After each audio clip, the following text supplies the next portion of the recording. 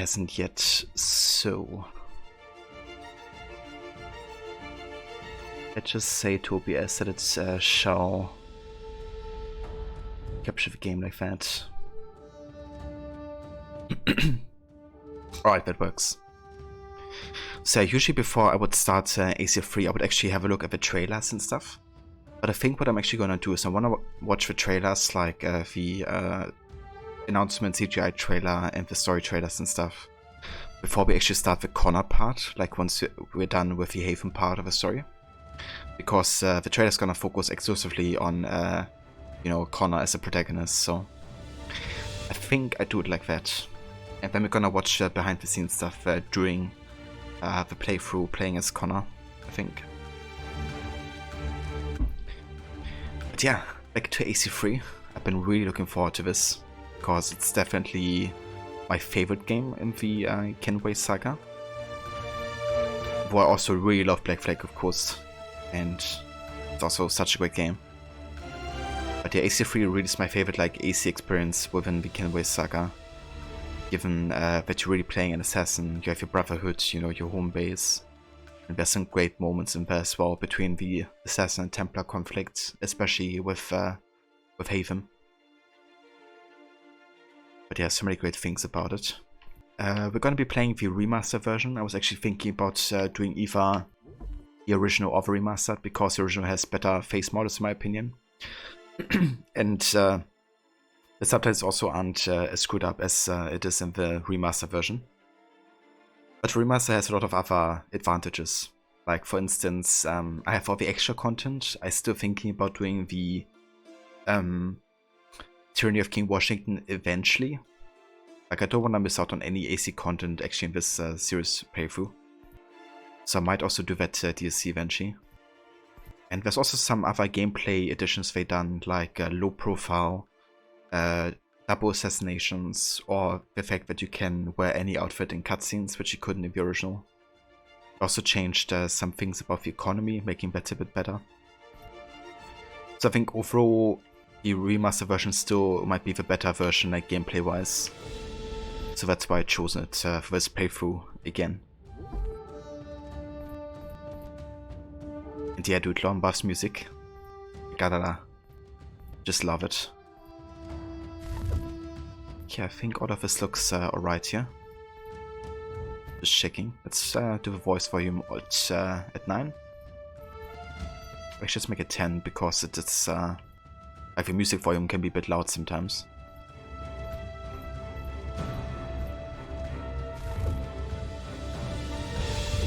Right. Let's make a start, I would say.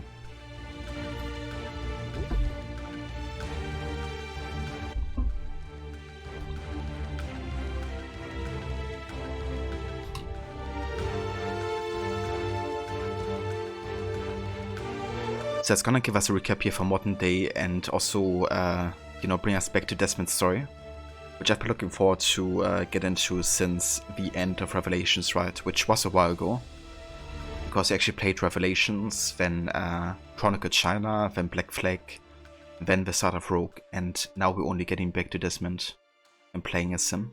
So I had a bit of a break, but yeah, it's time to get back into it. If we kind of like recap what's happened to Desmond in Revelations, he of course was trapped in the Animus, because after the events of Brotherhood he got into kind of like a coma, and then, you know, had to be put into the Animus so he could kind of like survive. And in the Animus he had to make sure to synchronize fully with Ezio until he could separate his own identity from him, and by that he reached something called Sync Nexus, which meant that he has seen everything that Ezio had for him to uncover and see, and he could safely leave the Animus afterwards. But yeah, at the end of Revelation it's kind of like revealed that he knows where to go. In the Da Vinci Disappearance, of course, we know about the coordinates of something called, I guess, a temple or a tomb. And that's where we're heading in 3, essentially. You know, the tomb in North America, where we can find Juno and the pedestal that Desmond will eventually interact with. But yeah, it's really interesting how both Brotherhood and Revelations have really strong importance here for the start of AC3 already. Yeah, exactly, Rod. It will definitely give us a nice recap now that we have taken a bit of a longer break on Desmond's modern day.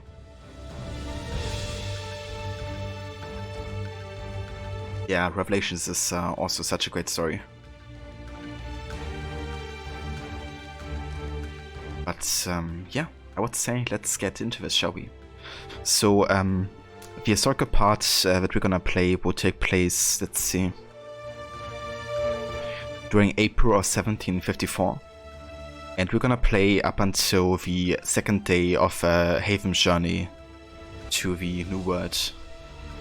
So once that day is finished, we're gonna jump back to Rogue, play one mission there, and then we head back to AC3 again.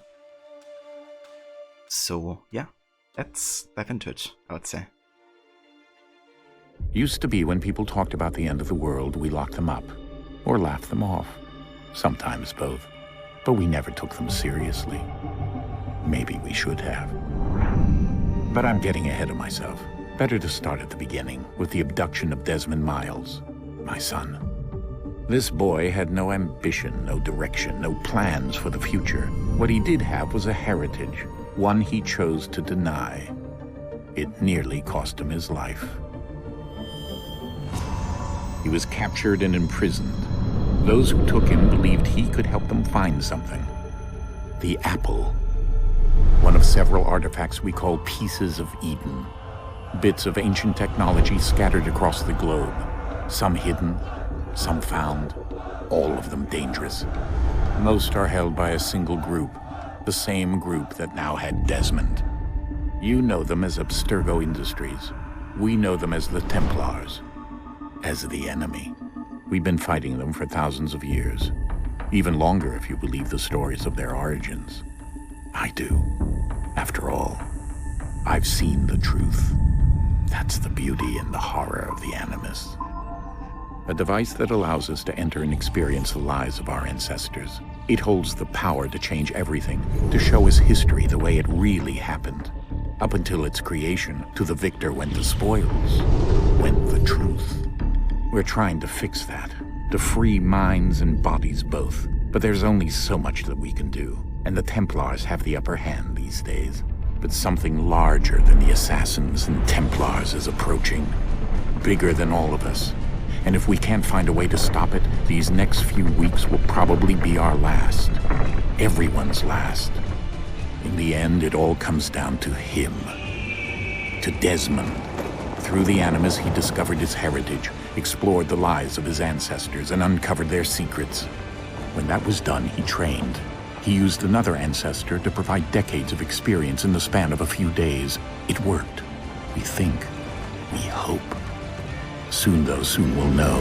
That ominous date fast approaches, December 21st, 2012. None of us knows what it'll bring, only that this is where they want us to be, when it does.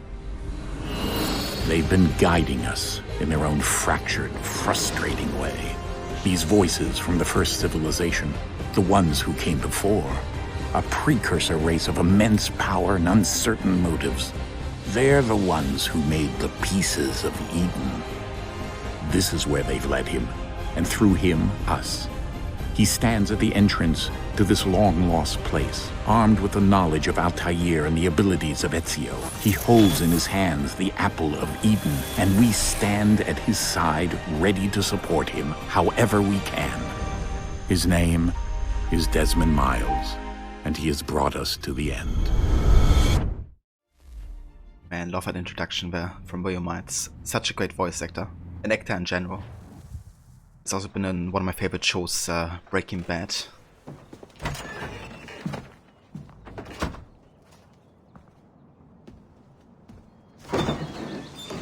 We're here.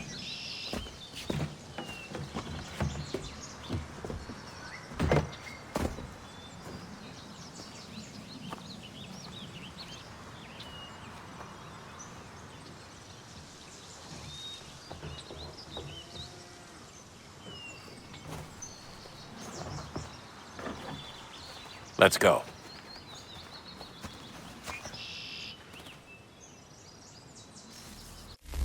Okay, one thing I want to take care of real quick. That's the performance fix for CPUs that some games need to have. And I think we also have to do it for the remaster version of AC3, so let me take care of that real quick. Because I noticed a few stutters there just now. But hell yeah, dude, such a great opening recap. It definitely is, dude. Just getting chills at the end there. John Dennessy is fantastic. So many great pop culture roles. Yeah, I really, really like him. It's great they got him to voice William Martz, starting with Revelations, I think it is. But before this was here, Haven was, and before Haven, Eivor. Yeah, it's so great, you know, how this is a place where they all come together. That's something I just love about Valhalla, you know, like all the different references being made to games that came before, and there like are so many. I think Valhalla is probably the most connecting game ever in the series between like all the different time periods and like places and stuff.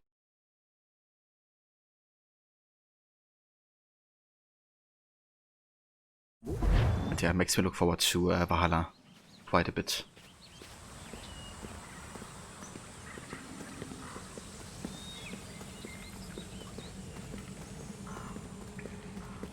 Man, the remaster version looks so much better than Rogue, to say the least.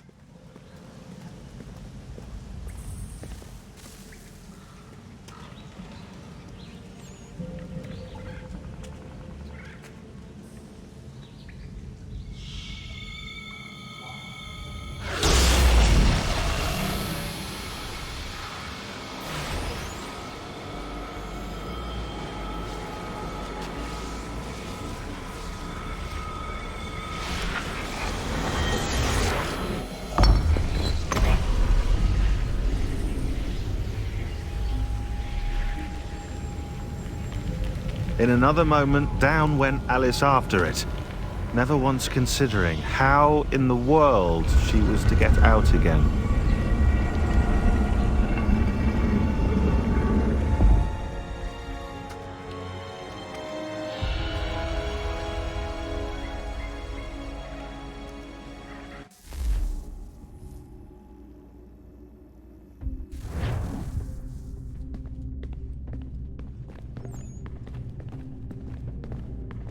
Hell yeah. Back with Sean and Rebecca. I've been waiting so long for this.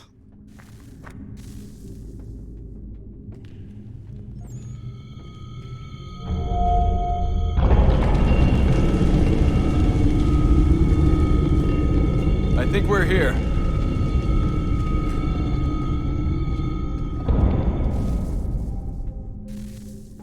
Yeah, I think so too, Desmond.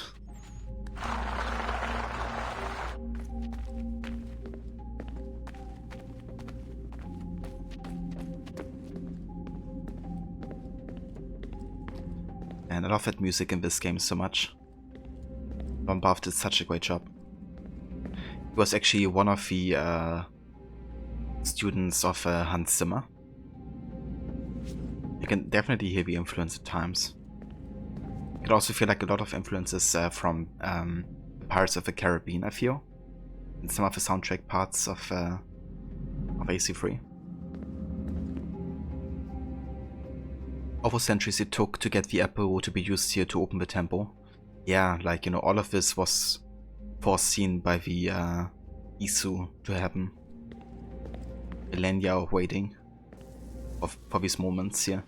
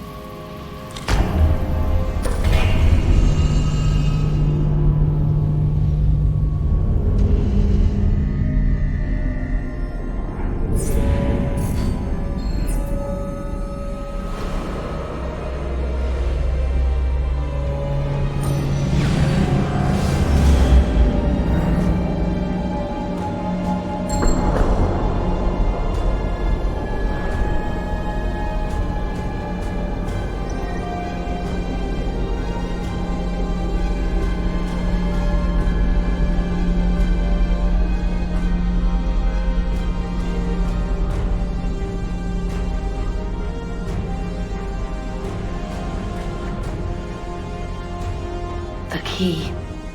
You must find the key. Son? Sir.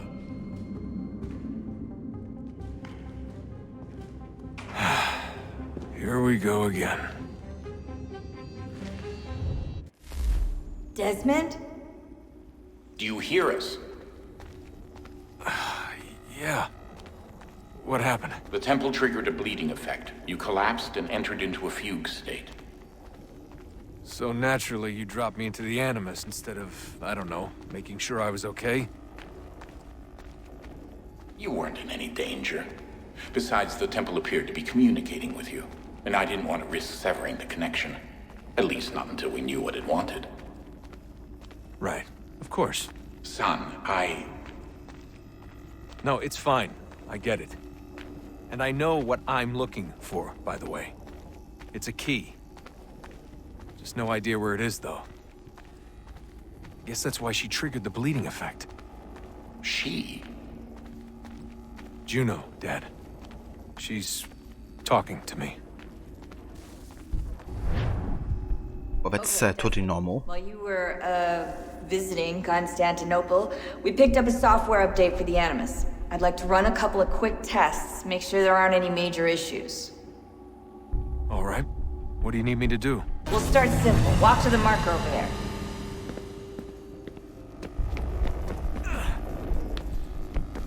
Oh yeah. A cool system of AC3. Love it. Okay, Desmond. Let's practice climbing on these objects. This looks so damn smooth.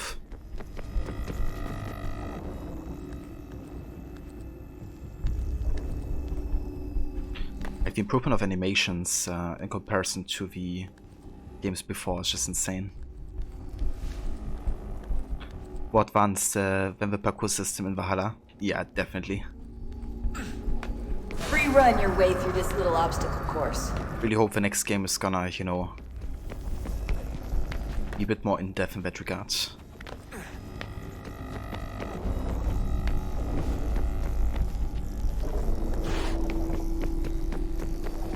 That's a constraint. These are optional objectives that raise your synchronization rate. Alright, Desmond. Follow the on-screen instructions and kill the 2 Templars. Hopefully so, but knowing Ubisoft, probably not. Yeah. Who knows? But here's hoping, especially if the next game focuses on Basim. Maybe they're gonna add some parkour stuff.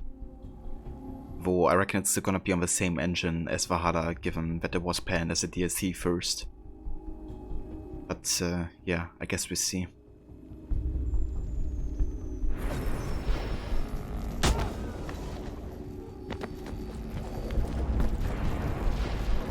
All you have to do here is jump the gap.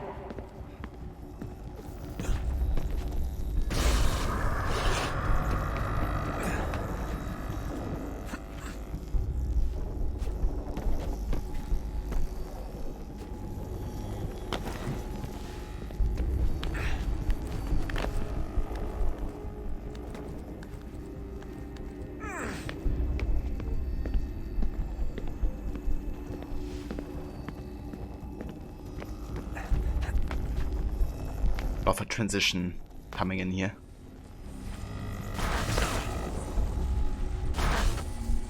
Synchronization levels look good now. We should be able to build the world. Time to find out what the temple wants from you.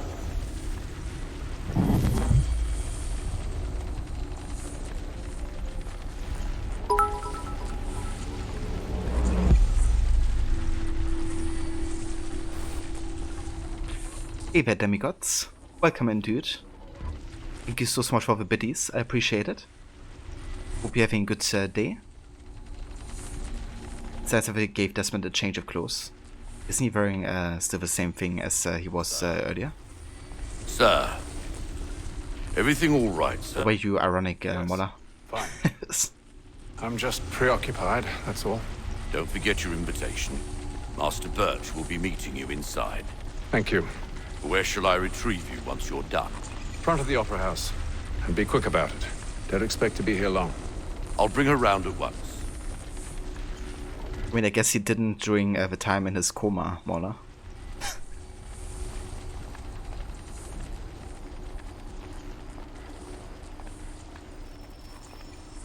Deadly performance.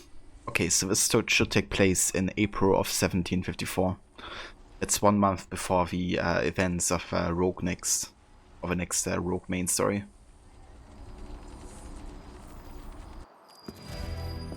Invitation, please. Shall I take your coat, sir?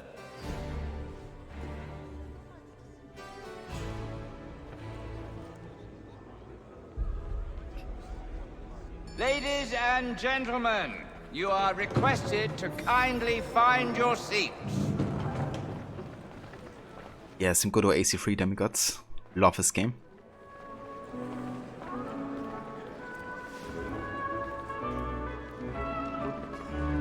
Good evening, sir. This way, please. So this takes place after Shake killed Lawrence Washington. Indeed, yeah. Yeah, Shake killed Lawrence Washington in 1752. And then the next story in Rogue at the start of Sequence 2 takes place in 1754. 1 month after what happens now with Haytham. That's about 2 years since the last mission in Rogue now. You played AC3 after playing Rogue, and this entire sequence you were like, no, I don't wanna play Haytham. I mean, that's understandable. Yeah, back when I played AC3, I didn't know that he was a Templar. So I was actually under the impression, you know, that you were playing an assassin this entire time. Oh yeah, hell yeah, Rod. Who knows, if I really like it, then I might continue playing it in that order from now on. Because I don't mind the modern day being out of order too much, especially if we end with AC3 anyways. So we have like a proper conclusion to the Kenway saga with modern day. And I really like kind of like how historical events flow from one to the other, at least so far. So let's see how it turns out to be. My apologies.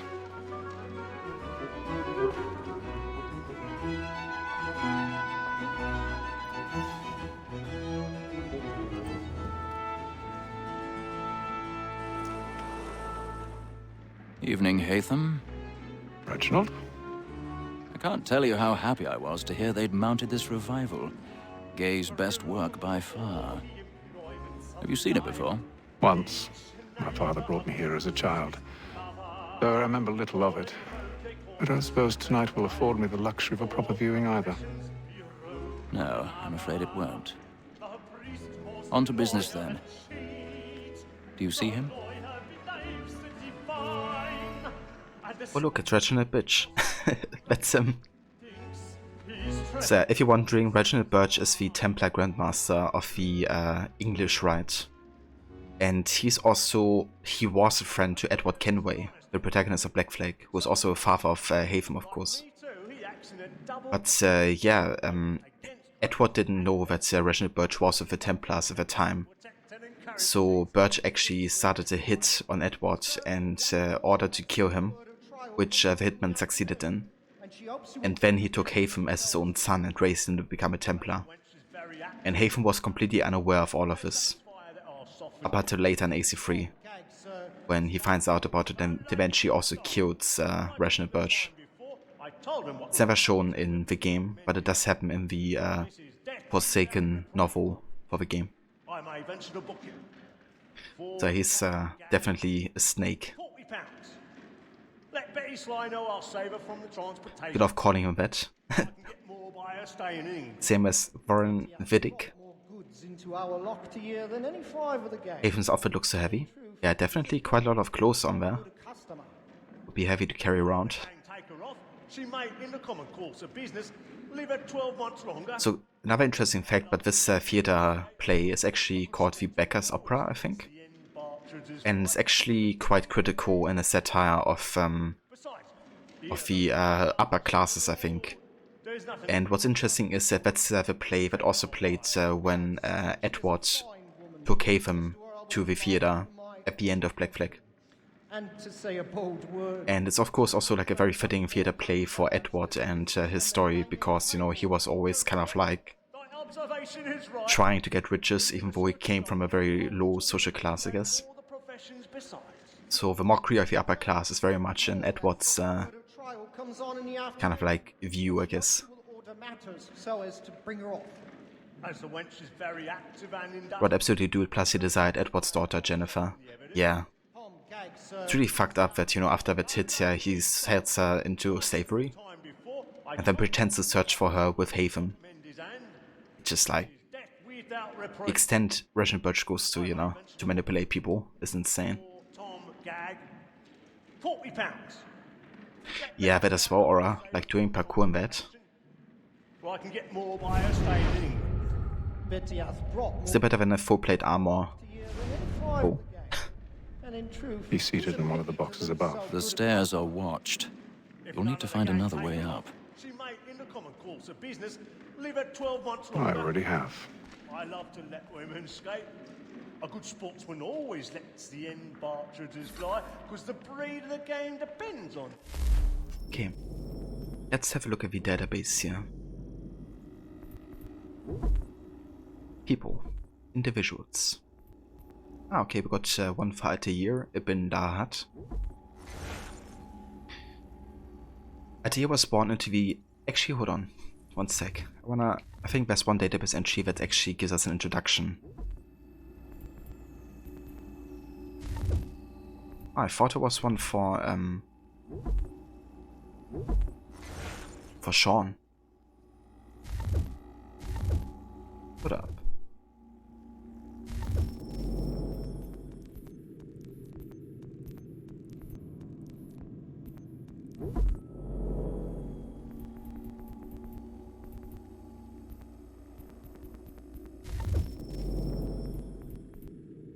Okay, guess the Sean database entry comes later.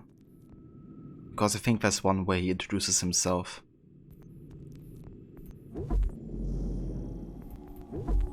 Okay.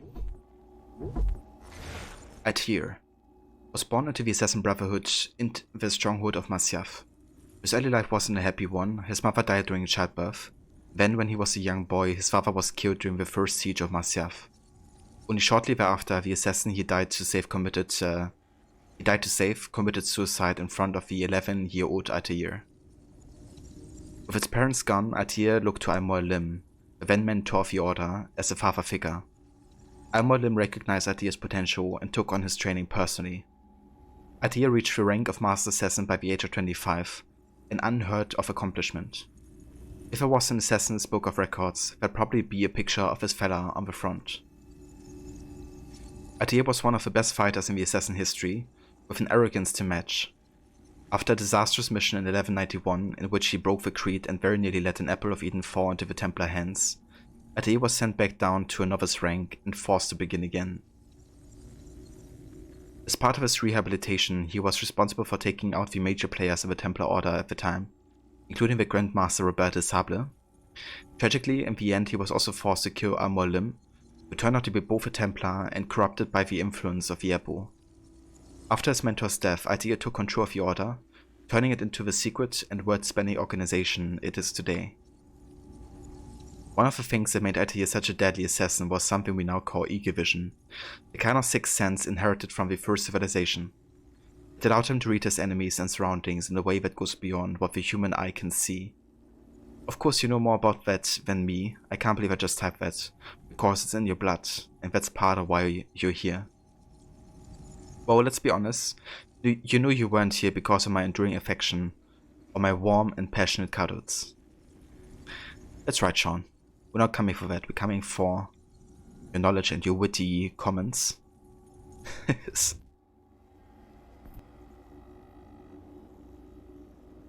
But he built us up, then set us free. He sure did, dude. Yeah, Atir has such a big importance for the Brotherhood. I love, you know, how the Codex also is like the connecting piece between AC1 and 2. And what also influences Atir, Ezio greatly. Ezio Auditore da Firenze was a master assassin during the Italian Renaissance, as well as being an inheritor to the mysterious ability of Egovision and one of your ancestors. Ezio was something of a playboy in his teenage years, but his life changed in 1476 when his father and brothers were arrested and executed for treason. Ezio tried to save them, but the evidence clearing their names mysteriously disappeared in the hands of a family friend. Instead, they were hanged as Ezio looked on. Ezio fled with his mother and sister to Monteriggioni, where he sought refuge with his uncle, Mario Auditore. While Ezio had originally intended to continue on and settle in Spain, Mario had other ideas. He was the leader of the Italian Assassin Brotherhood and spent the next several years training Ezio and convincing him to help fight the Templar responsible for the deaths of his father Mario! and brothers. It's me. There he is, a legend. Definitely one of my favorite side characters in AC2, together with Leonardo. Ezio spent the next decade assassinating his way through the Templar ranks, eventually cornering the Templar Grandmaster, Rodrigo Borgia, in Venice in 1487. Borgia got away, but Ezio was able to recover an Apple of Eden, and was formally inducted into the Assassin Order. After several setbacks over the next few years, Ezio traveled to Rome in 1499 to confront Rodrigo, who by then had become Pope Alexander VI. After defeating Rodrigo, but sparing his life, Ezio opened a hidden vault under the Sistine Chapel. There he discovered a message left by the First Civilization, warning of a catastrophe that would threaten to wipe out humanity. Yes, that would be the one we're facing right now. Over the next 20 or so years, Ezio worked at strengthening the Italian Assassin Brotherhood and fighting the Templars, which is sort of what we do. One of his greatest accomplishments would be discovering a hidden library belonging to Altair, hidden under the former assassin stronghold at Masyaf, and containing another message from the First Civilization. He retired from the Brotherhood shortly thereafter, which is what we call ending on a high note. He was terrific at jumping too. Ezio died in Florence in 1524, which we have seen in Embers, of course, the short movie that takes place after Revelations.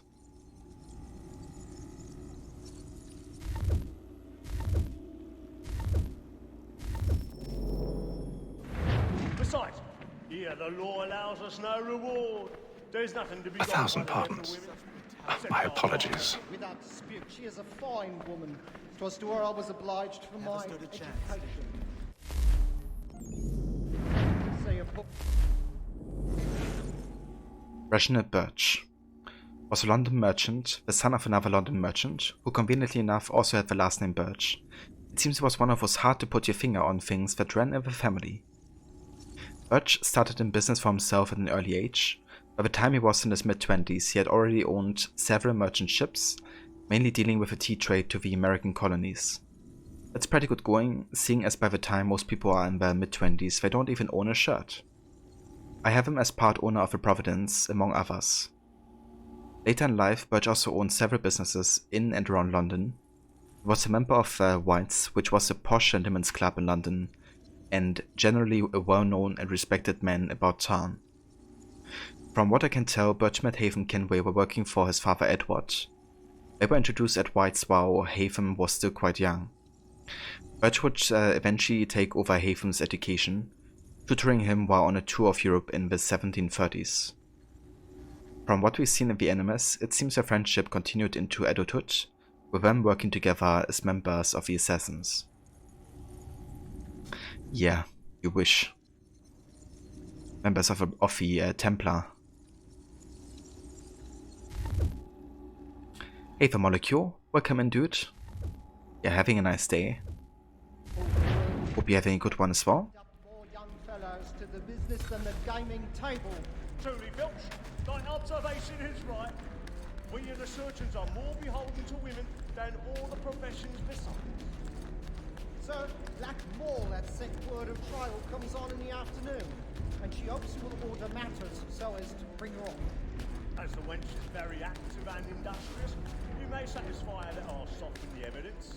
Tom Gay, sir, is found guilty. A lazy dog. When I took him the time before, I told him... Ah, nice. You get it on the spring cell? This is death with That's excellent. Definitely hope you enjoy your time with AC4 Black Flag. I love that game so much.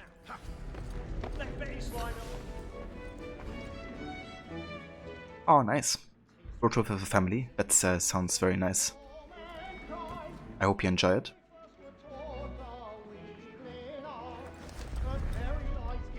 Famous lockpicking. Actually made that easier than it was in the original.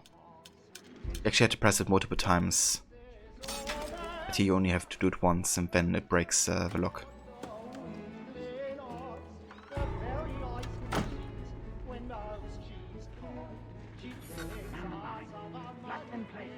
Ah, okay, so it's called March Madness. Because Ubisoft is doing like a spring sale on their store, but that's only for PCC.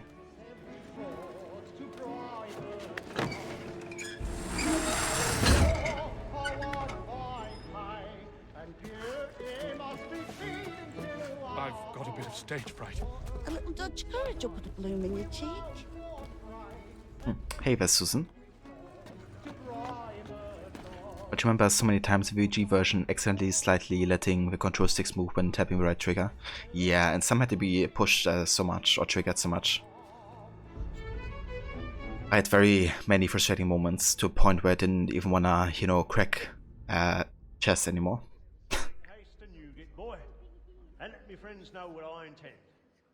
Ah, damn molecule. But at least it's something to look forward to. Once you'll be able to make a start on Black Flag. Yeah, me too. The opening is great for AC3. I love it. It's great to know Haven and the other Templars as well through the introduction.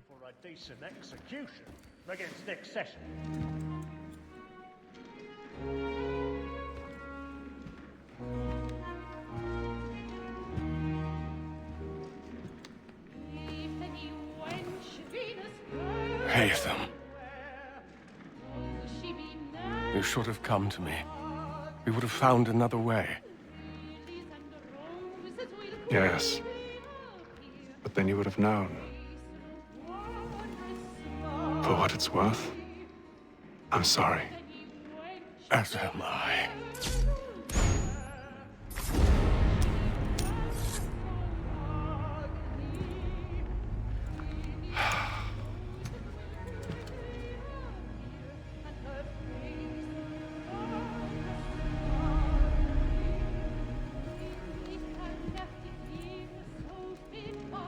Oh, that doesn't look like a villain at all, does it? That moment. The way he smiles at the shout afterwards.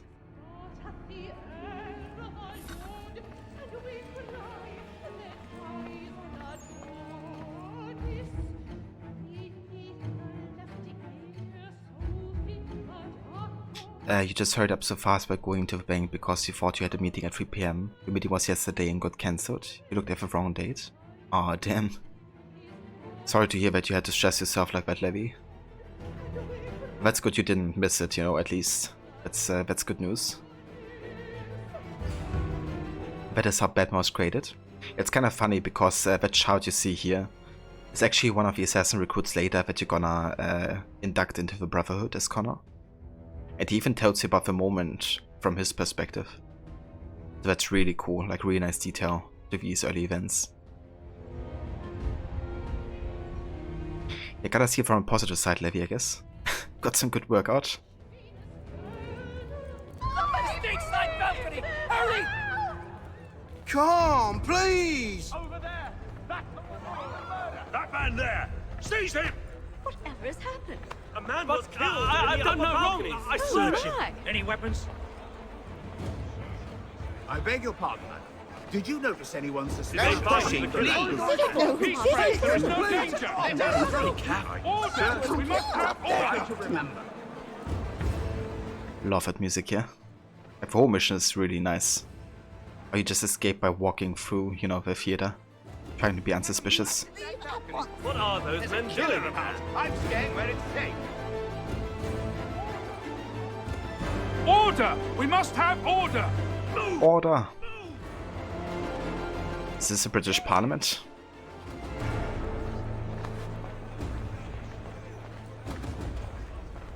Where are you going?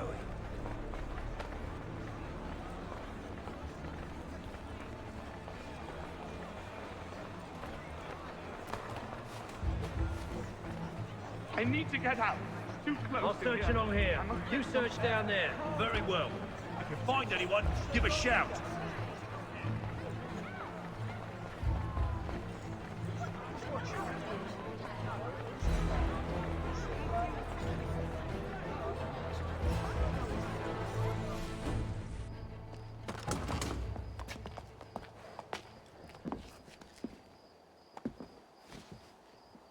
And how was the opera? Rather dull, truth be told.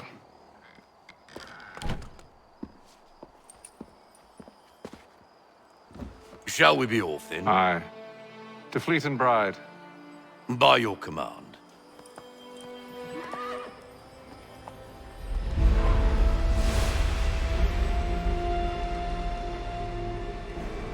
Fascinating. Gentlemen, I hold in my hand a key. And if this book is to be believed, it will open the doors of a storehouse built by those who came before. Ah, yes. Those who ruled, reigned, and vanished from the world. Do we know what it is that will be held within? It could contain certain knowledge. Perhaps a weapon, or something as yet unknown, unfathomable in its construction and purpose. It could be any of these things, or none of them. They are still an enigma, these precursors. But of one thing I am certain. Whatever waits behind those doors shall prove a great boon to us all. Or our enemies, should they find it first. They won't. You've seen to that. I assume you know where this storehouse is? Ah, Mr. Harrison. Gentlemen. How fare your calculations? I believe the site lies somewhere within this region. That's a lot of ground to cover. My apologies. Were that I could be more accurate. That's all right. It suffices for a start. And that is why we've called you here, Master Kenway. We'd like for you to travel to America, locate the storehouse, and take possession of its contents. I'm yours to command, although a job of this magnitude will require more than just myself. Of course. Upon this paper are the names of 5 men sympathetic to our cause. Each is also uniquely suited to aid you in your endeavor. With them at your side, you will want for nothing. Well, then I'd best be on my way. I knew our faith in you was not misplaced. We've booked you passage to Boston. Where is your Charles ship leaves Lee? at dawn. Go forth, Hatham, and bring honor to us all. I was kind of waiting for that.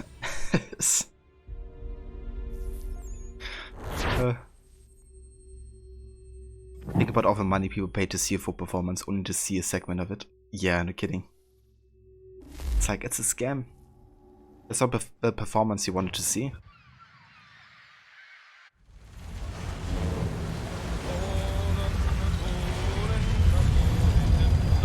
Atlantic Ocean, Day 2. So that's the 22nd or 21st of April, I believe.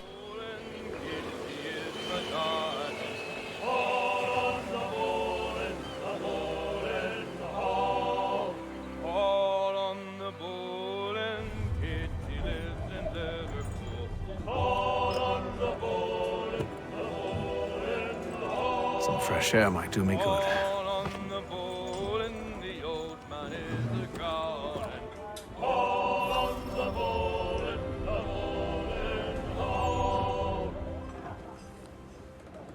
Person saw it once already was like, this was shorter than last time, and a twist ending. Sure was, dude. I really like this memory because you really feel like, you know, you're traveling for a long time. And also getting to kind of like know the kind of like daily life on the ship. Of all the passengers and stuff. I'm gonna take my time here and try to talk to everybody as well. So let's have a look around. Yeah, no kidding, dude. It would be like so tiring after a while. Must be so satisfying actually getting to the location. Good morning, Doctor. To you as well. A question, if I may. Do you serve aboard the ship, or are you simply taking passage? A bit of both, actually. I've been commissioned by the Royal Navy to study maritime illness. I'll be observing the crew during the journey. We have found that sailors fare far better on the open seas than the rest of us. I hope to discover why that is. Well, I hope you are successful in your endeavors. As do I. Thank you for the kind words.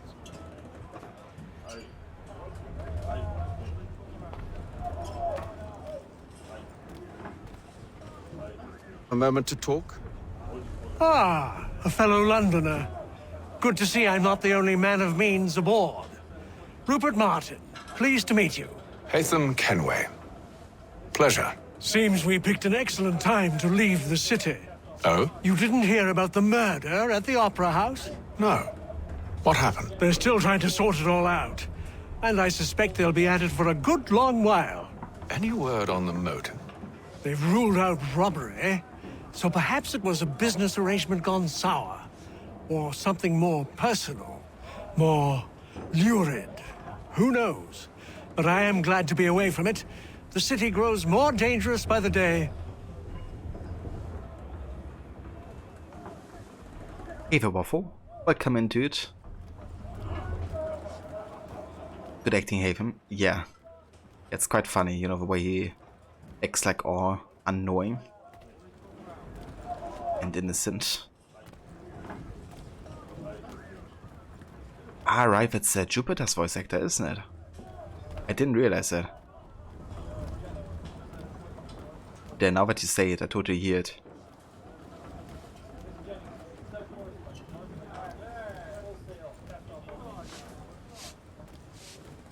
Alright, let's get to the upper deck here.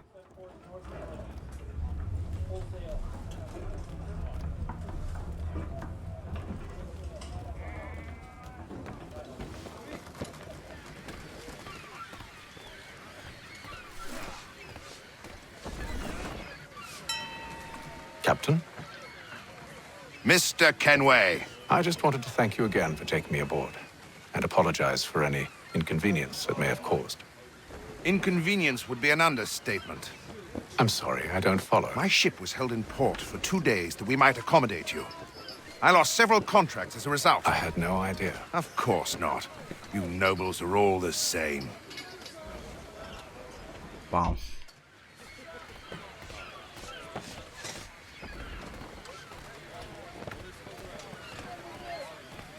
I wanna skip on that for now and talk to the guy up here.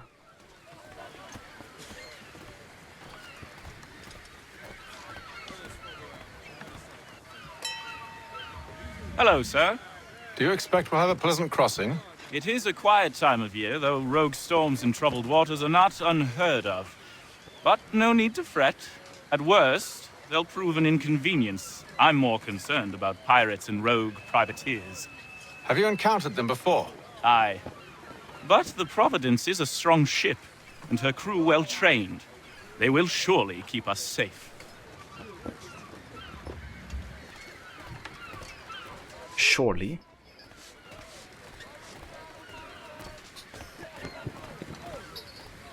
Alright, let's talk to the other guys here. Rogues make their own luck. You know what, I also had to think of Rogue there when he was mentioning it. But yeah, we're gonna actually switch over to Rogue. To Rogue after this day, actually.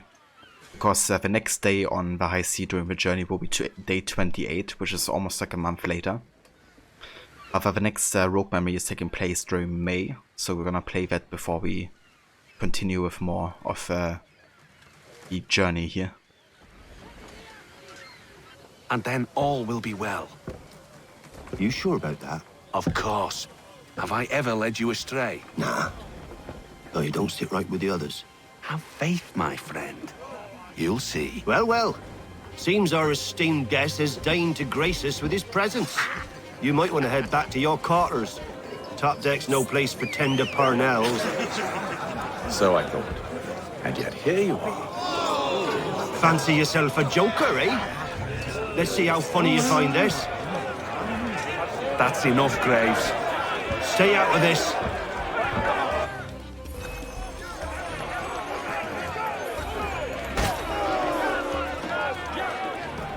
Do the stories intertwine ever? They sure do, Morlayer. There's like quite a few connections between the games. Listen to this, Hector. Thinks he can swagger on up here and declare himself king of the castle. Please, fellas, call this off. If the captain sees us... To hell with the captain. And to hell with you, Mills. Whose side you on, anyway?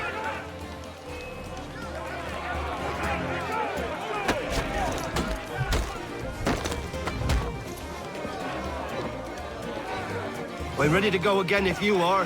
This is unwise. Why is that? You think I'm afraid of you? No. But you should be. That's true.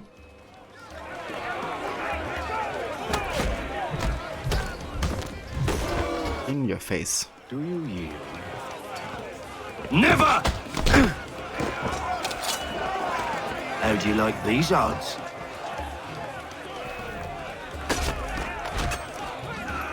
What's the meaning of this? Captain, Explain yourself at once, Mr. Kenway. these thought we were simply passing the time with a bit of sport, Captain. How about you pass the time by doing your goddamn jobs instead? I wasn't aware I was paying you to loll about. A word, please, Mr. Kenway. Oh, I nearly forgot. There's your knife back.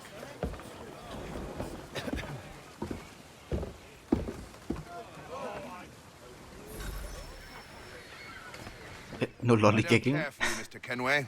I've had nothing but trouble since you came aboard. Your problems have nothing to do with me. I beg your pardon? You're a poor leader, ill-tempered and cruel, and it's clear your crew has no respect for you. Look, I don't want to argue. In fact, I need a favor. Oh, this is rich. I suspect some of the men intend to mutiny. Really? What a surprise. As I cannot trust any of them, I am compelled to turn to you. And why should I help you? I missed the part where that's my Because if they do intend to betray, I'm the only hope you have of reaching America alive. Well, what will it be? If what you say is true, what other choice do I have? Think. But let me be clear. Should you ever dare to insult or threaten me again, I'll not hesitate but to cut off your head myself. Are we understood? Excellent.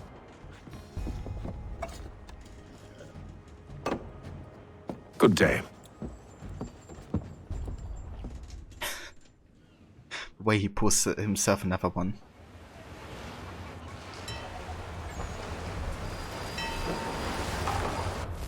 Alright, that's day 28. I'm probably gonna wait until the cutscene plays, just in case exiting now would end it. But once the cutscene is finished, we're gonna switch over back to Rogue, essentially.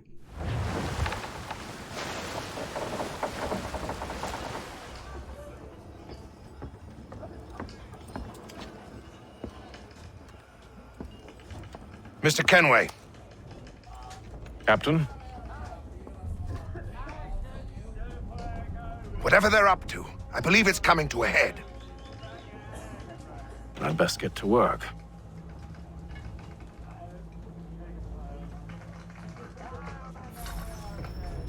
Alright. And that is all we're gonna play for now for AC3. Because this is, as I mentioned, almost like a month after the beginning of the journey. Which means the next Rogue memory takes place in between those days.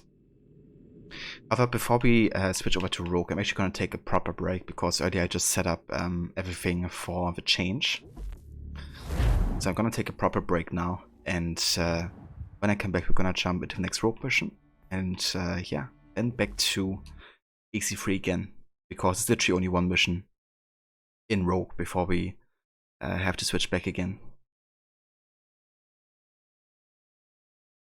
Or Haven may be carrying a heavy cloak, but he can still kick your ass in 2 seconds flat.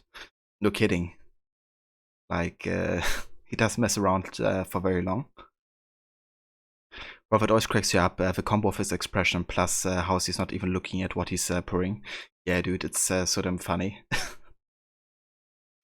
Bit of a comedic element in there. Cheers, guys. I will catch you in just a few.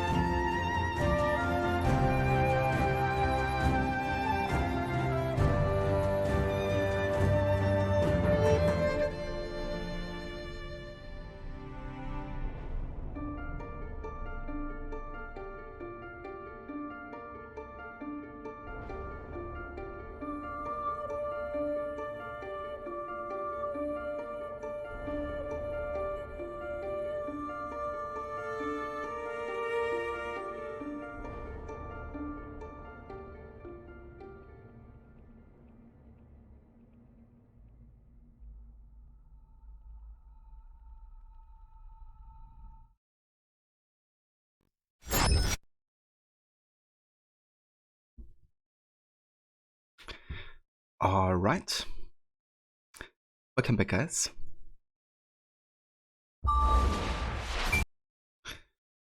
And let's play some more AC, shall we? We're gonna go back into AC Rogue with the next memory. There's actually only one memory we do now before we switch back to AC3 again and continue with Hatham's journey to the New World. But yeah, for now it's time to make our own luck again and go back to Shay. Although this music on Minecraft is so strange, good but strange. Happy 17 months. I make my own luck. Yeah, dude, I can imagine you're listening to Ezio's Rogue theme while Minecraft is going. Glad you're enjoying it, though. And hey, Baroni, welcome in, dude. Thank you so much for the 17 months of resubbing. Thank you very much, dude. I really appreciate it. I hope you're doing well.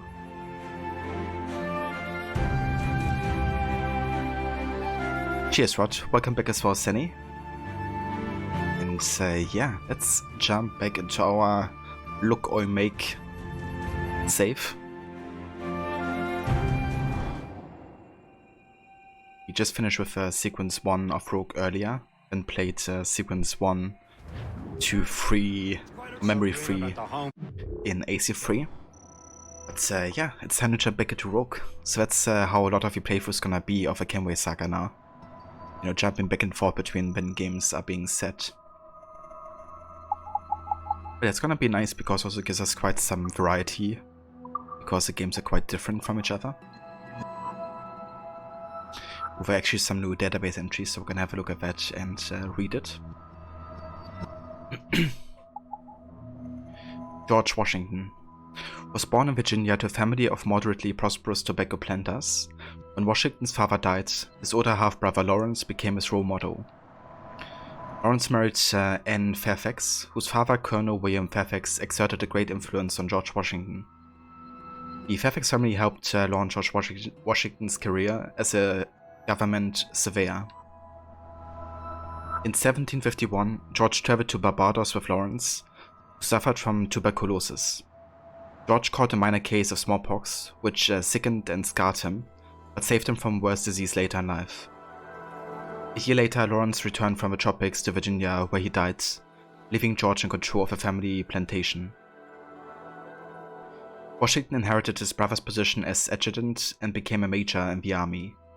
In 1754, militiamen under his command ambushed a French patrol, who were encroaching a nearby fort, and it became the first battle of the French and Indian War. Later that same year, Washington surrendered to the French at the Battle of Fort Necessity, but mistakenly signed a document saying the commander was assassinated. Fun fact, Washington's allies fight first and without provocation. This guy was cursed from the get-go.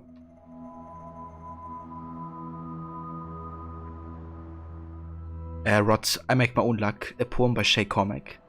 I make my own luck. I make my own luck. I make my own luck. I make my own luck.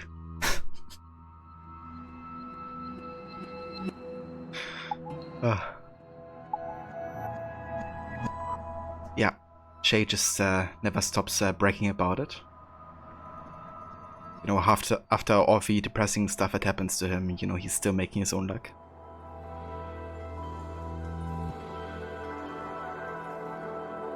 Yeah, no kidding. Just like repeat the same phrase over and over. Popular rap tracks, you know, be like. Jack Weeks was born in Albany to a couple who escaped slavery in Virginia. It taught him to be independent and to take advantage of any opportunity to better himself. At the age of 10, Weeks began to work as a pickpocket and thief at local markets. Weeks attempted to pick the pocket of explorer and Templar Christopher Gist. Gist caught him in the act, but was so impressed by the boy's cheeky attitude that he hired him as an errand boy. Gist took him on his travels and taught him about trade and how to mimic people of various social status and origins. In 1750, Gist was hired to explore the lands west of the colonies, and so introduced Weeks to George Monroe. Gist suggested the officer should take the young man on as an assistant, Wicks impressed Monroe with his cleverness and adaptability. Monroe taught Wicks about the Templars and the Goats. Wicks admired Monroe's intellect and agreed with the Templar philosophy of crowd control. When Gish joined the Templar Order in 1751, Monroe agreed to induct Jack Weeks as well.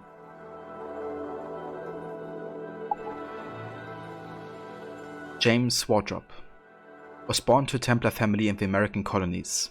He followed in his father's footsteps and was inducted into the Templar Order in 1720. James Wardrop's main task was to secure the land and wealth of the Templar Order. While the Templars were not yet officially established in the American colonies, men like Wardrop were slowly but surely setting things in motion. In 1744, he began to build a trade network for the Order that ran from the colonies to the West Indies. By 1750, he was working with Christopher Gist to acquire land in North America. Wardrop endeavored to keep the fledgling American colonies loyal to the British government, but was not above using his position to line his own pockets.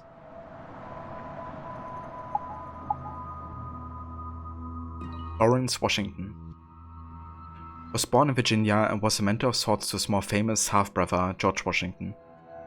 Lawrence was educated in England, where he was recruited into the Templar Order by Grandmaster Reginald Birch. Lawrence returned to Virginia in 1738 to oversee his father's plantation on the Potomac River, and also to seek out precursor relics. In 1739, the British Parliament created an infantry for its American colonies to be used in their conflict against Spain and the West Indies. Lawrence Washington arrived in Jamaica in 1741 and saw action in expeditions against Cartagena, New Granada, Cuba, and Panama. Many casualties in these conflicts were the result of disease rather than violence. Because he arrived in the tropics early, he managed to survive fevers that decimated the other American colonists. Upon his return to the American colonies, Washington became a militia commander at the rank of major. Washington married Anne Fairfax in 1743. In 1747, he, his father-in-law, and other prominent businessmen began to work together, with the goal of opening trade to the American interior. Lawrence was diagnosed with tuberculosis and traveled to Barbados with his younger brother George in an attempt to help his health. George caught a minor case of smallpox, and Lawrence used the opportunity to travel to Port-au-Prince on Templar business. Lawrence returned to his Mount Vernon home in July 1752, where he died from his disease. His younger brother George eventually inherited and took over management of a Mount Vernon plantation.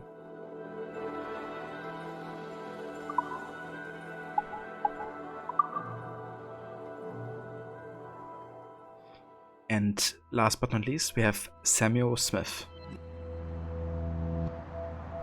There are virtually no details of Samuel Smith's life. We suspect that he was born in Virginia and showed some skills as a sailor. He was a treasurer for one of Lawrence Washington's businesses, and by extension the Templar Order. After Washington's death, he answered to James Wardrop. I wonder if this is why he was hired. No one really knew him and no one really misses him. He was completely expendable. You are all completely expendable, Agent Acosta. Wow. Says Otto Berg to Violet. Yeah, the Templars sound like really nice guys in Rogue, don't they? You know, with Otto Berg and Violet Acosta. You know, it's kind of funny, I think, because a lot of people use Rogue as an example for why the Templars are not so bad after all. But really, just like Shay and a lot of the other Templars, you're just getting manipulated in some ways, right? Because yeah, on the surface, it shows the Templars as like your friends and stuff. But what kind of like goes behind the curtains is that they actively are manipulating Shay. Like almost all the time. And you know, like even the modern day Templars, like they're still very much the villains. You know, or at least set up in a way where they say stuff like, you know, you're expendable. Like we don't care if you die or live, as long as we get what we want.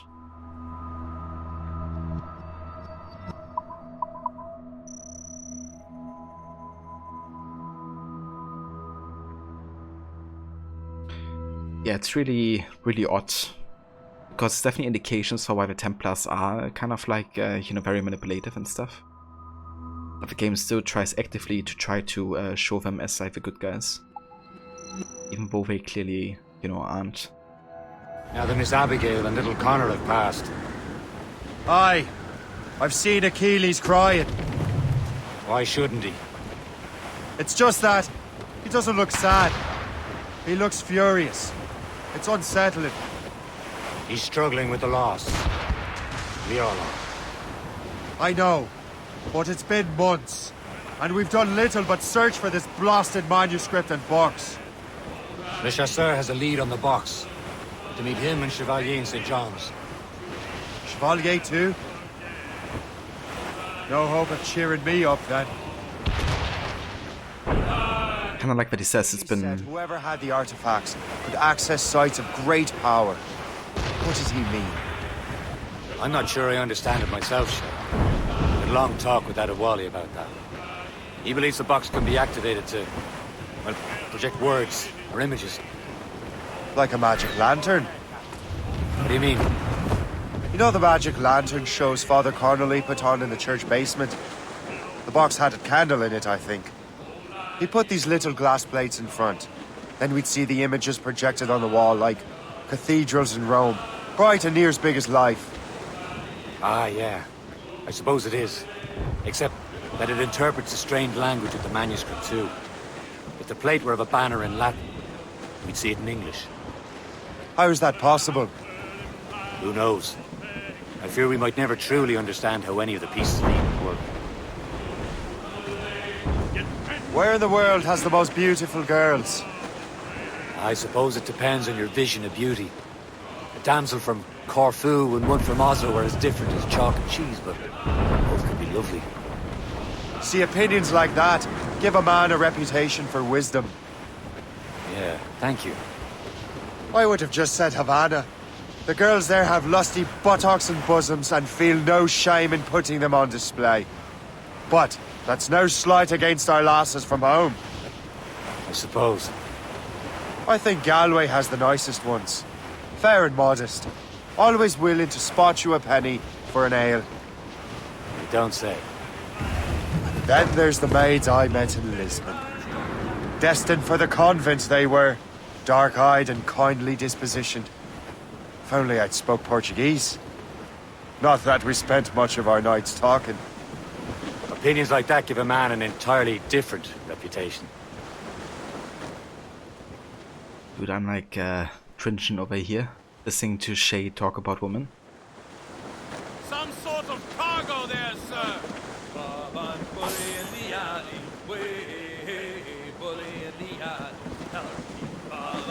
Wind's getting vicious. But rip Abigail and Connor. What excuse Achilles Shay for mourning the loss of his wife and son? Yeah, it's really like, you know, there's like no indication for why Shay should be angry with Achilles, you know, or like Connor. It's really a shame we don't even meet Abigail and Connor in the first place, you know, considering they're like mentioned quite a bit. But for some reason Shay has like an issue with him, you know, like first he tries to start a feud between Liam and Connor, you know, saying that Liam is the favorite of Achilles, not his own son. And now he's like, you know, basically bitching about Achilles mourning the loss of his, you know, wife and son. It's like, what the fuck? You know, what has Achilles done to you? And now he lost his family and he's like mourning, yeah. Who wouldn't? I don't know, I feel like Shay actually really is an asshole, you know, at the beginning of the game. Like the way he talks about them. Also the way he like talks about women just now. I don't know. It's kind of like very stigmatizing and generalizing. We don't find it sympathetic, you know, even at the start of the game. Almost there, Captain. Le Chasseur will be expecting us. And Chevalier. There's a small price to pay for a lead in the precursor box. Trim off the wind!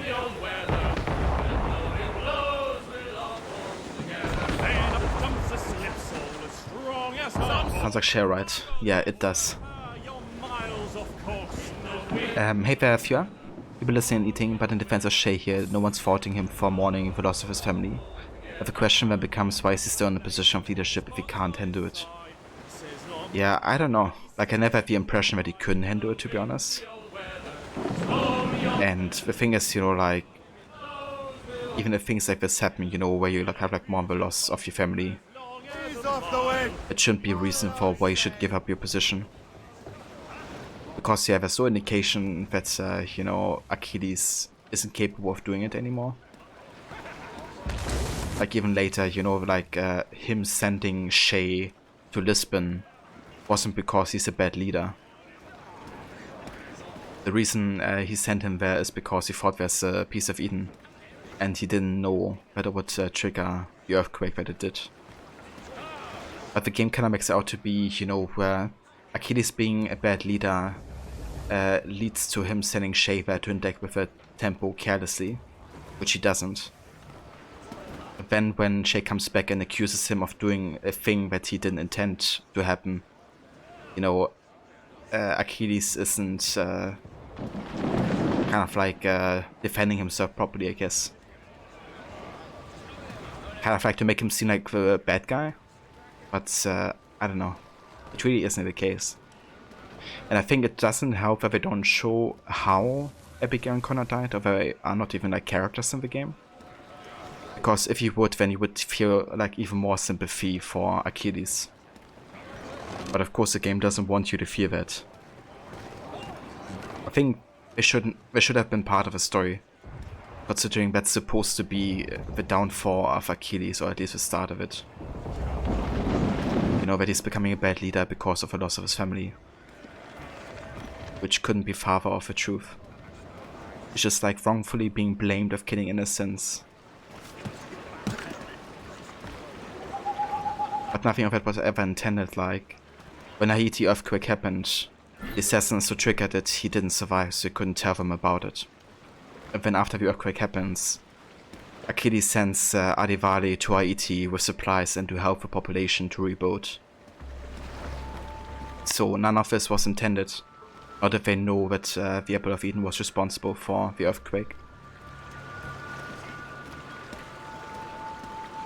So, yeah. I know, that's like my perspective on how that story beginning is like set up.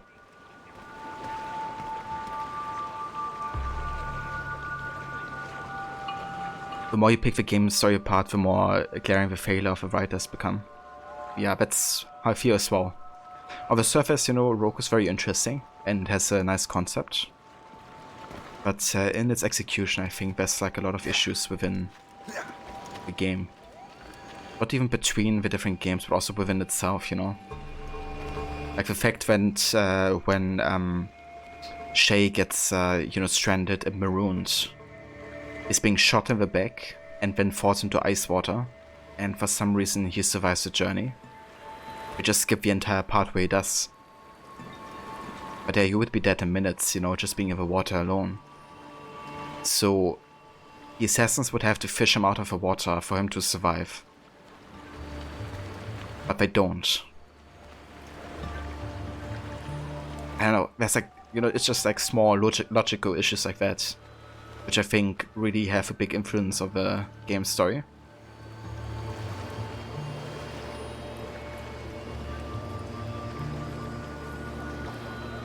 Achilles is a bad leader though, even if his intentions are good. They got the wrong idea from Edward and left New York to gangs that have no code of conduct, poisoning innocents. Yeah, see, that's another thing I don't agree with. Like, they didn't poison innocent. The Templars just told, you know, Shay that was the case. I think that's the difference. The only indication that you ever get in Rogue that that they try to do that is because the Templars say so.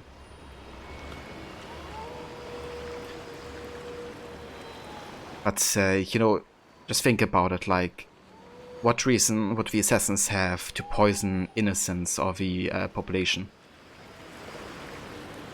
You know, in their creed literally is saying, stay your blade from the flesh of the innocents. And yeah, the game is making it out to be like the assassins are doing that, but they don't, you know, like they didn't willfully trigger the earthquake, they didn't poison innocents. They had poison, surely, but it was never intended for the populace, because they literally have no advantage of poisoning, you know, citizens. It doesn't serve any of their causes. It literally is 100% against the creed. It's something the Templars would do and have done, you know.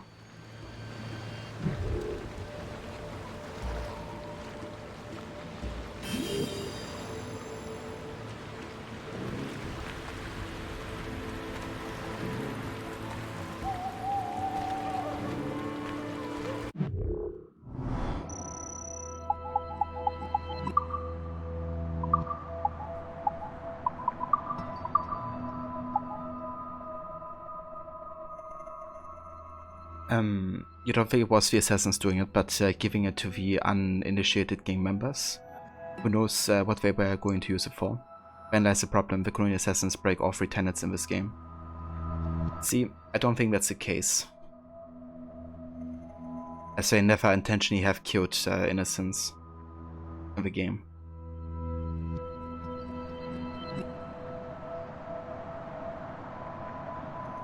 And I think Shay is actively being manipulated by the Templars. And so is the player, in like a little bit at least. But yeah, I don't think they ever try to actively hurt the innocents.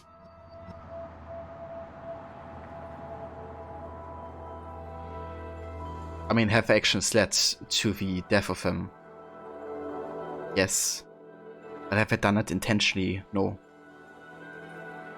And I think that's a big difference. And the problem is, you know, that it could be avoided in the future if only Shay would actually have talked to Achilles, you know? Like, that's the whole thing. The only conflict there is a communication error. Because when Shay gets back from Lisbon, you know, he has a chance to tell Achilles about what actually happened. And why they can't interact with the temples anymore. Sir, I'm poor and sick and hungry. But he doesn't. And, you know, he just, like, accuses him of killing innocents. And then is, like, being dragged outside. And when he's, you know, like, he's basically just being dragged outside to cool down. So he could, you know, take another opportunity to calmly talk about it, you know, before accusing Achilles of anything. Plus he has the entire journey from Lisbon, you know, that's like 7 months of thinking how to approach a situation. And he storms in there, accusing Achilles of something he doesn't know about. And, you know, if he just would have talked to the assassins and would have told them what happens, then they surely wouldn't have interacted with these temples anymore. At least the way they have. Because it's in no interest to the Assassin Brotherhood to kill innocent. I mean, that's the whole reason they exist in the first place, right? That's the issue with Rogue, kind of like it really tries to showcase both organizations as a bit black and white. And all of a sudden, the assassins are not supposed to do what they actually stand for. Just to serve, you know, the reason why Shay could join the Templars. I think it's a really lazy setup for a story, and for the change that Shay goes through to become a Templar. But, you know, that's just my opinion. And I think everybody's entitled to their own. I don't want to take away from anybody enjoying the story at all. And I think there's also good parts about it, you know. It's just the whole, like, Shay transformation to a Templar. And the way the organizations are being portrayed as, I think, could have been done a lot better.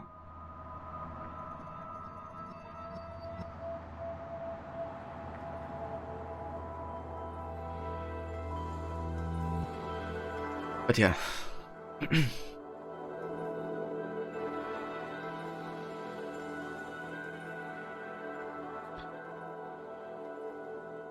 You've killed that person on purpose, Mola? Every time they come and ask for money. Also, hey, Max, thank you for the lurk. Yeah, but yeah, you're definitely also right with some things, you know, like the Brotherhood is definitely not acting like, you know, they should. I think that's also due to the writing, you know, really trying to showcase both organizations in such a way. Where, you know, they also sometimes just don't behave like assassins at all. And neither do the Templars. Like, you know, when you first met Monroe, you kind of like talk about, you know, how you have to set the people free and, you know, renovate the city so free trade can, you know, happen and stuff. Kind of like pretending like that's what the Templars interested in. Like, you know, people having, you know, their own fate in their hands. Like, yeah, no. They're all about control. If I want to have the monopoly of power so they can control every single business in the city, for instance.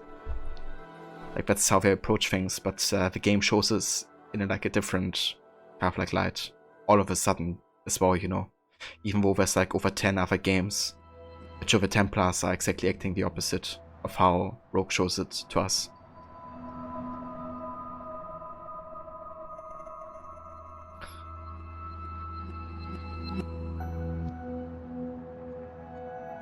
But since the writers of the game were intent on making the assassins the villains, but were lazy about it, they just carelessly make an assassin act opposite to how they actually are. Yeah, exactly. And that's not good writing, you know? Like, you have to find valid reasons for why a character behaves other than how they should be behaving. And give me also a sec, guys.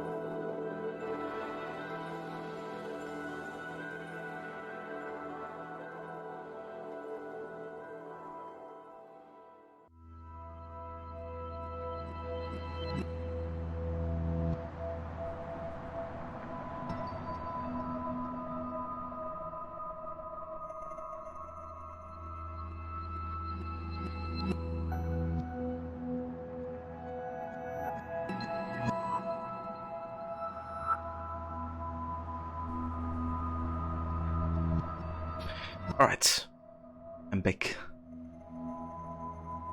If your takeaway with that is that Edward left a negative influence on the colonies of his pirate ways rather than what he became at the end. I don't know. I don't really feel like Edward had any negative influence on how the assassins behaved. I mean, the only negative influence Edward had, what was shown in Black Flag, was that you know, he let the assassins lose a lot of the assassins, essentially, like the Brotherhood, because he kind of compromised their locations, and the Templars attacked the assassins and killed a lot of them, right? So Edward had like a negative impact on the Assassin Brotherhood in the way that they lost a lot of their assassins, but he never had any impact on like how the assassins would operate as an organization. He only ever assisted, right, as well. He wasn't even a full assassin in the first place. He was just like an associate. He did become an assassin before he got back to England. And I also think that by the end of the game, you know, Edward is a changed man, and I think he would have a positive influence on the Brotherhood. You know, like he kind of leaves his pirate life behind as well, right? So once he's an assassin, his kind of changed. He's not greedy anymore, and he cares more about his people than, you know, any personal benefits.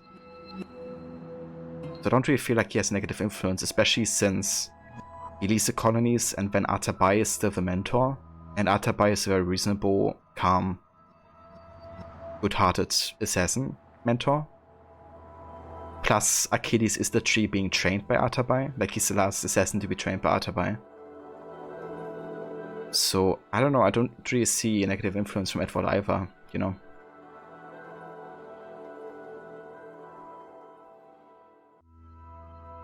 But if you want to make the assassins the villains, make the assassins the player sees double agents of the Templars. Keep it a twist from a player until the end. Yeah, that would have been interesting, you know, especially since Rogue is supposed to be memories triggered by a virus. So they could have played around with the idea that the virus is actually corrupted, you know, kind of like similar to Liberation, where some of the stuff isn't actually happening the way it's being showcased. That would have been a nice way of doing it. Maybe Rogue is told from the eyes of the Templars and their own personal justifications for their actions. Yeah, definitely is very much influenced by the Templar point of view.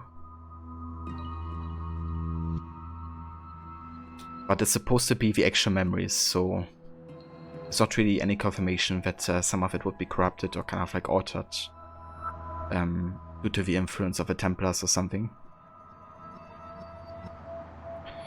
Or you think Rogue was meant to portray this weird good version of the Templars because it's from Shay's memories, and that's what he believed the Templars to be. Shay is easily manipulated by everyone in the game and does whatever anyone tells him to do, despite claiming to make his own luck.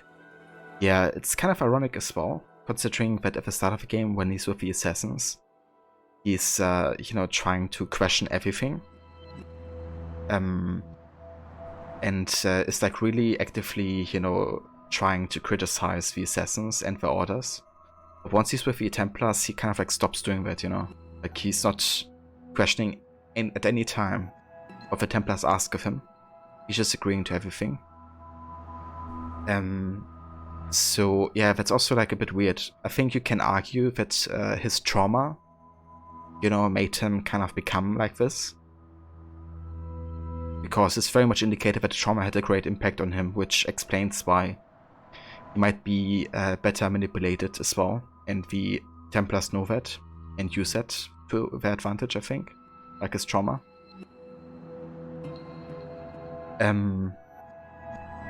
But yeah. It's definitely interesting how that changes. But yeah, I guess you could make that argument, Aura, you know, that during Rogue, all of a sudden the Templars were more positive, and all of a sudden the Assassins were more villainy. Just a bit weird, you know, because some of it literally goes exactly what both organizations stand for. But yeah, it's tricky. AC3 does a far superior job showing how the Templars see themselves as good. Yeah. It's gonna be nice kind of like switching back and forth as well with the Haven introduction of AC3, because it's gonna be a very different perspective on the Templars that we're about to meet in Rogue as well. And what they go to, like what lengths to get to their goals. Guess you just have a really soft spot for Rogue. You all make great points, but you still love the game. Guess it's a guilty pleasure. Yeah, I don't think you have to justify yourself for, you know, enjoying the game. If you are. And as I said, I don't want to take away from the enjoyment of anybody. Yeah, I'm also not trying to trash talk the game too much, hopefully. I still try to be somewhat constructive in my criticisms when I talk about it. But I still think, you know, like, despite some of the issues I see in the story, I think there's also a lot of qualities the game has, you know. Otherwise I wouldn't be replaying the game over and over. So, for example, things I really enjoy are the gameplay, obviously. Like, you know, being like almost like Black Flag, and Black Flag was fantastic. But also, like, you know, the game world, like how it looks like, for example, the North Atlantic. And the soundtrack, I think, is also great, by Elitsa Alexandrova. She also made the soundtrack for Curse of the Pharaohs as well. And I also like the idea behind Rogue. You know, like back when I first played it, I actually was really intrigued in it, and I thought it could turn out to be one of my favorite stories as well, you know, considering how unique it seemed to be. But I don't know. The more I replayed it, the less fond I grew of the narrative, I guess. But it's still entertaining, you know. You can still have a laugh. Haven really took him under his wing too and became like a father figure to him, which he desperately craved. Yeah, that's true as well. I guess Haven was somebody Shay could look, up to more than to Achilles. I guess he also kind of like stood for more what Shay aspired to be eventually.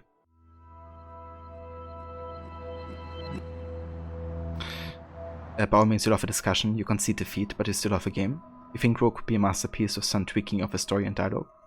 The soundtrack to Rogue you think is the best in the entire series. It's a classical mix with a bit of empty, snowy wilderness. Yeah, I love the soundtracks as well, that take place in the Coda regions of Rogue. Reminds me of Vivaldi and the Four Seasons, with a winter theme sometimes.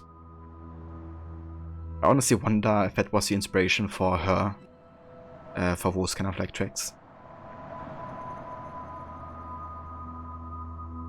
But yeah, I think Rogue could definitely have been a solid game. Would they give us like better reasons for why the Assassins and Templars act the way they do? So, yeah, I think they could have done something with it. There is Aura. I hope you have a good walk with the doggo.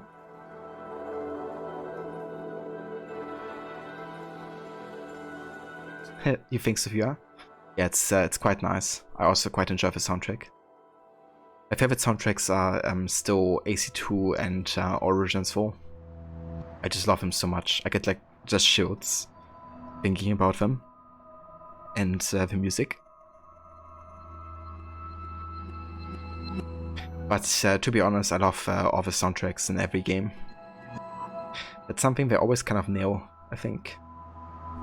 Like every single game has a really good soundtrack.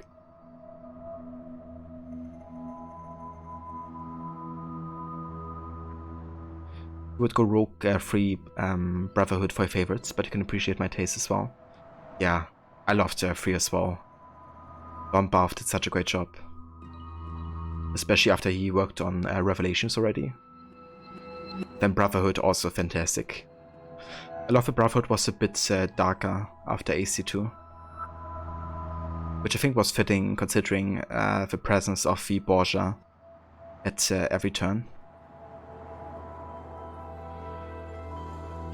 Okay, let's have a look at this letter. Audition. 1747. Mademoiselle Madeleine de Leon. Your masterful handling of your father's business has not escaped our notice. Your elevation into the upper crust of New Orleans society has not escaped our notice. Your discovery of our order hiding beneath the skin of the world has not escaped our notice. Okay. That's repetition. For me? A letter. You have our attention. We are well aware of your desire to join our ranks. Here then is our offer. We believe there is something of immense value beneath the ancient Mayan stones of the Yucatan Peninsula. Our endeavor will require large quantities of raw materials, including a constant supply of disposable labor. If your cunning can supply our needs, we will see to it that your power and influence is not limited to the paltry colony of your birth. By receiving this letter, you have already agreed to our demands. Stand ready for further instructions. May the Father of Understanding guide you. Magdalene Levesque. Ah, that's interesting. I think that's a mother to one of the Templar targets in Unity.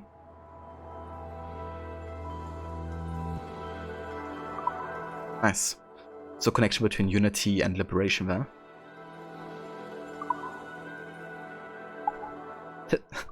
No kidding, Rod. Send all of them to the hidden blade of an assassin.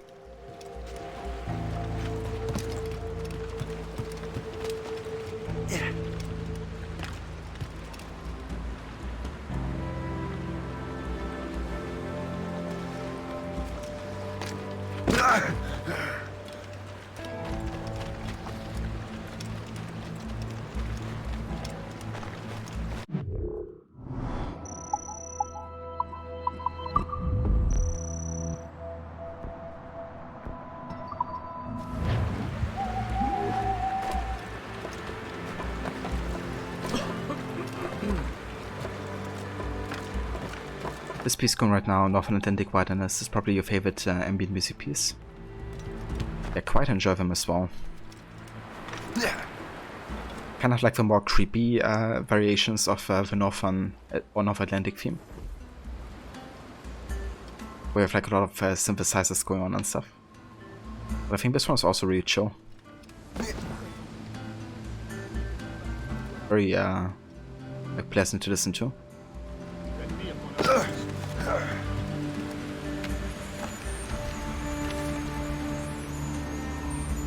This is more like it. De sang en sécurité. Entouré de bêtes sauvages, et la menace de la guerre plane au-dessus de nos têtes chaque jour que Dieu fait. But imagine a reveal trailer for an AC game where the main character says, "May your father understand guide us," then puts on a hood and then says, "Into the hidden blade of an assassin," and then does an air assassination on the Templar. I would love it, dude. Honestly, it has to be made at some point.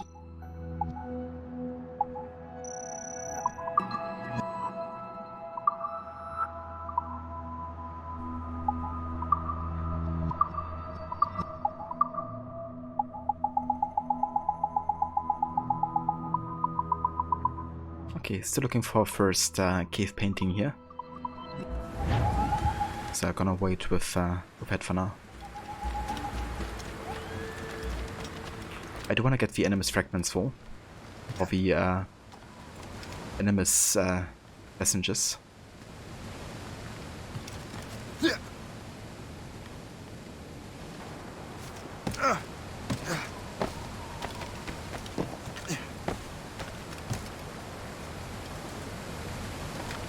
That's not what I wanted, Shay. But thank you very much.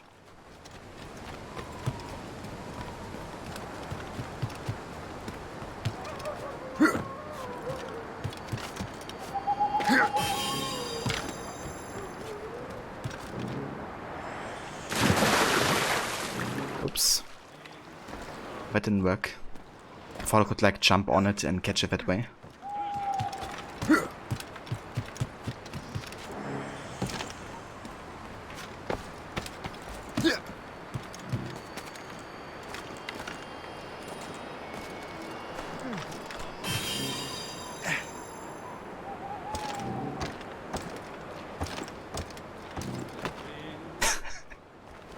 Shay showing us how to descend properly. You know, the most careful you can be.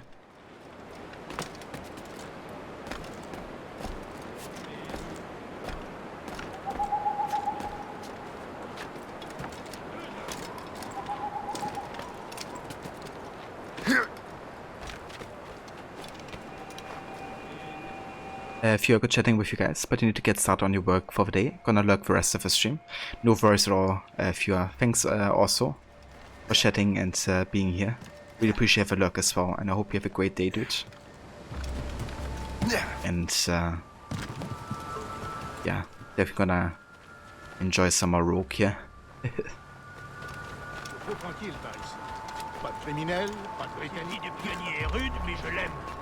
Les gens sont prisonniers.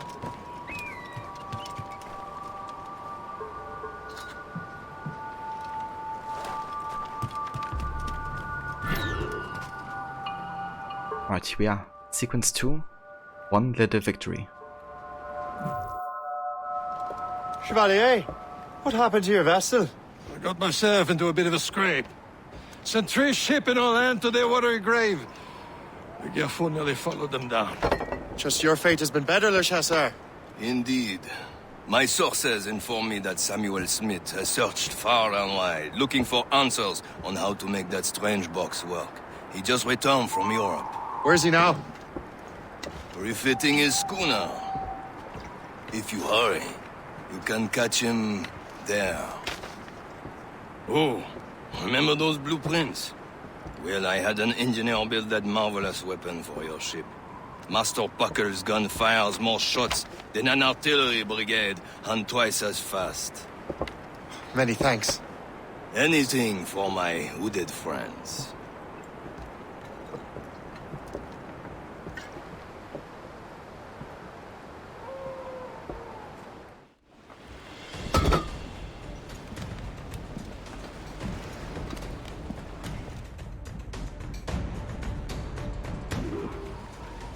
Nice. Pocket gun is really useful. Then shall we, gentlemen? You are in a jovial mood, Shay? Why shouldn't I be? I have a new weapon, and will soon have a chance to use it. Besides, Templars are usually well guarded, and I'm sure that Smith fellow is no exception. I also took the liberty of ordering some improvements. Morgan now has a ram cut through ice itself. I have heard of such technology, but never witnessed its operation. What about Smith, then? Is he close by? Aye, he sails these very waters, and he may have the precursor box. Then let's find him.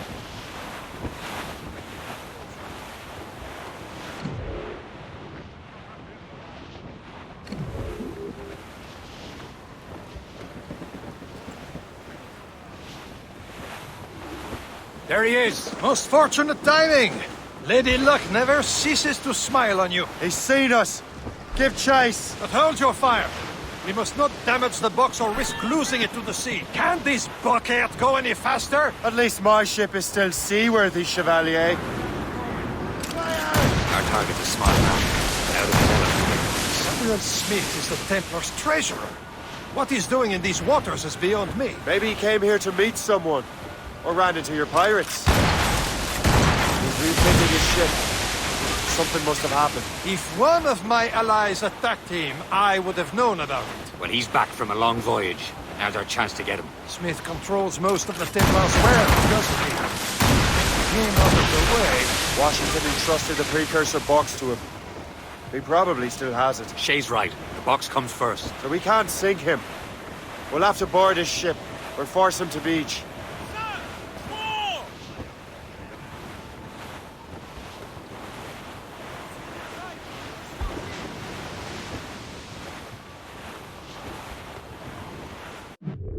Okay, just want to check. We don't have any optional objective, I don't think. Yeah. Look, Captain.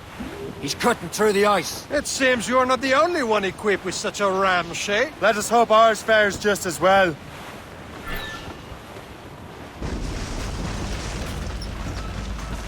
The ram is taking care of that ice sheet.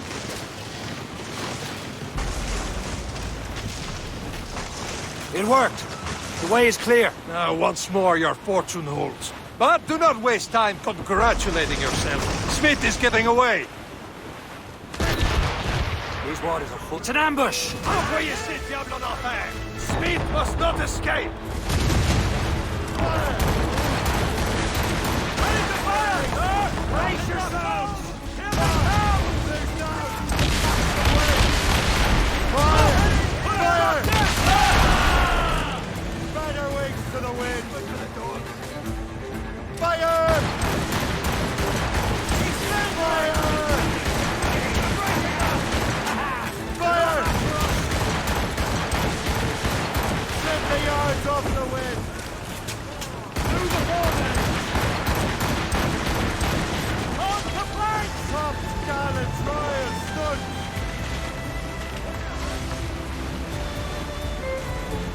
Welcome back, Aura. Indeed. Some rogue naval. Bakagan is so damn overpowered.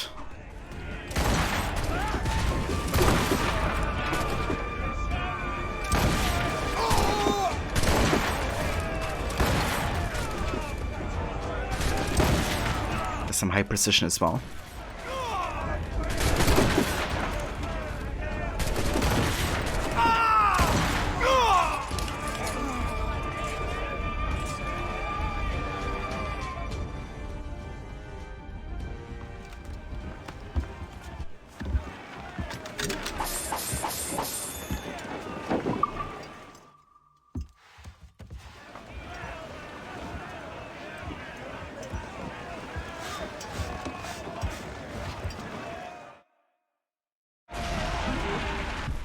See Smith's ship!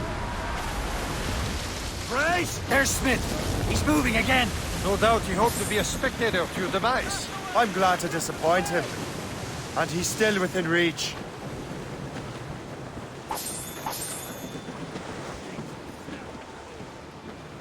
Loose all! Let's move! Who's tops and royals?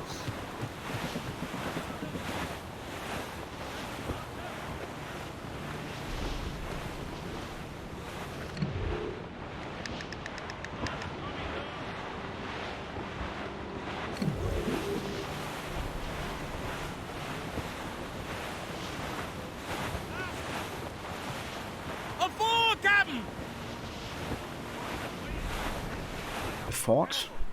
Quite a rough squall, Cap. And I love how the North Atlantic looks like, I gotta say. What wickedness is this? Another Templar tactic. You can cover whole stretches of ocean with their flames. Careful, Shay. We could be burnt to cinders. It's nothing more than a last desperate throw of the dice. He knows we have him. That wind's trouble, Captain Cormac. I'll just close my eyes and dream of warm Nassau. Some sort of cargo. Close my eyes and dream of warm Nassau. That reference to Black Flag here. Douse the garlets and royals! Drown it all on! Brief it all tops! Mates out! Let's go! Sir! To the fore! Loose sail! Put out oars! Ease off the wind! As much sail as you can! Now we know where he was headed. The bastard has an encampment here. Follow him on land. Do not even think of firing the ship's weapons near that precious box. I'll take care of this.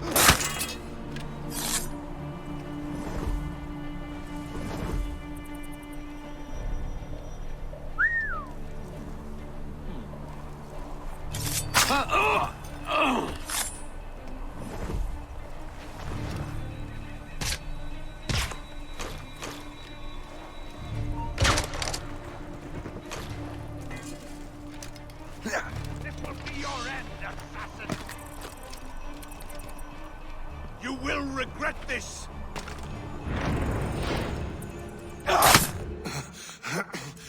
This cannot be!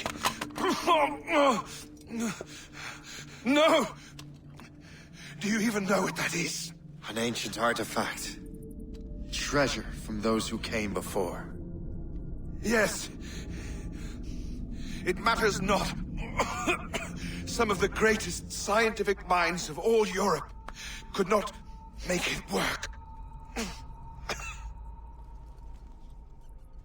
Now all I need is the manuscript, and all shall be revealed.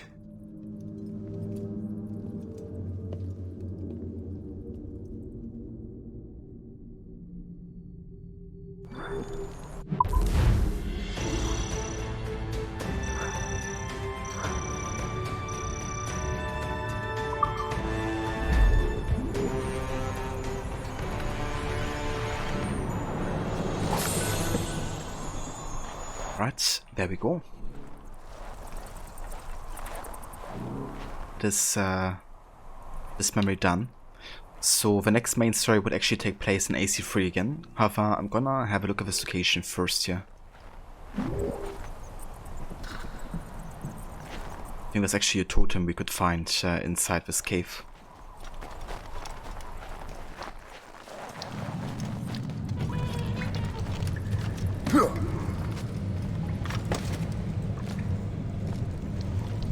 But yeah, the next main story in Rogue would actually take place in July of this year. However, this is still May, so that means we're gonna go back to AC3, play the rest of the Journey to the New World and the Rival in Boston.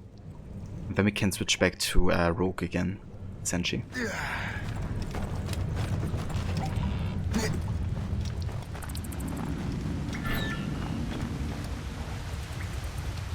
Okay, that's the pillar.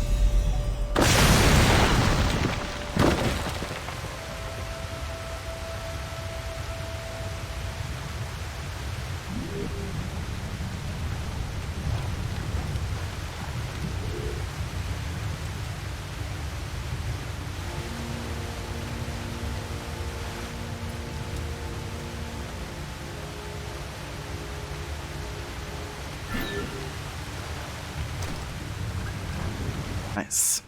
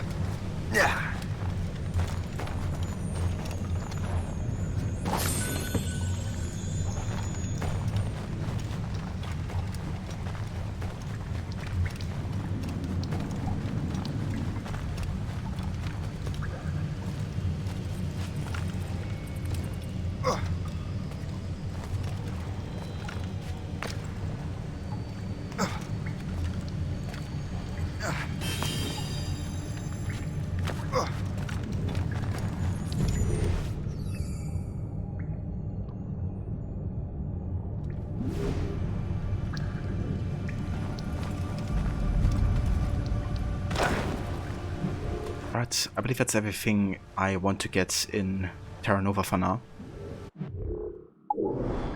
And we're gonna do more like side stuff exploration once the game opens up more to us as well.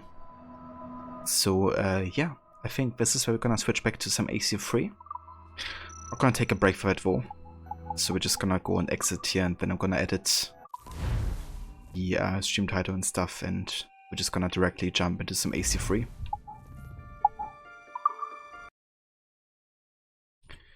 Okay.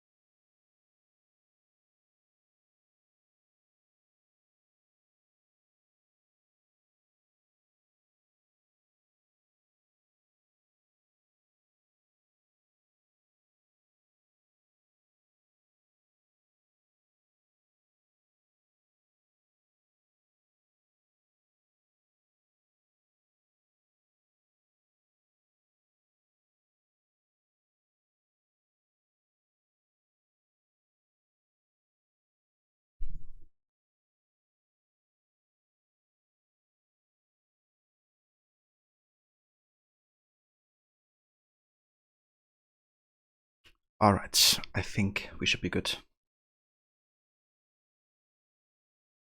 So yeah, so that mission just now took place again in May of 1754. But the journey of to the New World that Haven does takes place at the same time, or at least roughly, from April until July. So yeah, it's time now to continue with Haven and the rest of the journey as well as arrival in Boston.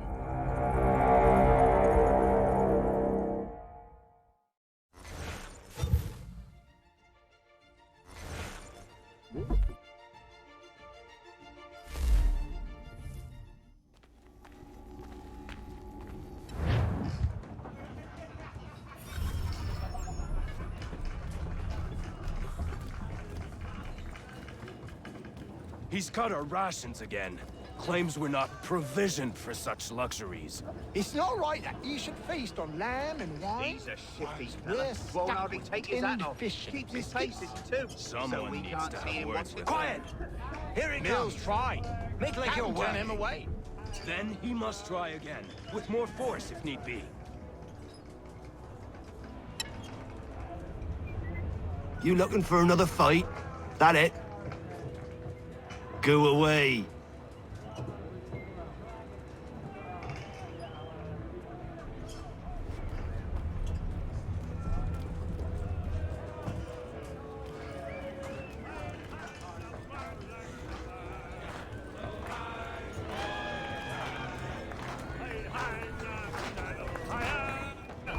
Quite the basting you gave Graves and Quill. Wasn't by choice. Aye. Blockheads, the both of them. Where are my manners? Louis Mills. Pleased to meet you. Kenway. So, should I be watching my back? I think the boys learned their lesson. They're normally not so nasty. Honest, it's just the past few crossings have been a bit rough. Oh? Captain's trying to cut costs. Reduced rations, lower wages, more dangerous cargo. It's put the crew on edge. Is there cause for concern, then? Not if I can help it. But the captain needs to think about the way he treats his men.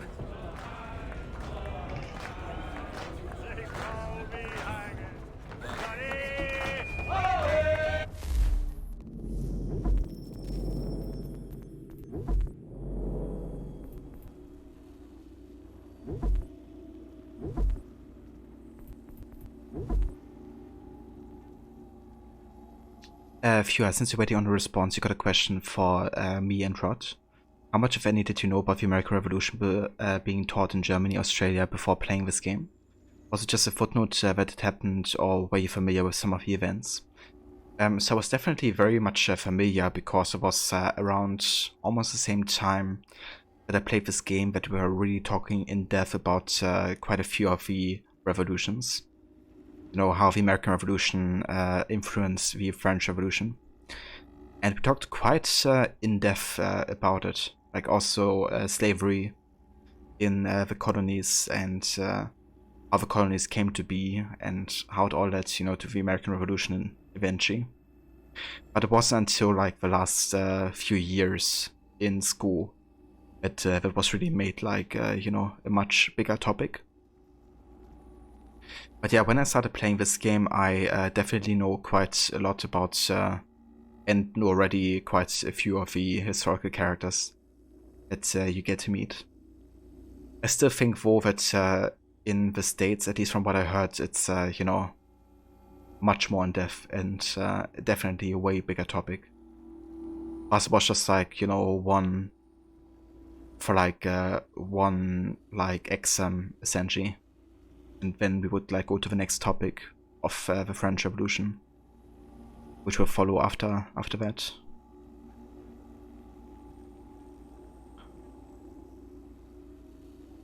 But I also know that it's like even in Germany, you know, we don't really have like a unified education system. So each kind of like state within Germany can determine how the education happens and proceeds. So depending where you go to school, it can also like drastically change, you know, like how much people learn about these kind of like events. If a state doesn't decide that it's like, you know, a necessary topic to study. But yeah, I remember the French Revolution definitely being a bigger deal for us in Europe at least. And also in like history. And obviously, we also had like a big focus on like, you know, German history as well, since the Middle Ages.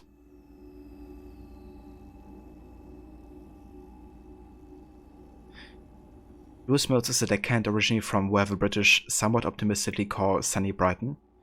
He got his staff of the sea from his father, who was also a sailor. He first took young Lewis to sea with him at the age of 10, sailing from London to Boston on a vessel named the Windward. As he grew older, Mills kept working on as a merchant marine, traveling the world and gaining reputation as a reliable and level-headed sailor. He joined the crew of Providence in 1752, staying with the captain and crew through a variety of hardships. Though by 1755 he was thinking of moving on.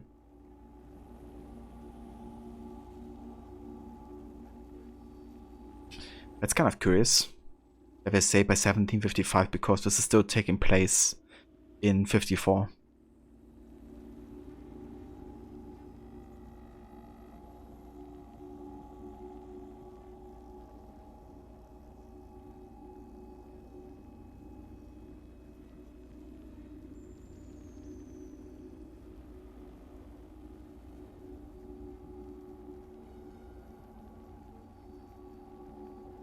Yeah.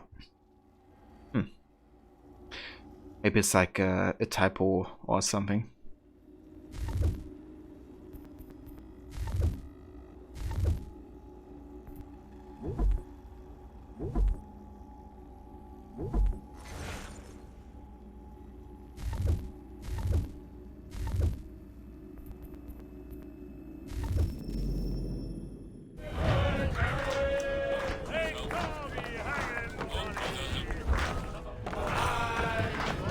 I ain't got nothing to say to you. Very helpful.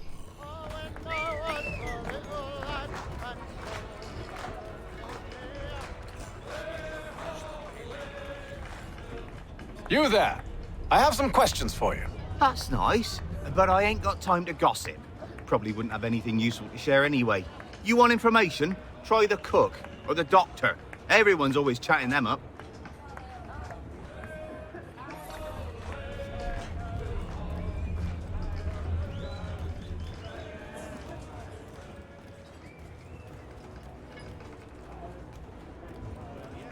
A doctor, if you have a moment. Have you taken ill? Oh, nothing like that. I was wondering if you'd heard any rumblings of trouble aboard. What sort of trouble? Unusual complaints or grievances? Men taking issue with the captain or You the sound passengers? just like James. Like I told him, I've been much too busy with my research to notice anything not work-related. And where might I find James? The galley's your best bet. Now, if you'll excuse me... You may be excused.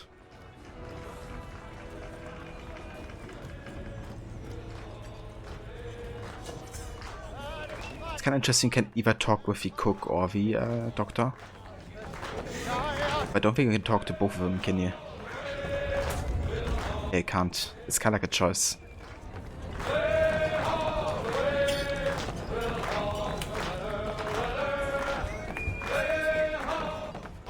Are you James? Aye. Hatham Kenway. Pleased to meet you. I know who you are. I was hoping you could answer some questions. I figured as much, but not here. Follow me. So, what do you want to know? Have you seen or heard anything out of the ordinary since we left port? Anything that gives cause for concern? Some of the men have been gathering at night on the upper deck. I've only caught bits of their conversations, so I couldn't say for certain what they're up to. But I suspect it bodes ill. Is it a mutiny they're planning? All I know is they've little love for the captain. Mills has been trying to talk 'em down, but there's only so much one man can do. Thank you for the information. I only wish to see us reach the colonies alive.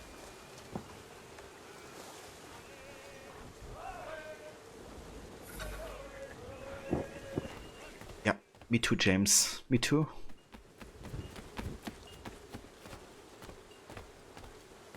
Hold on. You can talk to the captain as well. You must expose whatever they're plotting. Your crew's a tight-lipped bunch, but I'll see what I can do. Well, hurry up. Yeah, Samuel. You sit there and pour yourself another one without looking at your cup, and I do the work.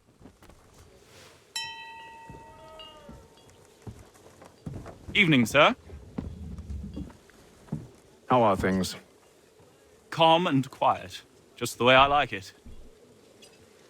What brings you topside? Thought I'd wander a bit. Stretch my legs. That's all. Take care where you tread. The deck hides all manner of danger in the dark. What was that? Someone's throwing cargo overboard. But why?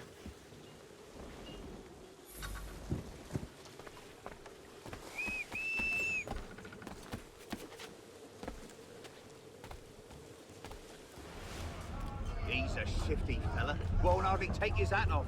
Keeps his face hidden too. So He's cut our rations again. Claims we're not provisioned for such luxuries. It's not right that you should feast on ham and wine whilst we're stuck with tinned fish and biscuits.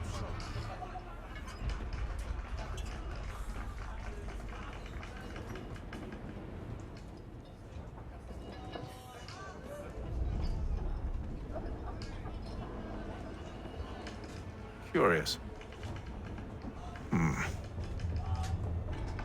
Most curious.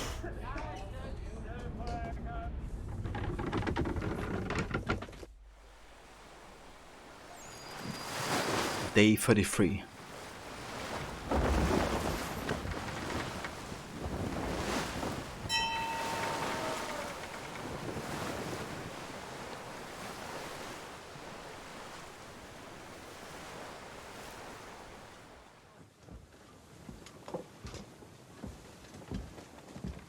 Any news?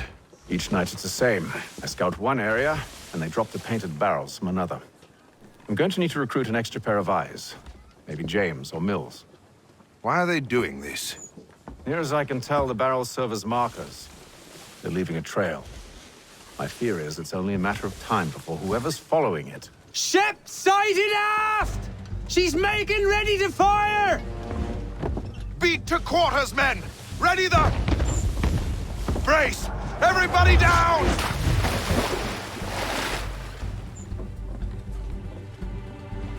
A warning shot!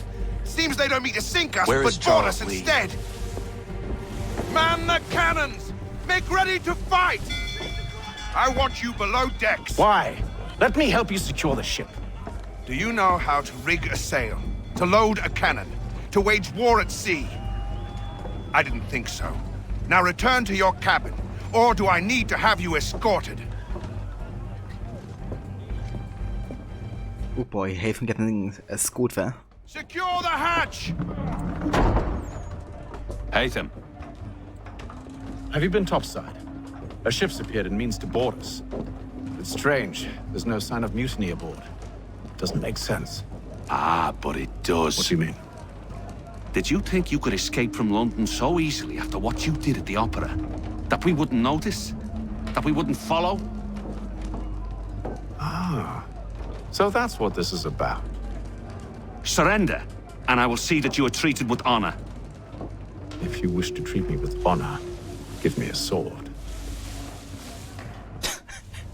Are you sure this is how you want to play it? That water effect. I think there's a open spot in the ship there.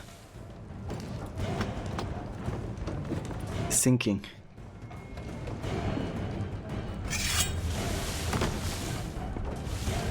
Yeah, Ronnie. Nice hat. Gave him.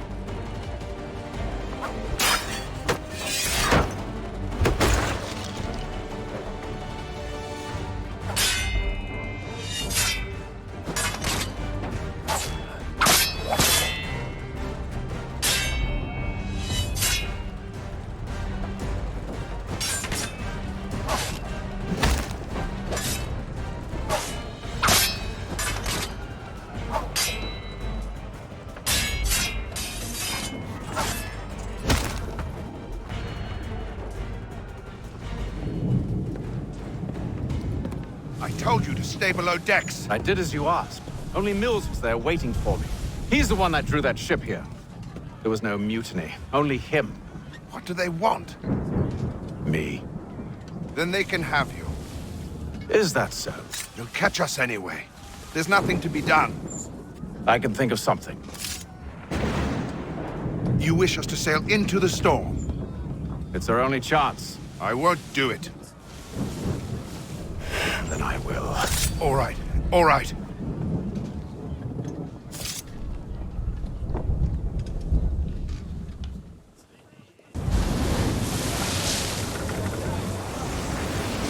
Odin! It's with us! Later that day.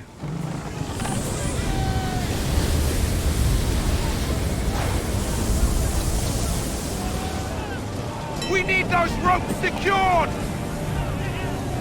I told you this was madness! Calm yourself. I'll fix your sail for you.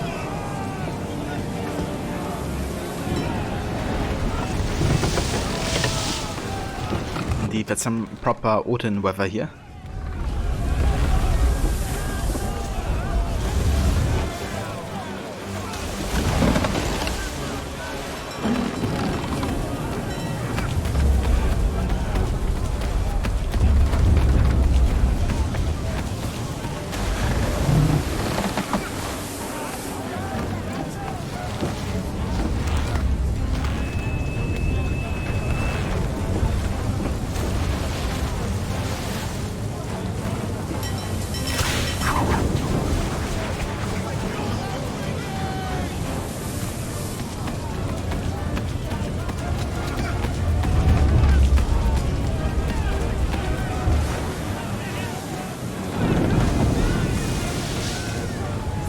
We need more speed! Loose the sails! Hate them! You take the foremast! James! To the mainmast with you!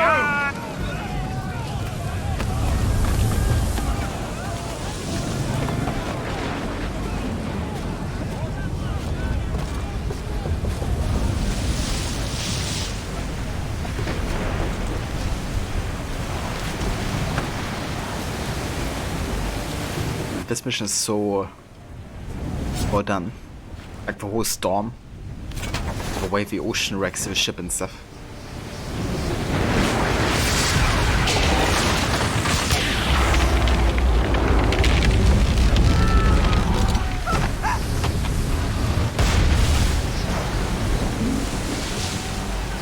The rope's too wet. I'm slipping. The rope's too wet. I'm slipping. Ethan, would you kindly?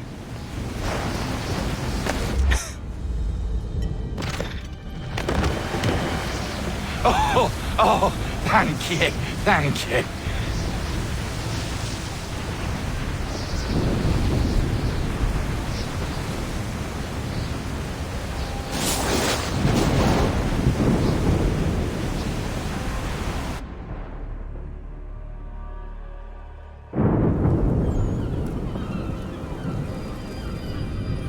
Day 72.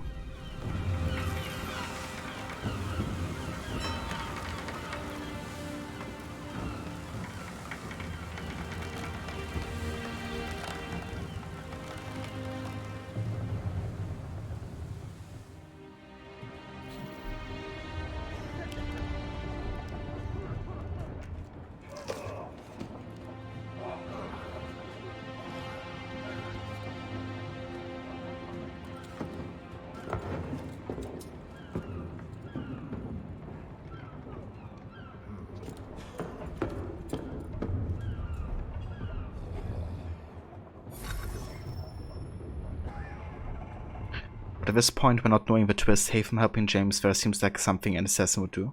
Definitely would be, for sure. I think they've definitely done a good job kind of like making you feel like you could be playing an assassin at the start of the game. Because, yeah, there's definitely some, you know, like, details that would make you think so. But yeah, that's what I love, like, when I didn't know that, you know, Haven was one, every reveal happened, I was actually a bit, like, thunderstruck. Like shit, we're actually playing a Templar. Said I have ropes too wet, I'm slipping.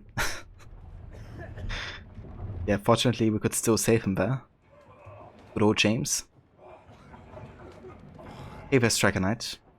Avon was sort of a good man low, he deserved everything he got though Karma doesn't play. Yeah, I mean he definitely got much more brutal later and didn't care as much about not hurting innocents in his later years. So definitely kind of got what was coming for him in some ways. But it's a bit of a shame that Haven, you know, through manipulation of the Templars, could have gotten way different as a person. Like, if Birch wasn't raising him to become a Templar, then, you know, he maybe could have been a really good person overall. Who knows? Yeah, definitely Aura. It's definitely quite interesting how much that changes, but I think it also makes sense, given that his initial plans don't really work out. And he becomes a bit more ruthless later because he just doesn't want to buffer anymore. He also gets a bit, I think, tired of it.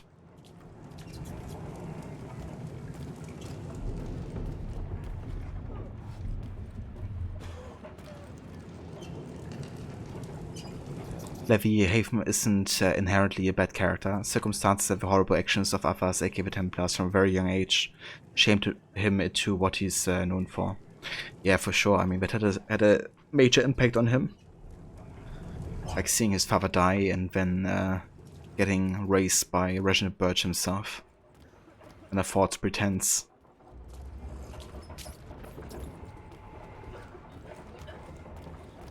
Just a bit of a shame that after finding out what has happened, that he's still sticking with the Templars.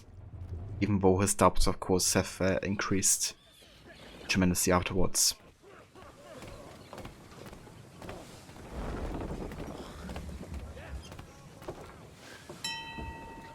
Make ready for our arrival, men!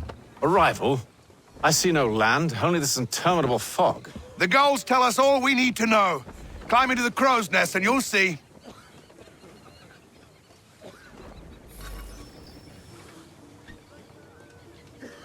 Hell yeah. Shields incoming.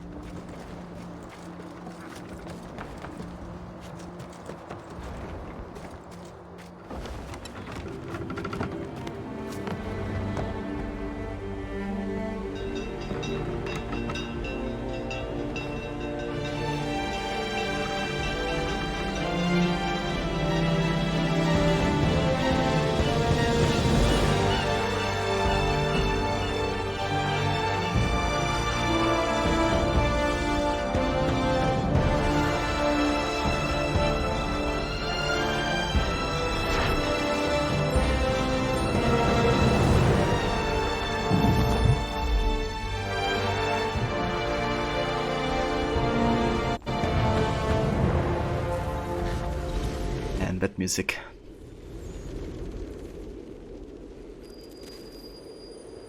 Boston, 1754. So this is July. Master Kenway! Master Kenway! Yes, may I help you? Charles Lee, sir. A pleasure to make your acquaintance. I've been asked to introduce you to the city, help you settle in. Oh, no need, sir. I've arranged for your bags to be delivered to the inn. There he is. By any chance, John and Isabella's son? Where is Charles Lee? One and the same. Your commission is with Edward Braddock. There he is. Reverse Levy. And yeah, definitely does rot. It adds to the passage of time feeling. It was also nice to play the AC3 part of the introduction between Sequence 1 and the start of Sequence 2 in Rogue. Because there Shay also talked about how it's been months and a long time passing and some events have happened in between those 2 years as well. So yeah, so far it was really nice actually to go back and forth to kind of like fill in the gaps of the years passing so far. Quite enjoyed actually. Chatsy really turned out to be a rape psycho. And that's even an understatement, to say the least.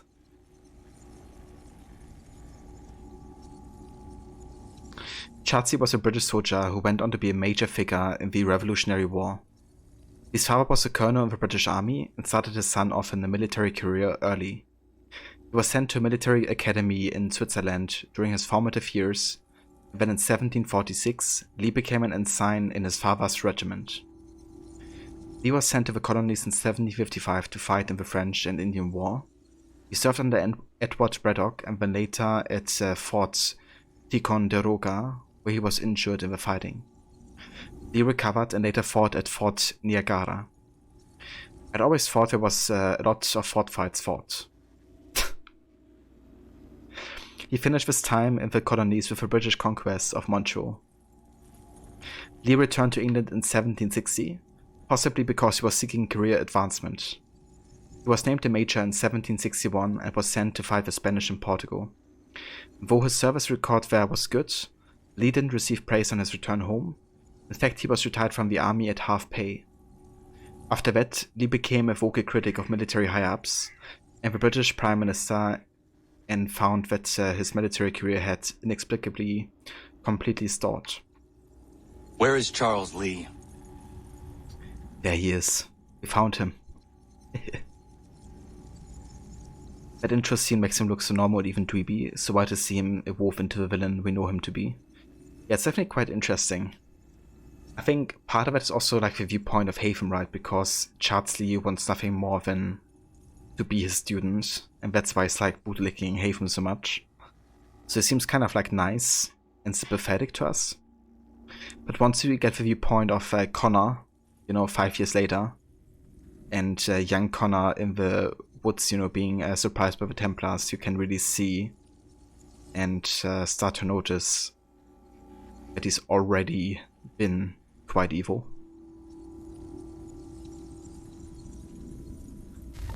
And that speech, when I just think about, you know, what he tells Connor, like young Connor. Just disgusting person. Can't wait to put a hidden blade into his neck.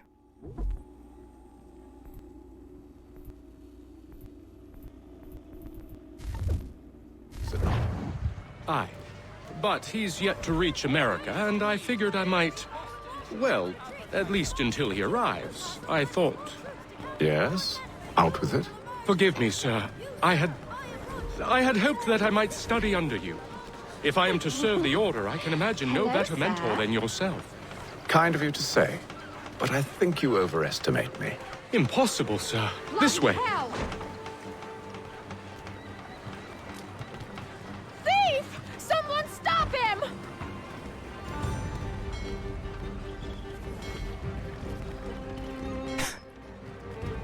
Hola, ladies.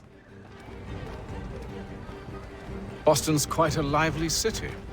There's all manner of things to see and do. Once you've settled in, I suggest you take some time to walk the streets. Who knows what opportunities you might discover. Hold a moment. Need to fetch a few things before we get to work. I'll arrange for horses while you do that.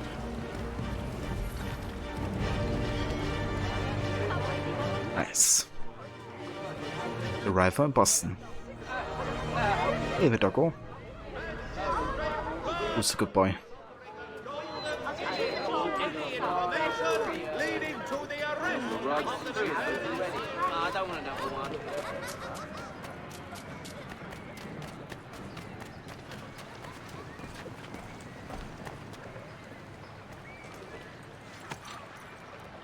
Damn sprigs. This accursed city will be the death of me. You seem troubled, friend. That's because I am. Greatly so, in fact. What's happened? I was robbed. The old Balkan file. Though I've managed to restore what's mine, I fear it's ruined. You mean the book? This is no ordinary book.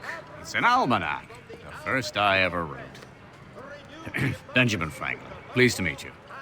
Hatham Kenway. You must be new to Boston. Why do you say that? You're still possessed of virtue. To stop and help an old lout like myself.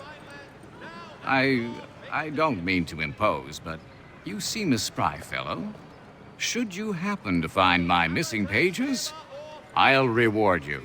Look, I'm not sure if I... It's all right, all right. If you have the time, hurrah! If not, no harm done. The thing is useless in its current state anyway. But should you somehow manage to restore it, you'll find me inside that general store over there. Well, that was interesting.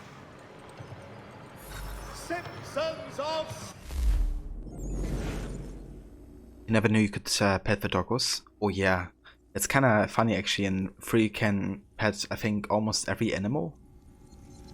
Like the sheep, the cows, the doggos, the cats, the turkeys, pigs. Like I think like almost all the animals. Obviously not the wild animals that you can hunt. But every kind of like animal living in human proximity you can pet, I think.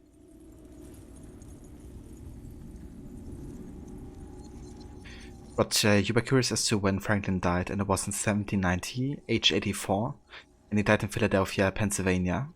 His cause of death was complications from pleurisy.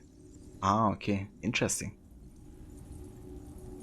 But yeah, I mean, he got quite old, I guess, considering.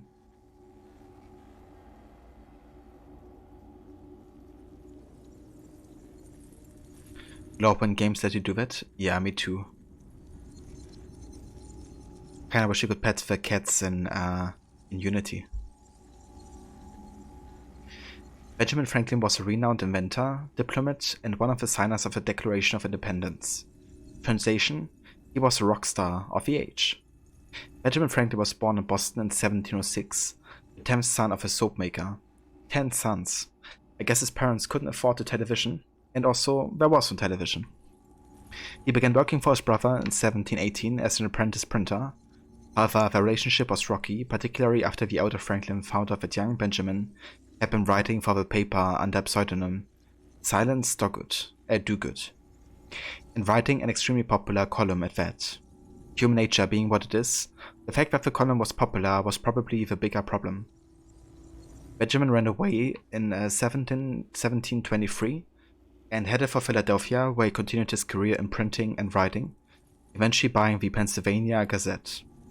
The business, I mean, not just a copy. That would have been one of his lesser achievements.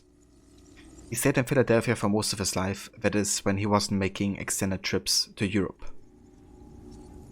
Franklin had a talent for persuasion, and that made him an ideal diplomat. In 1757, he went to London to represent Pennsylvania in an ongoing legal battle with the Penn family. It was the first of several extended political trips to Britain, and he would act as the state representative for Massachusetts, Georgia, and New Jersey as well. In fact, Franklin was in Europe for most of the Revolution, though he was in the colonies to help with the writing of a Declaration of Independence.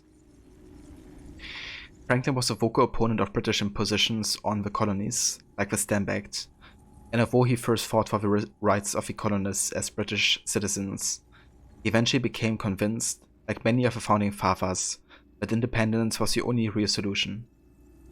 Unfortunately, Franklin's change of heart made him clash with his son William, who served as the royal governor of New Jersey.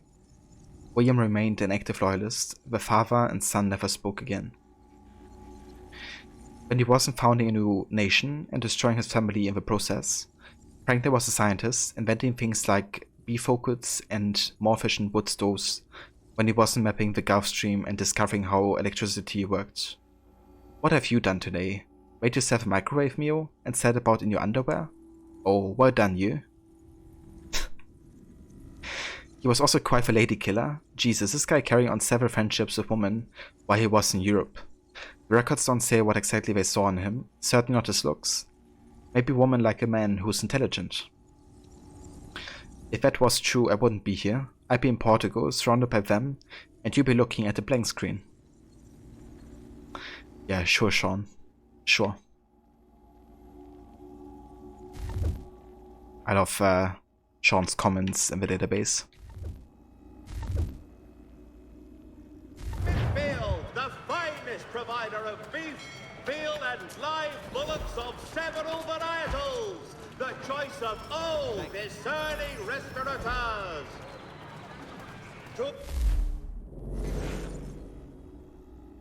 Okay, so I also want to read about groups of people, because that also has a story relevance, of course. The Committees of Correspondence. Since the American Revolution happened in the dark days before there was an internet, and even before telephones, organizing colonial opposition to the British was a little tricky. I don't want to make you cry, but these clowns didn't even have a dial-up.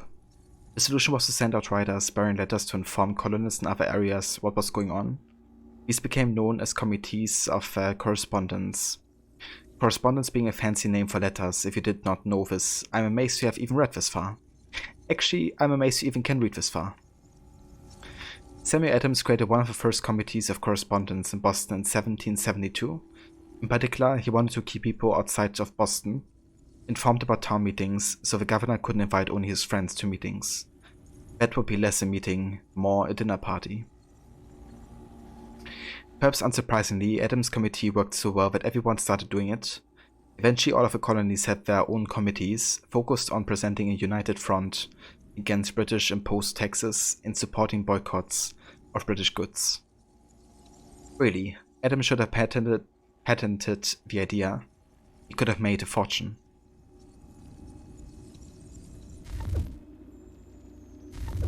Yeah, I missed Sean as well.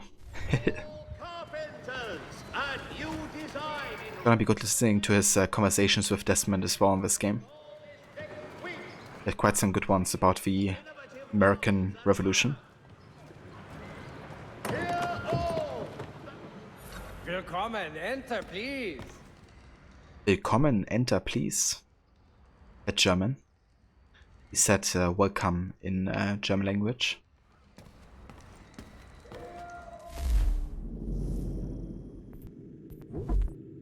Right, so we can buy the Norma Sword. This blade is useful to settle matters quickly and effectively when close combat occurs.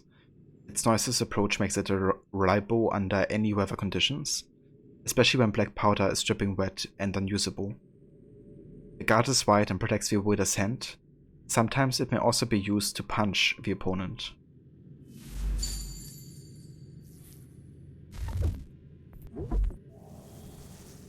The flintlock pistol has a better accuracy at short range and is thus less powerful than the musket. However, it's more comfortable in a fight than on the battlefield and easier to wield, offering more versatility. Because of the time it takes to reload after every single shot, many people will carry 2 or more pistols at the same time. Try crafting a pistol sheath with 2 holsters to add and carry a second pistol. Yeah, we're gonna do that as Connor later.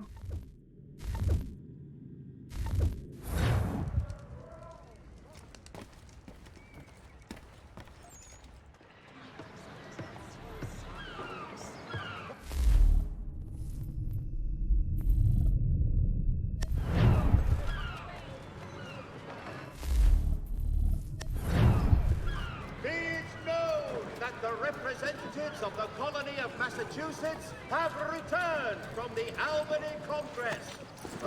We ride for the Green Dragon Tavern. The proprietors are eccentric, but the rooms are spacious and they do not pry. Have you been told why it is I've come to Boston? No. Master Birch said I should know only as much as you saw fit to share. He sent me a list of names and bade me ensure you could find them. And have you had any luck with that? Aye. William Johnson waits for us at the Green Dragon. How well do you know him? Not well, but he saw the order's mark and did not hesitate to come. Prove yourself loyal to our cause. Where is you Charles may yet know Lee? our plans as well. I should like nothing more, sir. You know you play too much Rogue when you hear Haven say, "Did you have any luck with that?" And you immediately think of Shay saying, "I make my own luck." It's like stamped into my mind now.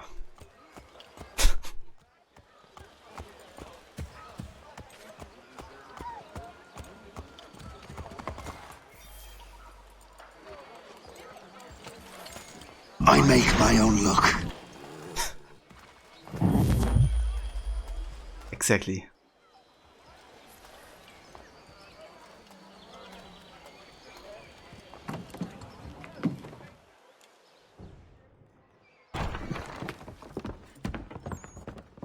You lying, cheating, no good son of a bitch. Perhaps we've come at a bad time. Oh, don't be foolish, dearies. Please, sit. Fancy something to eat? A drink, perhaps? Or is it a bed you require? We've already let rooms here. Oh, yes. Of course. Masters Lee and Kenway, was it? I'll have your bags brought up.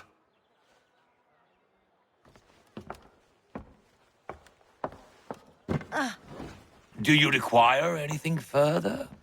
Only privacy.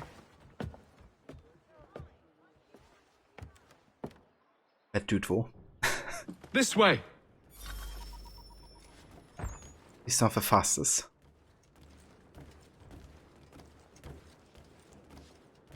He's like, privacy?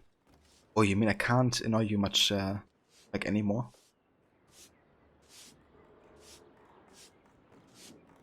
I think we actually have no emails. I'm not gonna leave the Animus just yet. I'm gonna wait until it throws us out of the Animus automatically. Because it does make more sense for a modern day story to do it that way.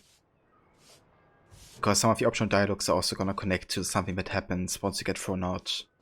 So, yeah. I'm gonna wait until then. Sir, William Johnson. A pleasure. A good lad, if a bit earnest.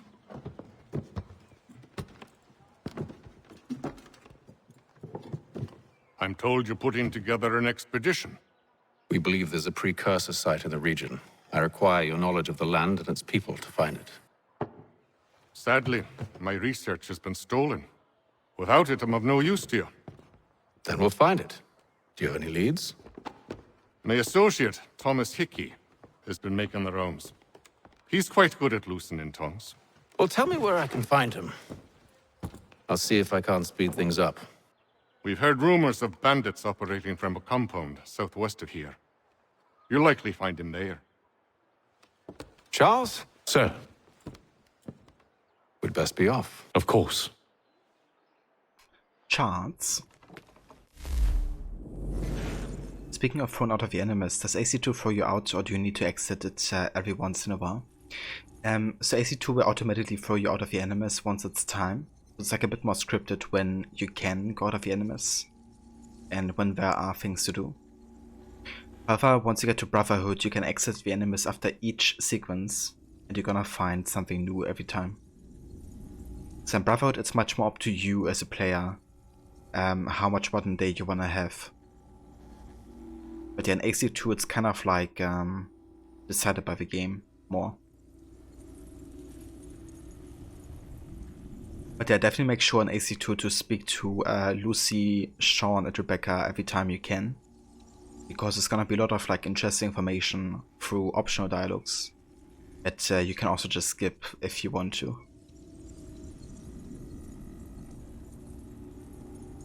William Johnson was a land speculator and Britain's principal treaty negotiator with the indigenous people in the northern part of the colonies, particularly the Iroquois. Johnson was born in Ireland but moved to the colonies in 1738 to look after his uncle's property on the Mohawk River. However, it wasn't long before Johnson branched out into business for himself, acquiring property on the opposite side of the river and setting up a sawmill and trading post which he named Mount Johnson, which to me always sounds like mating with instructions from a caveman. Oh dear. In 1743 he moved to an even larger parcel of land, which he named Fort Johnson. He may have been an excellent businessman, but it's possible he lacked an imagination. Johnson befriended the indigenous people in the area, particularly the Kaninkahaka, whose language he learned. His respect for the customs helped him rise to prominence as a liaison between the Iroquois people and the British government. Johnson was named Superintendent of Indian Affairs in 1756. As a contact who knows the land and its people, He's probably the best you find.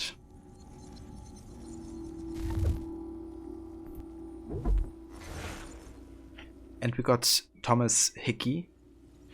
Was an Irish-born member of the British Army. He arrived in Boston in 1752, but it wasn't long before he was assigned to William Johnson's personal guard, apparently at Johnson's request. Possibly because the families were connected in Ireland, or maybe he found the name Hickey funny. The record isn't clear. Hickey served under Johnson during the French and Indian War, but then he left the army after being written up several times for disorderly conduct. After 1760, Hickey disappears from the historical records for several years. I do, however, have several mentions in William Johnson's household accounts of payments made to T.H. It's possible Hickey was working for him as a spy. If so, he should really have developed some tougher codes to crack.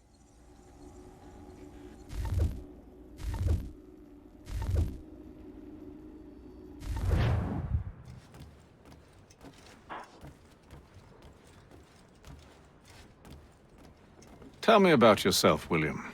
What's to tell? I was born in Ireland to Catholic parents, which I learnt early in life severely limited my opportunities. So I converted to Protestantism and journeyed here at the behest of my uncle.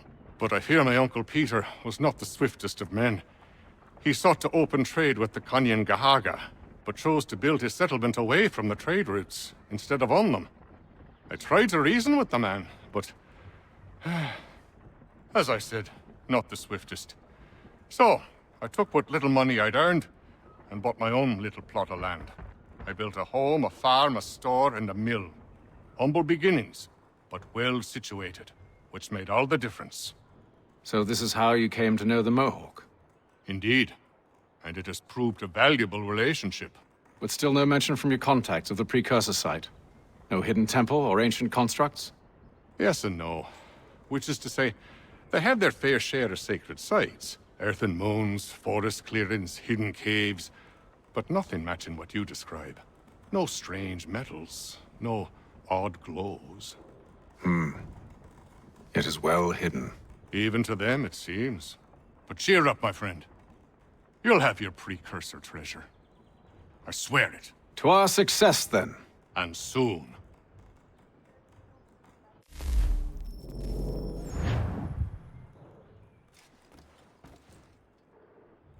Should not be much longer. I'll let you know as soon as I have something. I hope you're right, Hatham. I should return to my studies.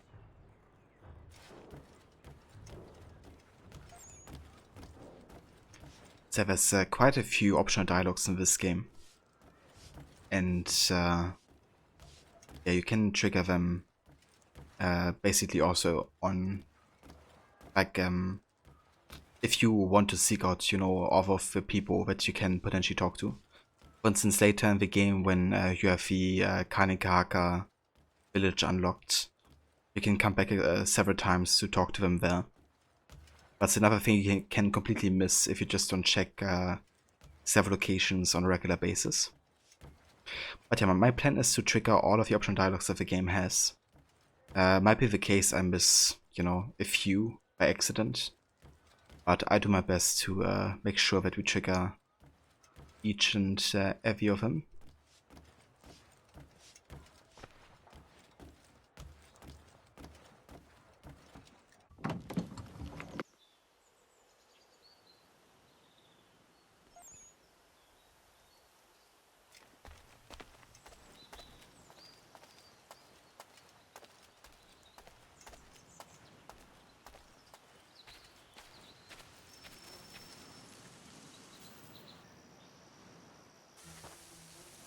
Thomas Hickey?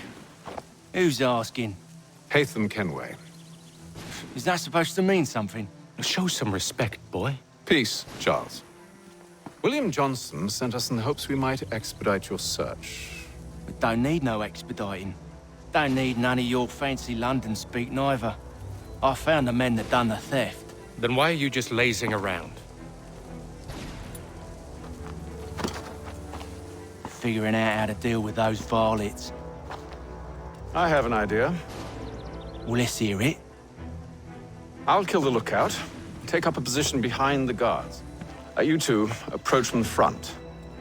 When I open fire on the group, you charge in. About the element of surprise on our side. Half will fall before they've even realized what's happened.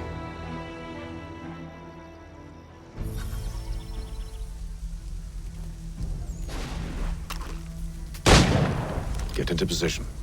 But wait for me to take the first shot.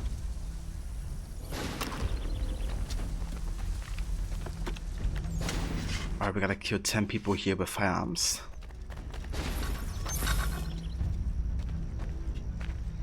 Let's do that. Go on now, before you make us mad.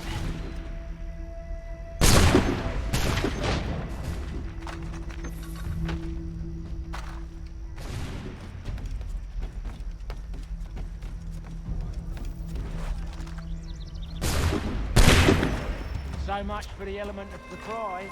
Reinforcements! Spare muskets, and you won't have to reload.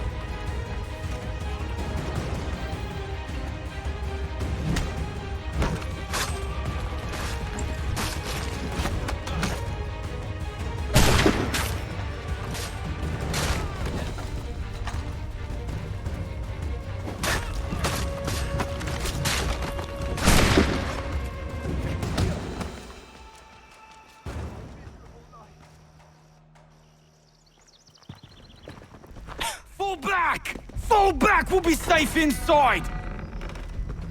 What now? We can blow the door with those. Go on, shoot them.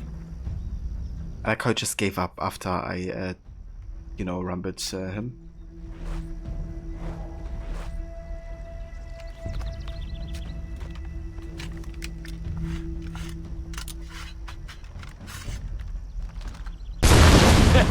On with the show then. Guess they wasn't so safe inside after all.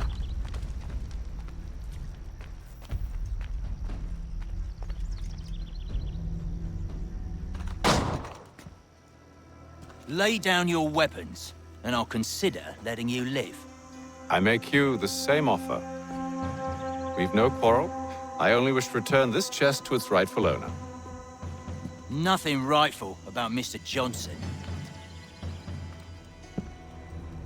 I won't ask again. Agreed.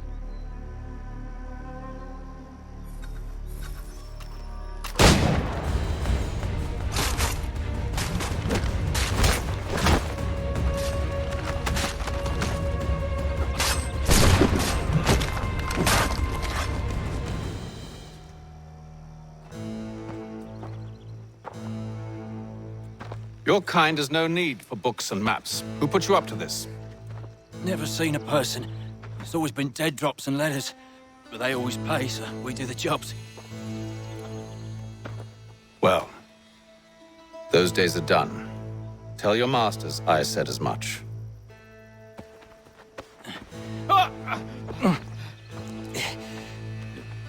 Who should I say you are?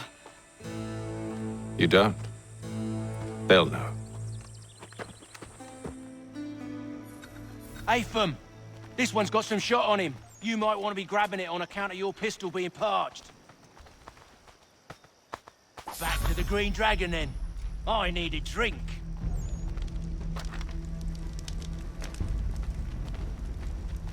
Don't attack you, you lose more than half of their health. Okay.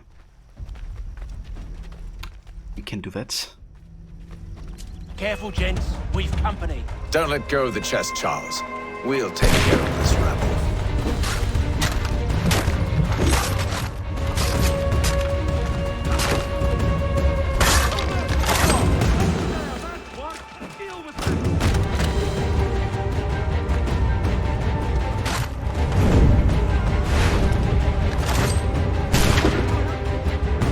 Wait, them bodies is sure to have loot on them.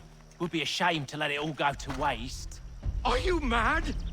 In case you've forgotten, we're in the midst of something! Aw, why's you always gotta go and spoil the sport?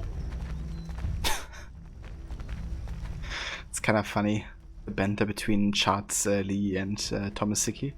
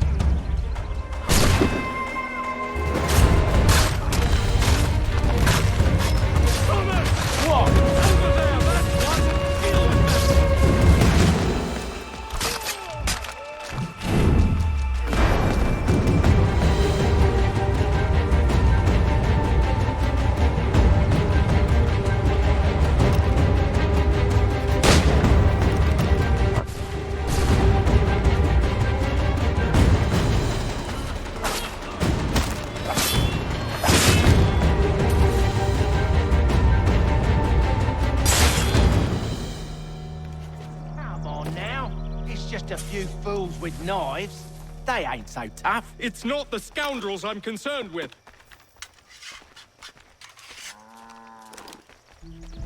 Planning on playing through these games again. My streams have inspired you. Oh yeah, that's great to hear, Cider. I love when you know, people get in the mood of playing some AC. So, will you be playing through the entire series, like from will you start with the first game or something, or which game would you like to play first?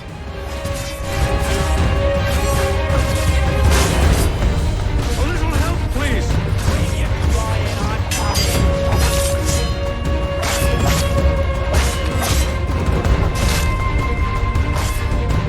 Look at those badgers running around all over these shafts.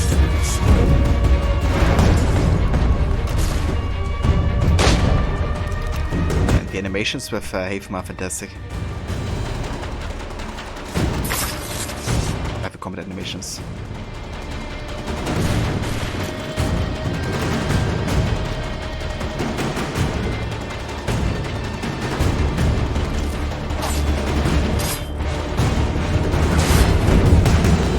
That seems to be the last.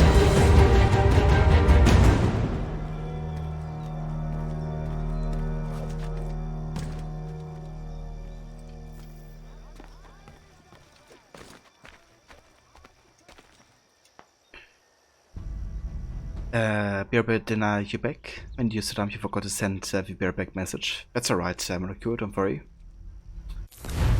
So why doesn't the AC3 command work? Hold on. Let me check that real quick, actually.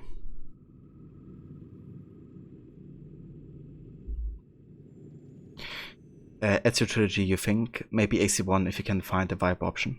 Ah, nice. What are you playing on, Cider? Are you on console?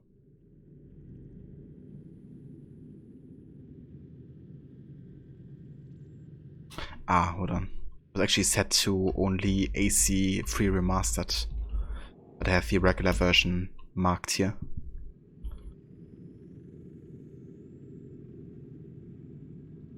Alright. Now it should work, actually.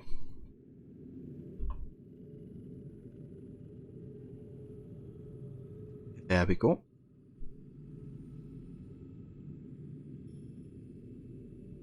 Indeed, yeah, this is the remaster version for the game. I did select the normal version on Twitch though, because I think more people are kind of like following that category. But it is the remaster version, yeah.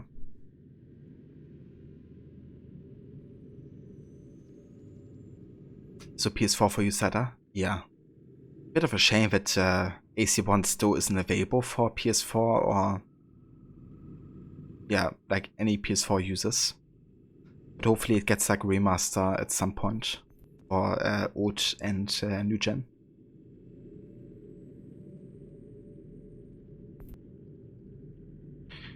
Yeah, it would be good to have it. AC1 is such a good game, like story-wise. Mr. Johnson's gonna need to double my pay after all this if he expects me to keep at his side.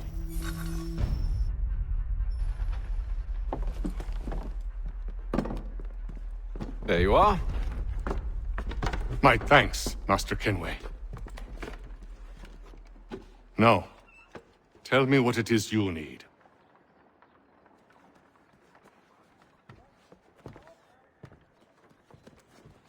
The images on this amulet, are they familiar to you? Perhaps one of the tribes has shown you something similar. It appears Kanyan Gahaga in origin. Can you trace it to a specific location? I need to know where it came from. With my research returned, perhaps. Let me see what I can do. Thomas! What? Rent yourself a room. And a bath as well. I suspect we'll be here for a while. I love how he says, what? Reminds me of Witcher 3, where the NPCs say, what?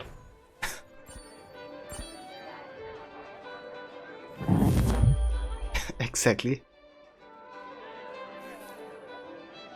You're curious why Valhalla is on Steam? Yeah, like Rod says, they actually made a deal with Epic, because Epic is actually giving developers a bigger share of sales than Steam does. So Ubisoft decided to put all the new releases on Epic, but not on Steam anymore, I think. And of course on their own platform, on Uplay or Ubisoft Connect. But Steam doesn't get the new versions anymore of Ubisoft games. Yeah, to be honest, I get all the Ubisoft games, or at least most of them, through Uplay directly, because, I mean, you have to get it on there anyway, right? Like, if you buy it on Steam, you're still gonna have it on Uplay, so I kind of force the platform on you.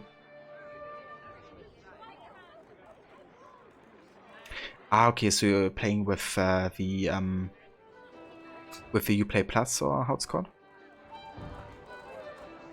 And hey, the Maxi, welcome in, dude. Sorry if I missed you earlier. But welcome in. I hope you're having a good day and evening.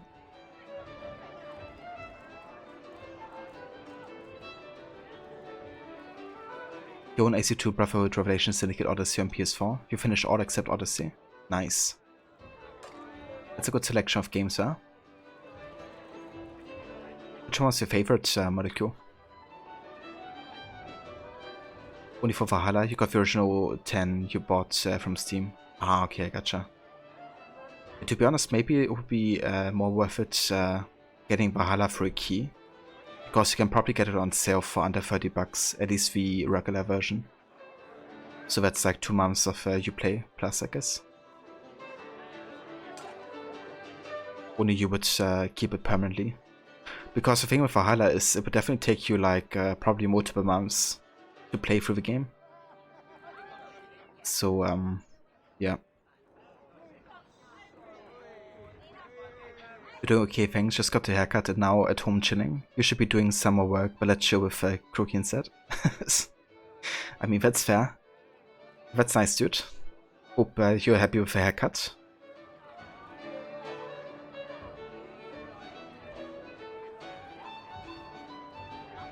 Too easily. You fought the rest of them on PC and recently just bought 4. I gotcha. Yeah, 2 is such a good game. Still my favorite. Even though I don't think, objectively speaking, it would be the best game. But yeah, I love it. And yeah, it's going good, Maxi. Kind of like jumping back and forth between Rogue and Free Today for first time.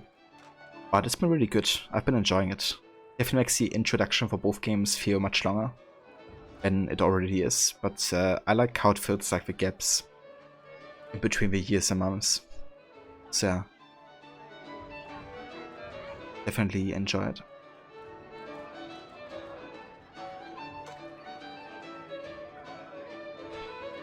Probably, but you end up getting AC3 through UB as well. So for right now, it's a financially good deal.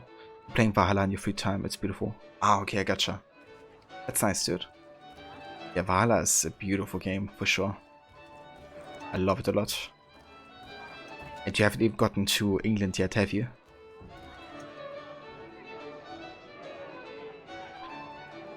The button on Epic is Ubisoft charges in Euro and European, and Epic charges through rupees.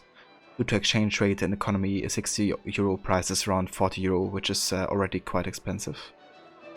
Yeah, that's understandable, molecule. If it makes sense to focus on older games as well then. But fortunately there's so many that are worth checking out that don't cost too much nowadays.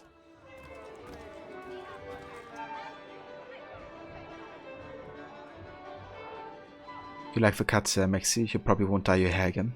Ah, you won't? Is it like too damaging for your hair, or why wouldn't you do it again?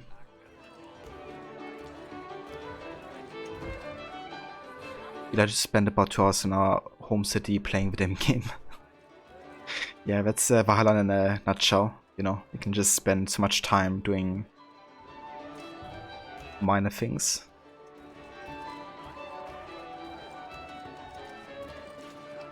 Any news? Whispers of things.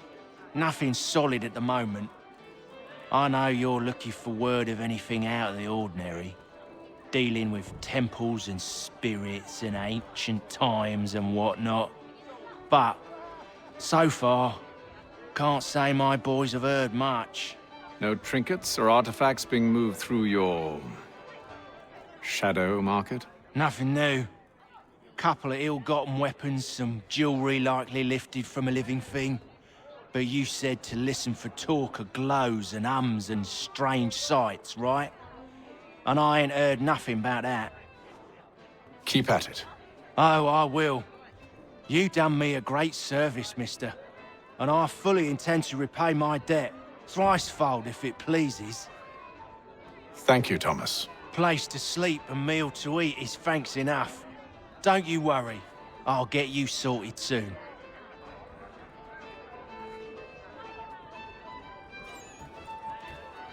It's just too much work to look after it. That's fair, dude. Yeah, when I never dyed my hair personally, but I can imagine, you know, like, if it grows every now and then, that you, like, have to dye it again and again. So it would be definitely a bit of extra work looking after. You think Origins was the best AC in the new ACs? It's of the best looking, well voice acted and fun games. It was excellent and refreshing. Yeah, I think Origins is still my favorite as well from the new games. It definitely felt really fresh, especially after the series have gotten a bit stale, I guess, after with Syndicate. And yeah, just like the story and the setting, you know, going back in time to almost like ancient times. Just really felt like a new beginning for AC. And yeah, I would definitely say it's also my favorite of the new ones. You read the tweet in December where Ubisoft are looking into 60 FPS patch for Origins on PS5. If that is the case, you get it. Yeah, I hope that happens at some point, dude. I think it's a shame that Odyssey got the patch ready, but Origins still hasn't. When I know something, you'll know something. Got no office to give at current. When I do, you'll be the first to hear it. Alrighty, I think that's all the optional dialects here. Time to talk to Charles. We're still in sequence 2, right? Let's have a quick look. Just in case. Yeah, there's 3 more missions in sequence 2. We're gonna finish that, and after that it's time to go back to Rogue for another 2 missions.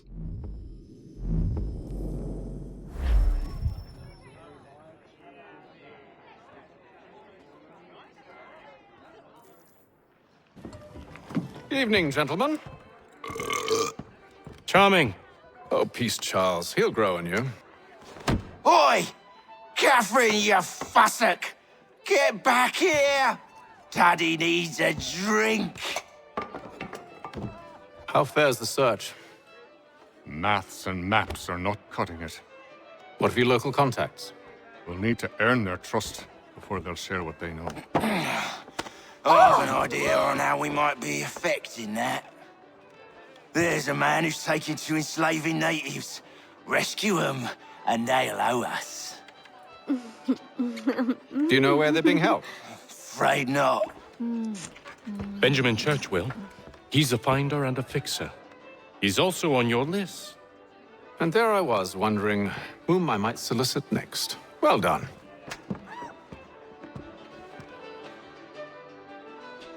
Yeah, very charming, as always.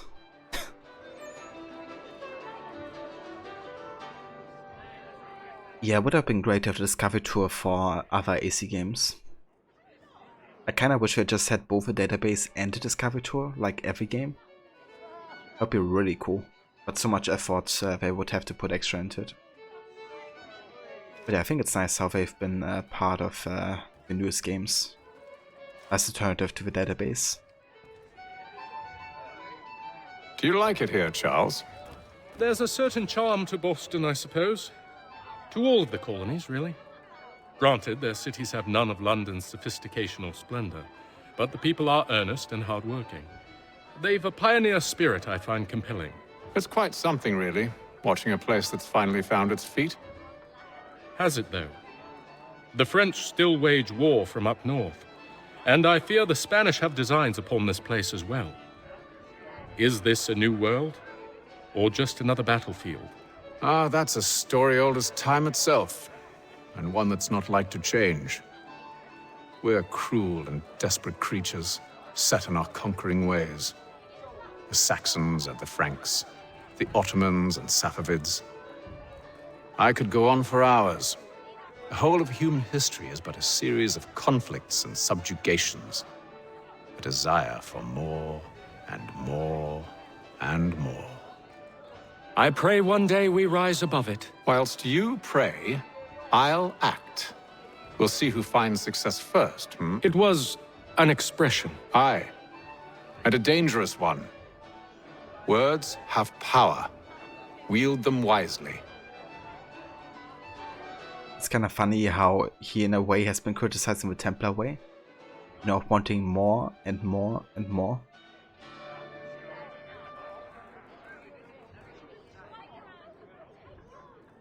No worries, Molecule. I hope you have a good night. Thank you for dropping by. And I hope you have a good rest of your trip as well, dude. And good luck with your exams.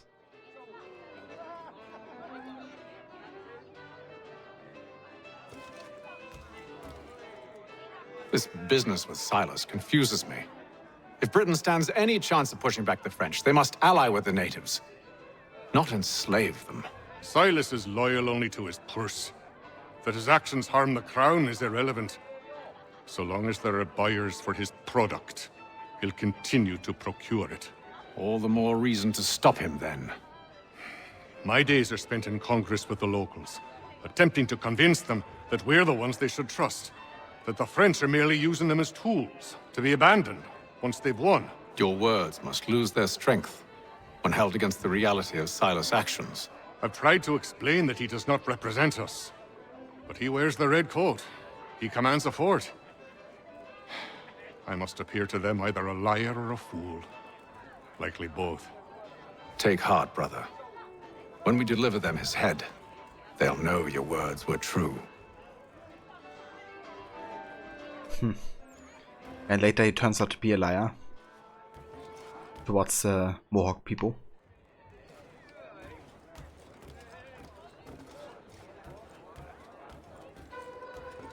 I've some work I should finish. Let us speak later. Sorry, sir. I'm a bit busy at the moment.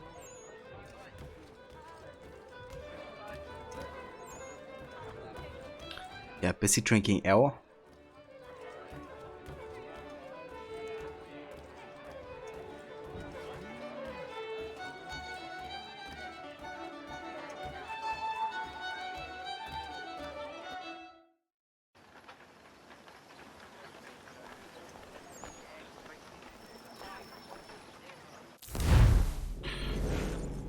Hold up.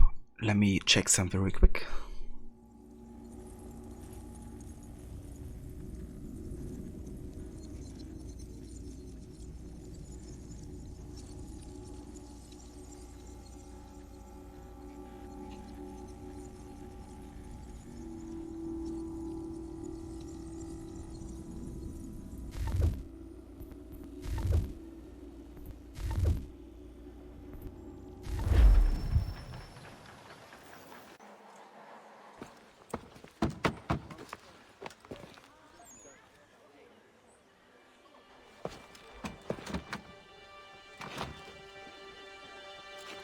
Wonderful.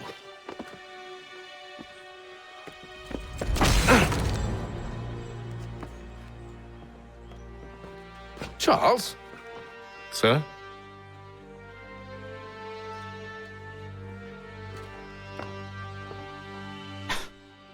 Charles?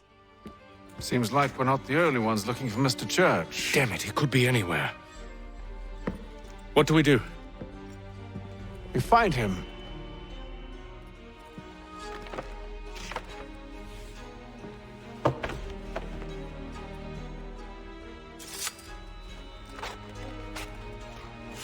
Come. I'll show you how.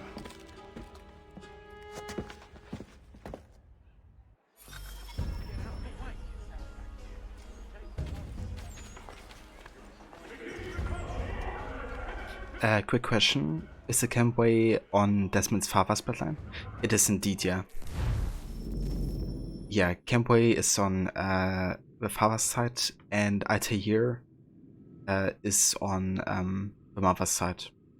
And Ezio is also on the father's side as well. However, Ezio and the Kenways aren't related. So, it's a bit complicated. But that's how it is.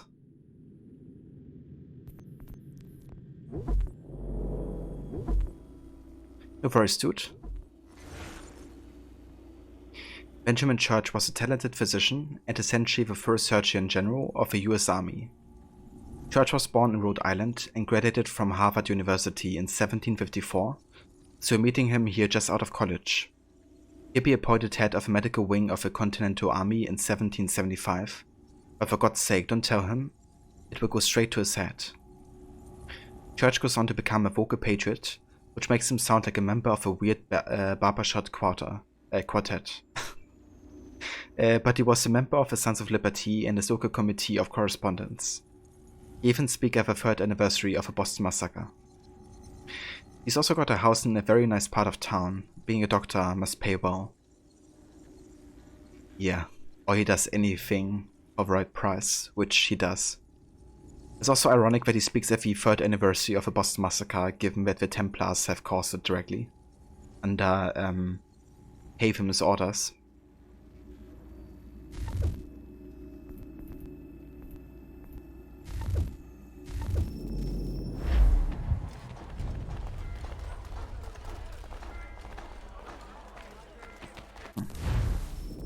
I'm noticing stutters right now in the game for some reason. Let me try something here.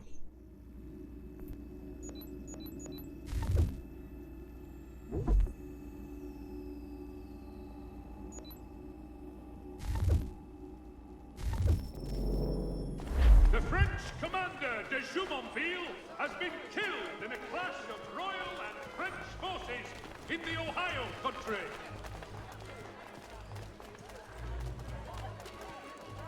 Should we write his family, do you think? Not our business to meddle, even if we've the best of intentions. But if you could have seen it, they were surely drunk carrying on like that, and during the day, no less. It is reported that Lieutenant Colonel Washington has surrendered Fort Necessity to French forces. Right, so got a blend here.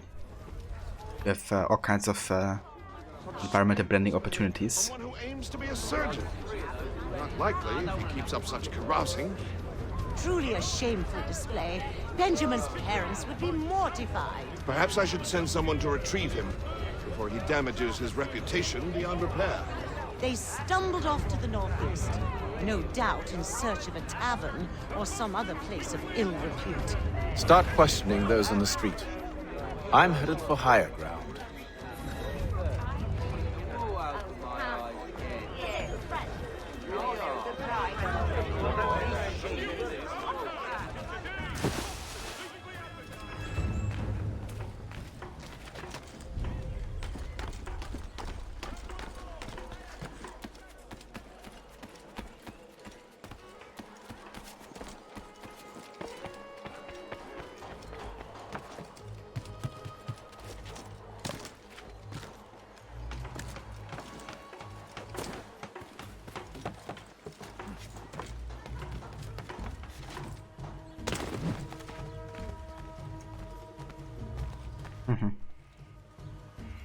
The clothing here in the French colors. I think that's a reference to Ubisoft being like a French company. Kind of like an Easter egg.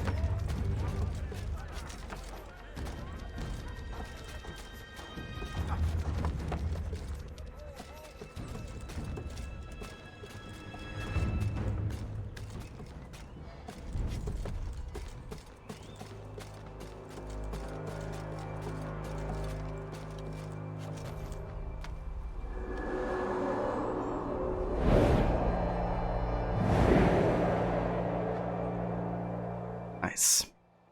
Our first viewpoint. With luck, one of those people knows what became of Benjamin. With luck? Or you make my own luck.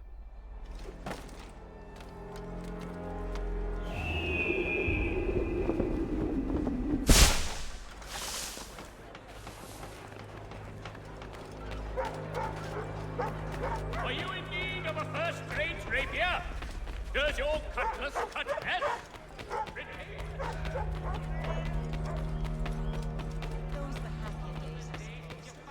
So he says to Church that one way or another the debt would be settled. I don't envy the man.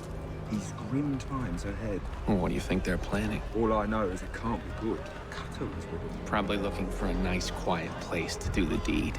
From what I hear tell, his work usually involves quite a bit of screaming. Which reminds me, we'd best not buy any meat tomorrow. Good call, that. Ah yeah, Cutter. Literally cuts people. He's also voiced by the voice actor for Arno Dorian, the protagonist from Unity. It's a bit funny hearing him as like a side character who's torturing people this game.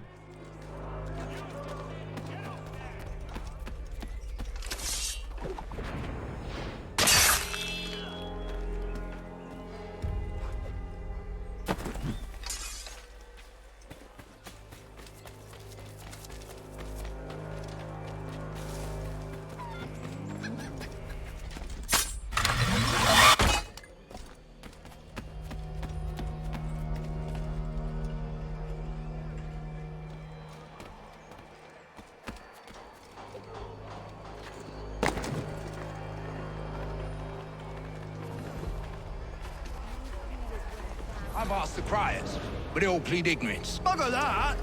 They're lying! Aye. Well, what can I do? Threats light off them and I'll not deign to grovel. Actions speak louder than words, my friend. Arrest one and put him in stocks. See if he's so glib then. To do so without cause will set them singing songs about us. Last thing the city needs is town criers complaining about our abuse of authority. And forget it. The crime is done. The killer's gone. Those who know won't share their secrets. If the city wishes to harbor scoundrels, let them pay the price for it.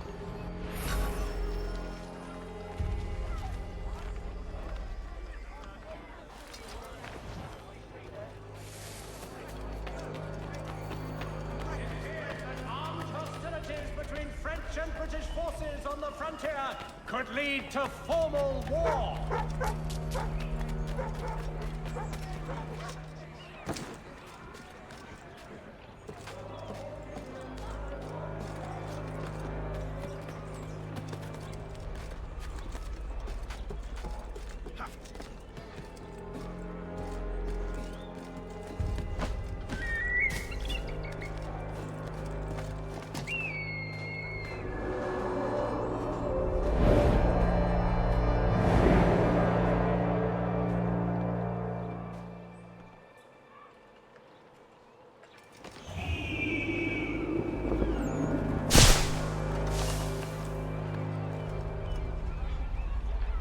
Rod, time to do some investigations into sleep. Have a great rest of your stream, Senny. That's no verse or Rod. Thank you so much for coming by, dude. And thanks also again for the raid earlier. I really do appreciate it. And for hanging out here and shedding. Really hope you have a good rest and a good night as well. Unfortunately, I still can't access my stream deck right now properly, so let me see if I can give you a shout out manually.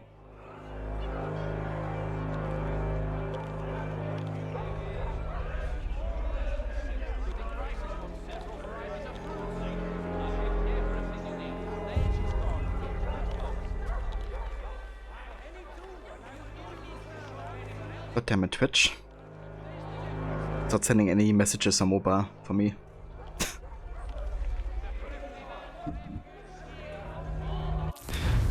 I know, Mola. I'm so behind with my technology here. Alright, there we go. It's better. So for anybody that hasn't checked out Rod's channel before, highly recommend checking out his channel.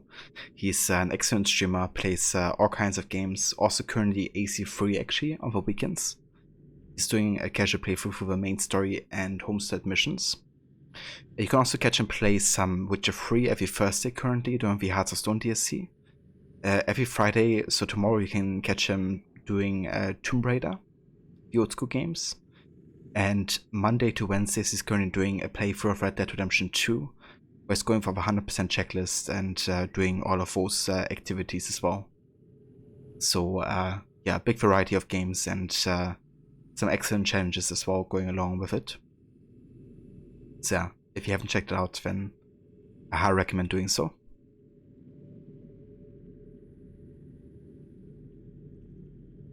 That's no worries, Rod. More than happy to give you a shout out to it. You have a good night, and we will definitely catch you soon.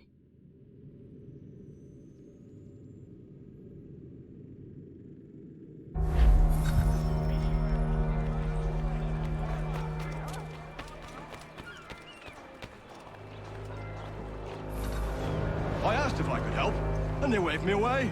Insisted it was all under control. How odd. Did they say what had happened? No. Only that it was a trifling matter, and he'd be returned home soon. There was some blood, though, so I wonder if it wasn't more serious than they let on. Where were they taking him? Towards the hilltop. Perhaps there's a doctor at the fort. Alright, so now we gotta stay undetected. We'll have church in no time, just as I said we would. If I might ask, sir, where did you learn to do all this? It is a requirement when you are raised in the manner that I was. Perception. Crown forces are obliged to surrender. The Duke of Newcastle promotes Major General Edward Braddock to lead a counterstrike. In today's Boston Gazette... Chatzi with the parkour. Okay, so one thing that's a bit annoying is that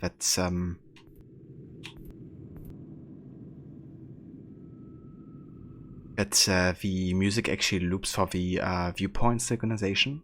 Like the same music we have a background, it will loop until kind of like reload the game. So what I'm actually gonna do is I'm gonna go back to menu and look back into the game, so that doesn't like go over the cutscene music that's gonna happen. We should still have a checkpoint to save for. Yeah. See, Charles? We'll have church in no time, just as I said we would. If I might ask, sir, where did you learn to do all this? It is a requirement when you are raised in the manner that I was. Later when we unlock like fast travel, we can just do that to reset the ambient music. The place is well guarded. We need to slip past them.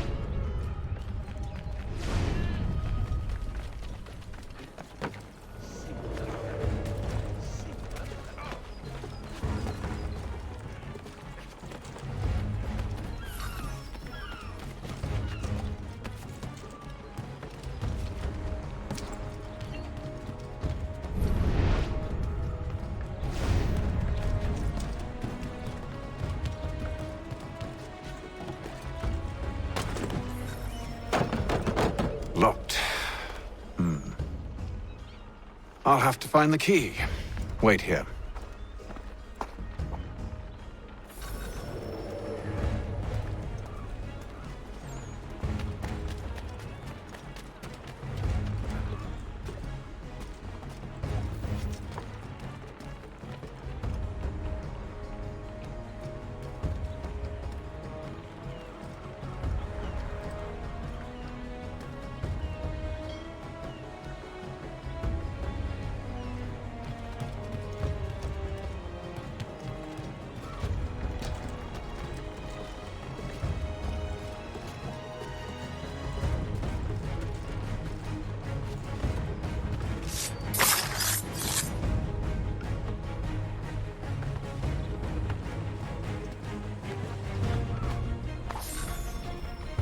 Gotcha.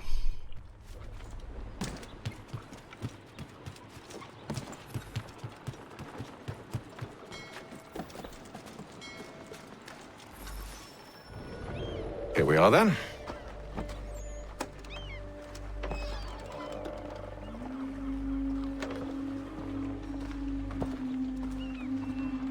Why must you always make these things so difficult, Benjamin? Merely provide me with recompense, and all shall be forgiven. I'll not pay for protection I don't need. Clearly, you do require protection.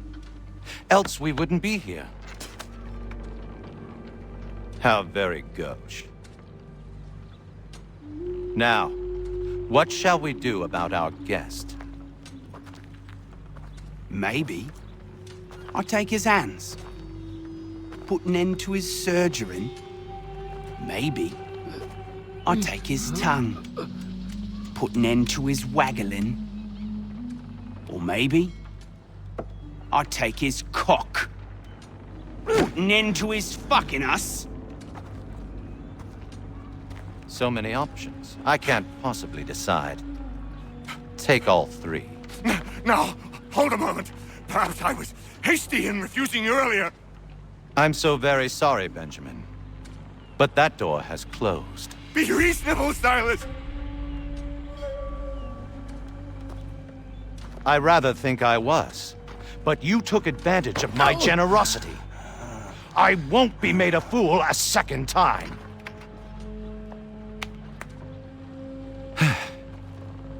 I fear I lack the constitution to bear witness to such barbarism. Come find me when you're finished, Cutter.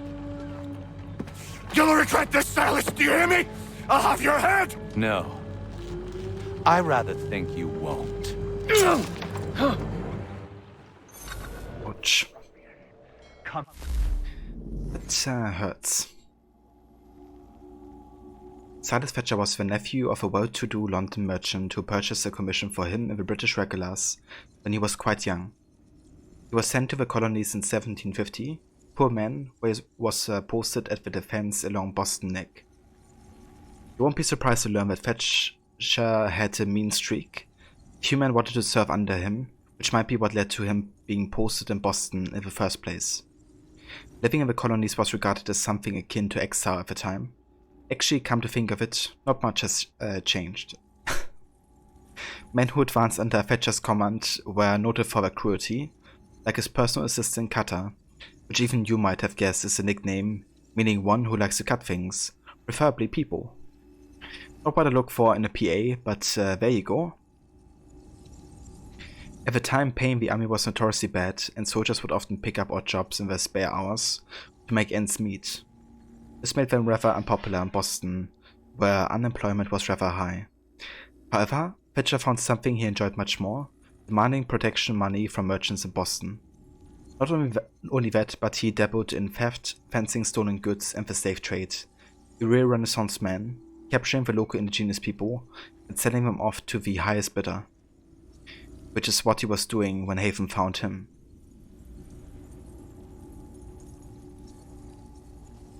Did he snip his nose?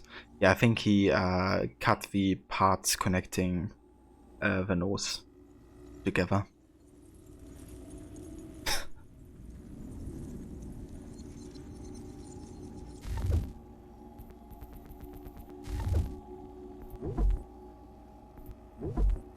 We also have the British regulars. They were the foot soldiers of the British Army. You also hear them referred to derisively as redcoats, because of the red coats they wear as part of their uniforms. I bet you didn't see that coming. Or lobsterbacks because of their huge deadly pincers. Or still because of the red coat thing, I can't remember which. Regulars in the colonies were notoriously underpaid, and many looked for work outside of their army duties to make ends meet. Of course, their room and board was paid by the government, meaning they could charge lower than average rates for the work. Since unemployment was high in Boston before the revolution, you can imagine this made the redcoats rather unpopular among people they were taking work from. That and their huge, deadly pincers. Yeah, it definitely is cider, and I mean, he's shopping up people on a regular basis. Apparently even giving the meat to merchants or something, like the butchers to sell. Because earlier there was a comment made that you should probably avoid the butchers for the next 2 days or so, with Cutter in town. So, yeah. This guy isn't joking. He's shopping people up good.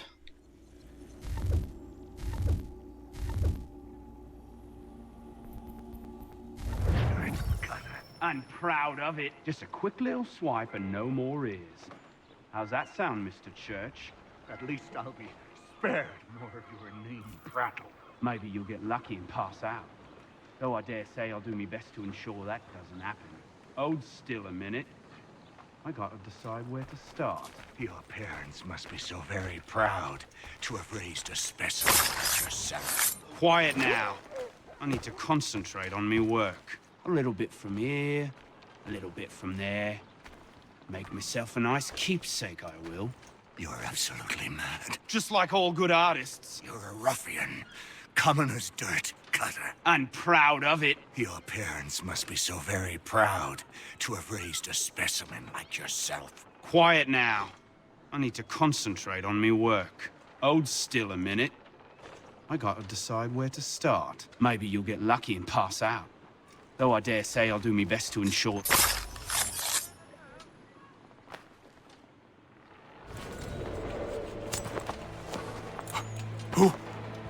Who are you? Hatham Kenway, at your service. I don't understand. Why are you here? Walk with me, Mr. Church, and all will be explained.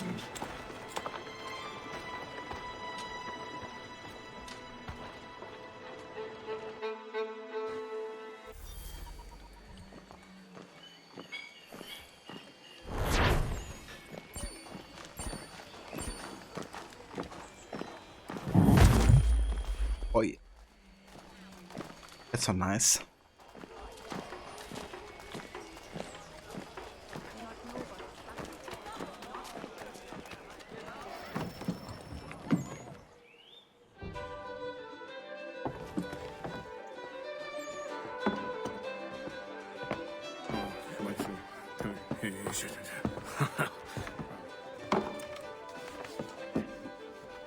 Johnson's told me what you intend. As it happens, the man who held me is the same one that you seek. His name is Silas Thatcher. That fancy lad is our slaver? Don't let his velvet tongue deceive you. A crueler and more vicious creature I've never known. What can you tell me of his operation? He hosts at least 100 men, more than half of whom are redcoats. All this for some slaves? Hardly. The man's a commander in the King's troop, in charge of the Southgate Fort.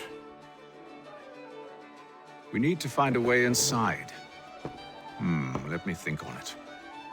In the meantime, I'll attend to our final recruit. John Pitcairn's our man. I'll take you to him.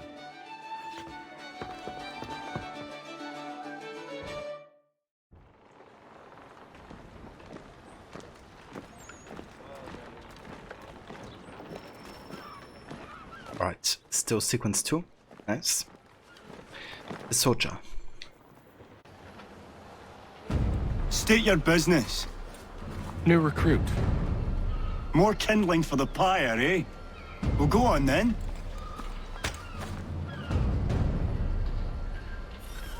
How'd you manage that? Did you forget, sir? My commission is with General Braddock. John Pitcairn. In 1754, John Pitcairn was a young captain in the British Marine Corps. He fought in the French and Indian War, but I can't find much about his postings. He's listed as being on the HMS Lancaster during the capture of Louisbourg, that's in Canada. No record of him being on the American side of the colonies, but it seems he did some covert work as well. That would explain the lack of details. Pitcairn was promoted to major in 1771, and he gained a reputation for being well liked by his subordinates and praised by his enemies. That's a difficult trick to pull off. Maybe he had a lovely smile.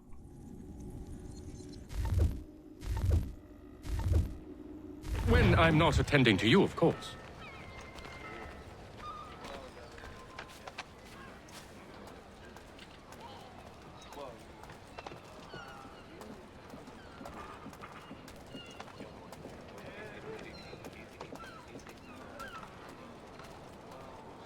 Pitcairn, you fool! Your acts are treacherous. Give me one good reason. I shouldn't kill you right now.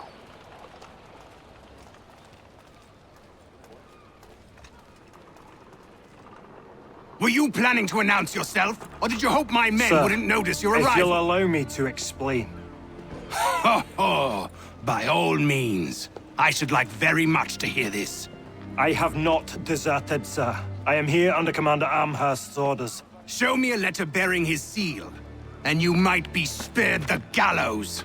I have no such thing. The nature of my work, sir, It's the sort of thing best not put to paper. Hatham. General Braddock? I suppose I shouldn't be surprised. Wolves often travel in packs. Master Pitcairn won't be here for but a few weeks. I shall return him to his proper post once our work is finished. The devil's work, no doubt. It's bad enough my superiors have insisted I grant you use of Charles. But they said nothing about this traitor. You'll not have him. Edward, listen to reason. We're done here. See these gentlemen out.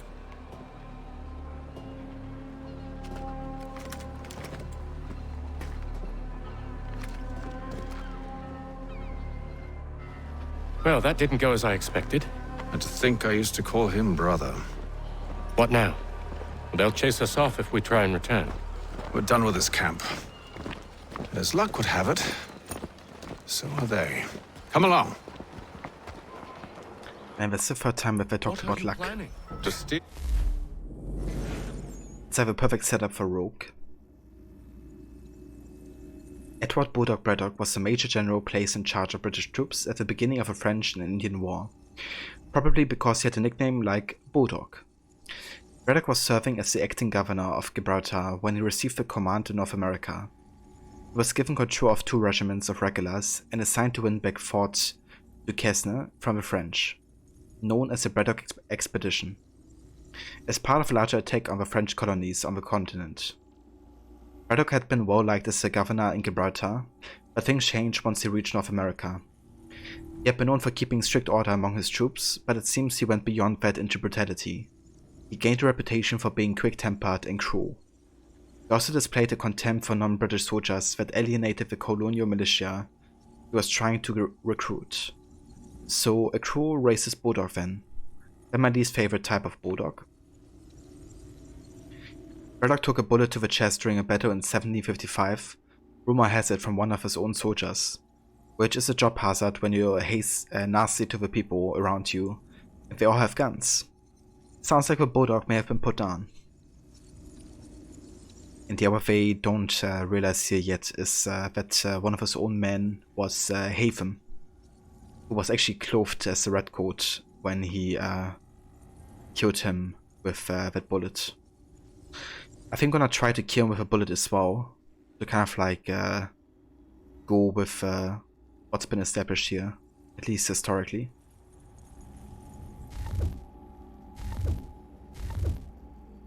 Master Pitcairn. What? You'll see. Now, when I give the signal, you're to distract Braddock's patrol and lure them into a dead end.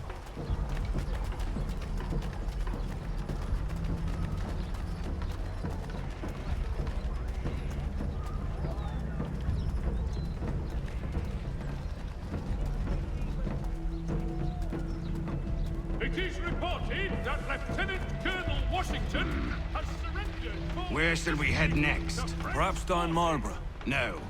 Its residents are too content. Their homes are nice, their days untroubled. What of Lynn or Ship Street? Yes. Those fresh arrived are often soon in dire straits.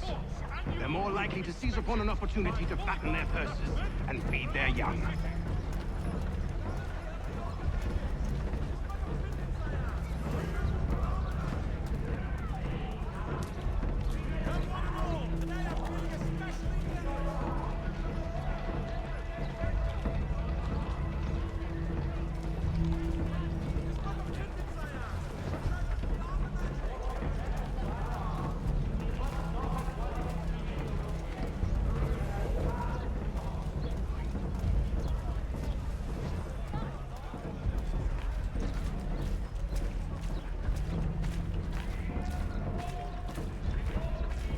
Now! A treaty with the Mohawk tribe. Oi! You thieves and scoundrels, one and all! Fie on you and your false war!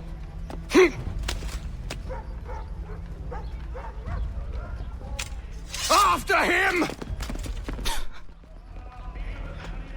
Favorite Charts Lee moment.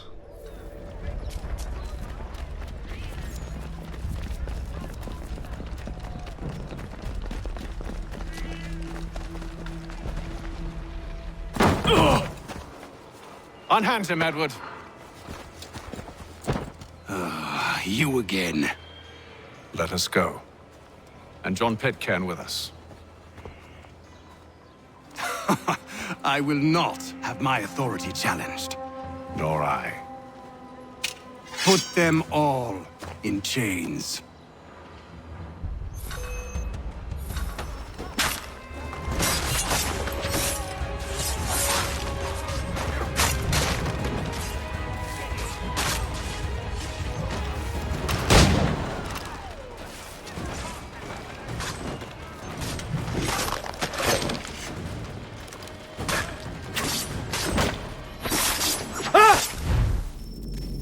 Okay, hold up.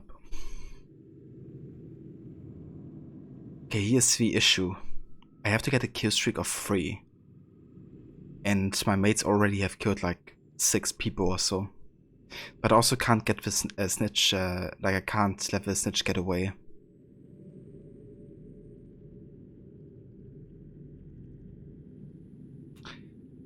I think I probably have to reload the checkpoint, or is there like more guards coming afterwards? I'm not sure actually. I think there isn't. Let's reload that checkpoint and see if we can't perform the kill streak and snitch. Bit tricky to do both of them there.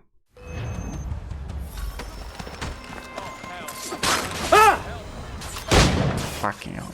Come on.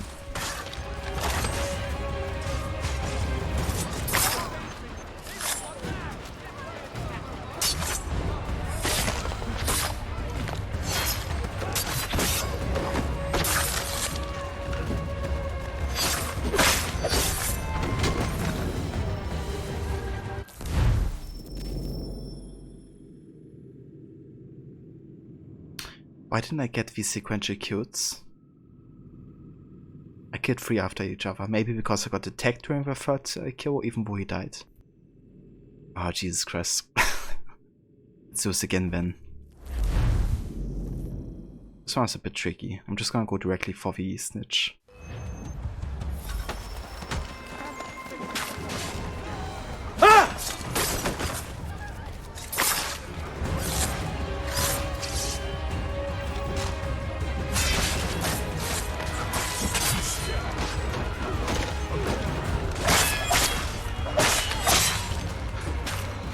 Should have been free.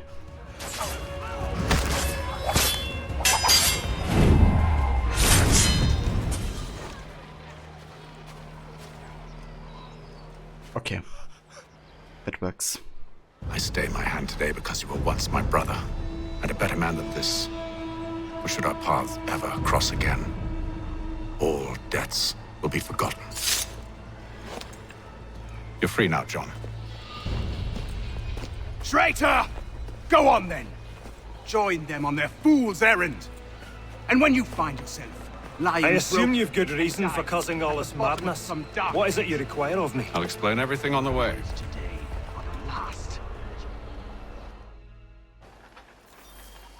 Kinda funny how he still keeps on talking. Yes. It's like we ain't even the same, bro.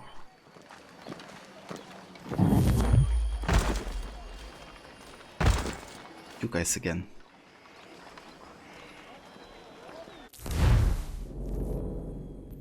Okay, let's have a look at the DNA tracker again. So one more mission left in sequence 2. Okay.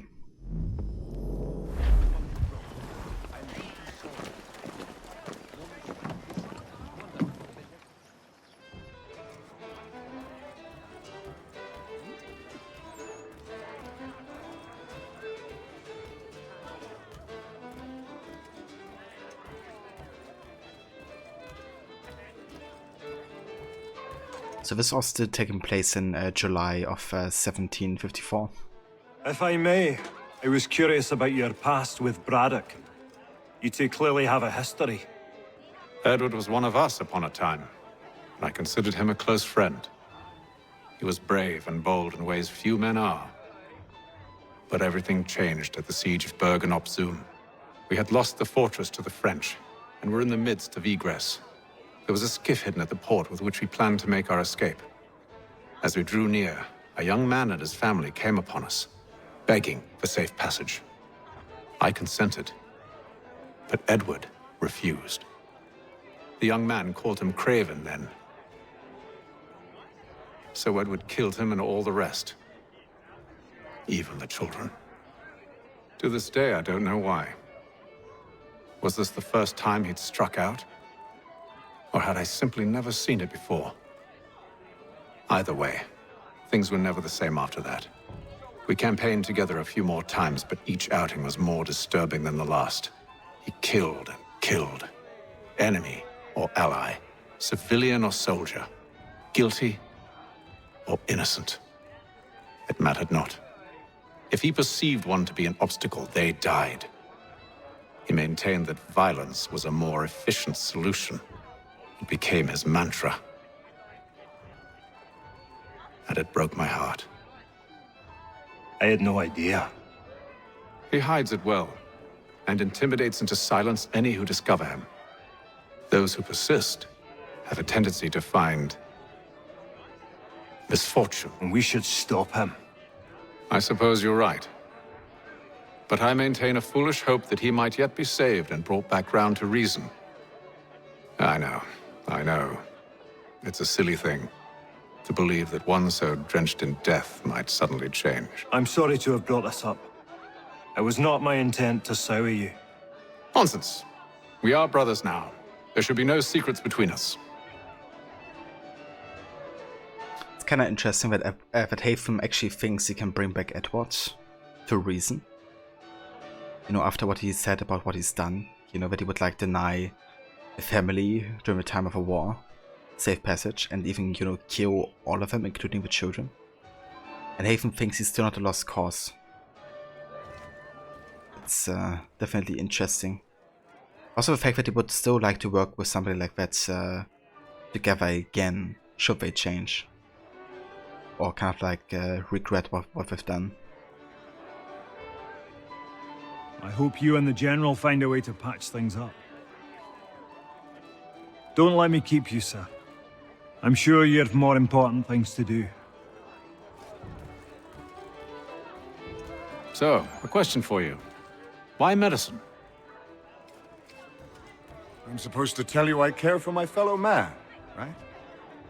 That I chose this path because it allows me to accomplish a greater good. Are these things not true? Perhaps. But that's not what guided me, no. For me, it was a less abstract thing. I like money. There are other paths to fortune. But what better ware to peddle than life? Nothing else is as precious nor so desperately craved. And no price is too great for the man or woman who fears an abrupt and permanent end. Your words are cruel, Benjamin. But true as well. You took an oath to help people, did you not? I abide the oath, which makes no mention of price. I merely require compensation. Fair compensation. For my services. And if they lack the required funds? Then there are others who will serve them. Does a baker grant free bread to a beggar? Does the tailor offer a dress to the woman who cannot afford to pay? No. Why should I? You said it yourself. Nothing is more precious than life. Indeed. All the more reason one should ensure they have the means to preserve it. So, early indications that Benjamin Church is quite the arsehole. You know, he's like, yeah, I'm one of the best surgeons, but you know, I'm not gonna help for free, so I'm gonna demand ridiculously high prices, and if nobody can afford it, then, you know, fuck him, I don't care. So nowadays he would be very much against free healthcare. I would demand even more, you know, ridiculous prices than people are already getting charged with in some places. We just try to get as much money out of it as possible.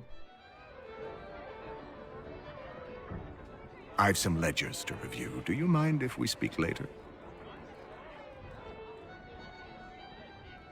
Sorry, Hatham, but I'm in the midst of something.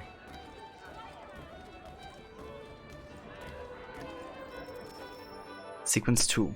Infiltrating South Gate.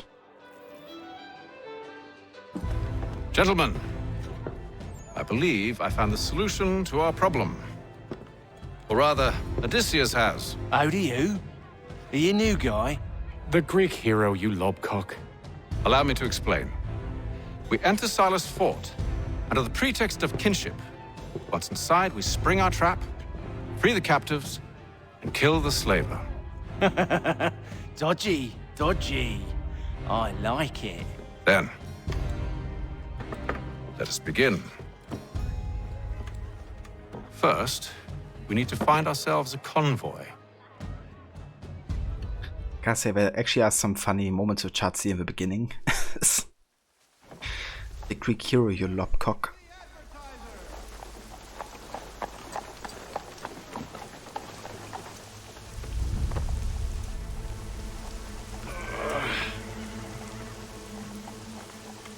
Convoy should be here soon. We'll attack on my signal. Understood, sir. If we time this right, we can catch them all unawares. The Boston Country Journal. The world for a penny.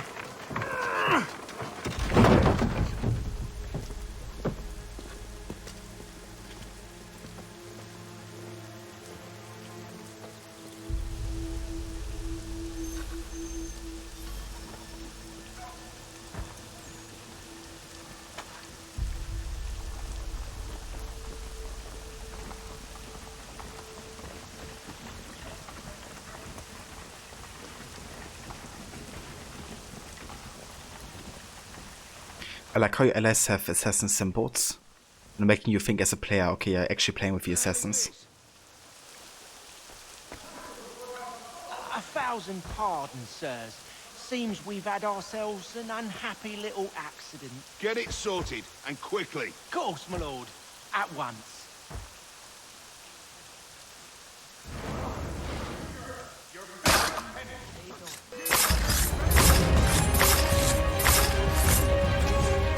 Low. That killing streak.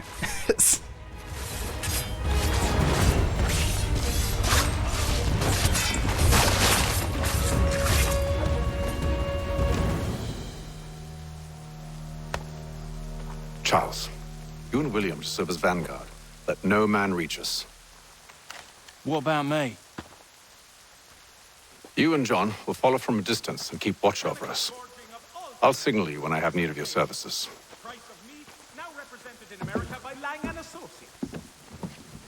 We're here to help you, along with those held inside Southgate Fort. Free me. Not until we're inside the gate. I can't chance an inspection of the gate going wrong. I'll see you safe. You have my word.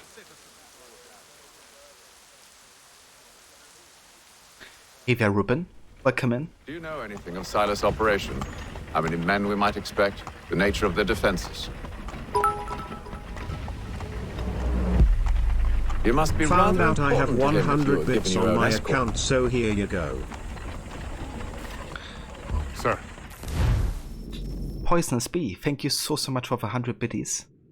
I really do appreciate it. Found out you have 100 bits on your account, so here you go.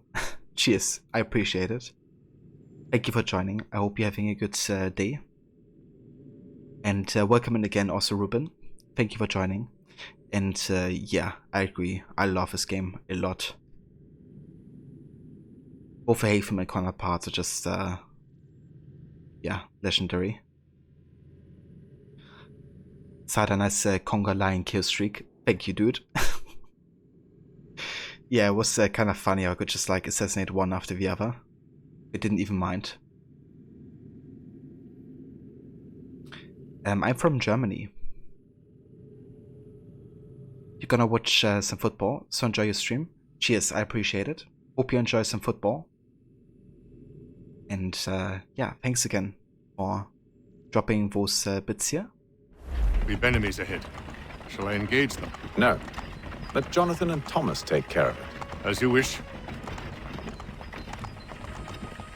I wish you'd trust us.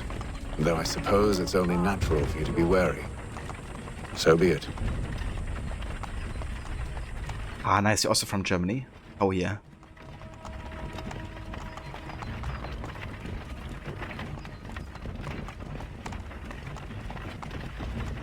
Okay, so here we have to call our Templar recruits on enemies.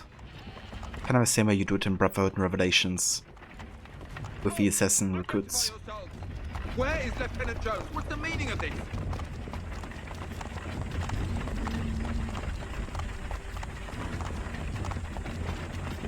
Engage the enemy! There we go.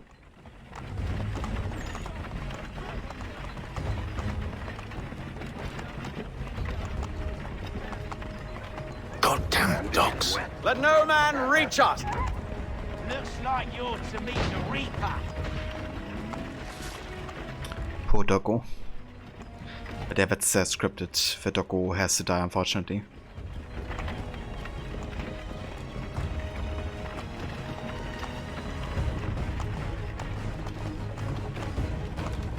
Aha!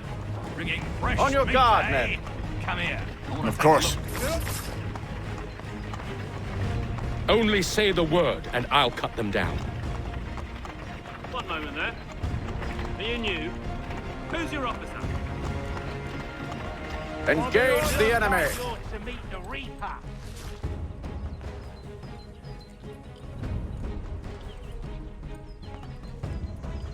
All clear! Oh yeah, dude, I played the game before several times. Played it back in 2012 when it launched, and been replaying it since a couple times.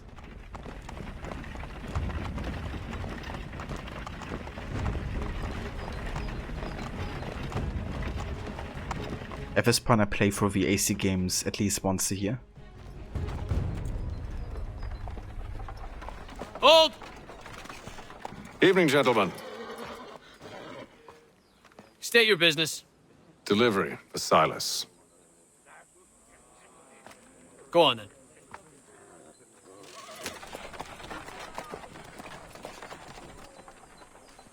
It sure is, Maxi. That's the Zio. See?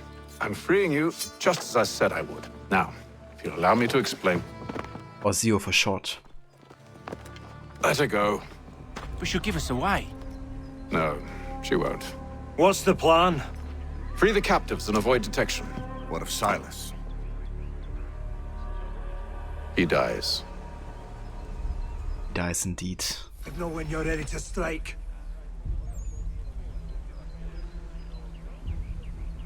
So we gotta find and kill the general and perform stealth assassinations from corner spots. It's a bit tricky, because you also can't be detected. You like how my allies have the assassin icon above their models? It's kinda interesting, tricking you as a player, right, believing that these are assassins working for you. It also makes sense narratively, because in modern day you believe you are with the assassins at this point either. Are you also want to stream AC3? Yeah, I can really recommend it. It's such a great game. Very fun to stream for sure. Yeah, Maxi, there's some great moments with Zio. Definitely love her as a character. Okay, there's a general. And we're gonna make sure to kill him. come over here.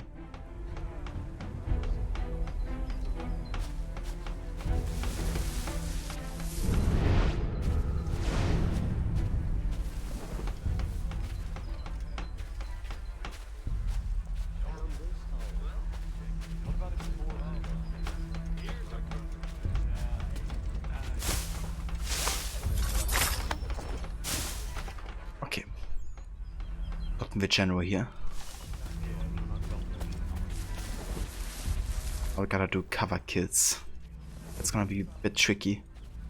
So we can't be detected by regular soldiers here, but as soon as there's gonna be generals, we're gonna identify if we're part of his group or not. So gotta actively avoid those guys. We also played through the game like 20 times. Yeah, I fear that. But never gets old to me. That's exactly what they want you to think. Such a shame.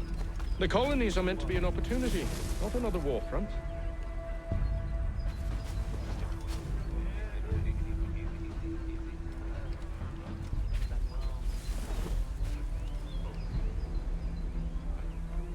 I must say, the weather in Boston is much fairer than back home. Wait until winter and see if you still feel the same.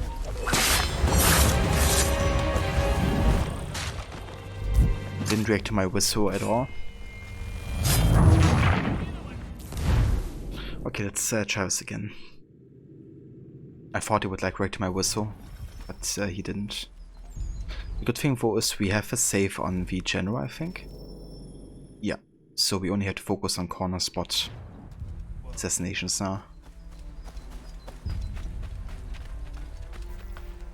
Yeah, it is the remastered version that I'm playing right now. So it does look quite a bit different with the lighting and stuff.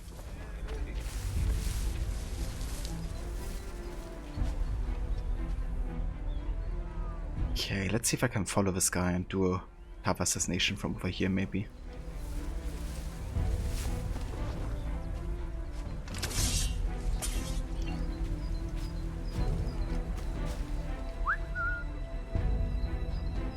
It only works on regular soldiers, it seems. The whistle. It's really irritating.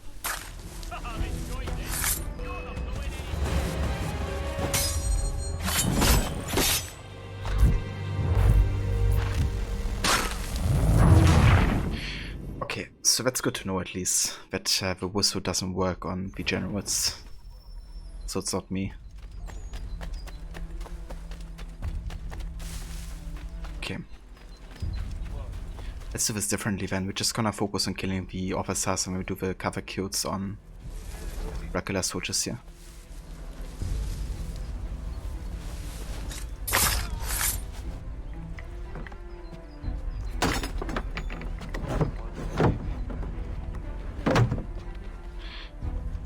Yeah, they did update a lot of the textures and also the lighting system and stuff.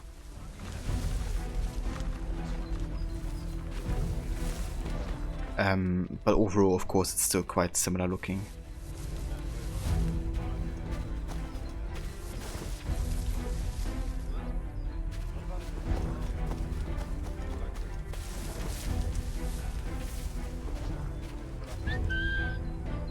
Ah, so this guy actually listens to the whistle? The other guy didn't. It's a bit irritating, but oh well.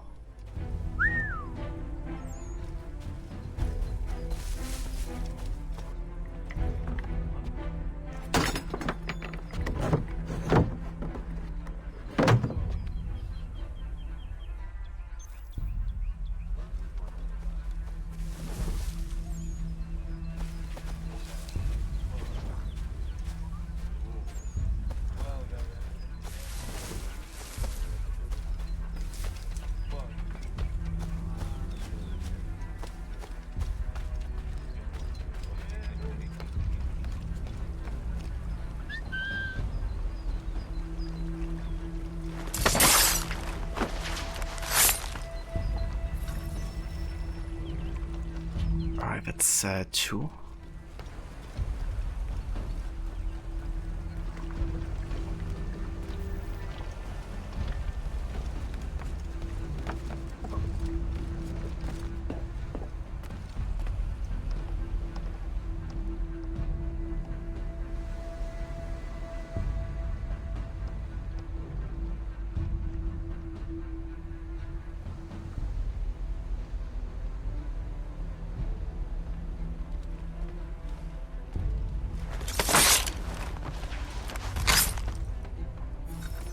There we go.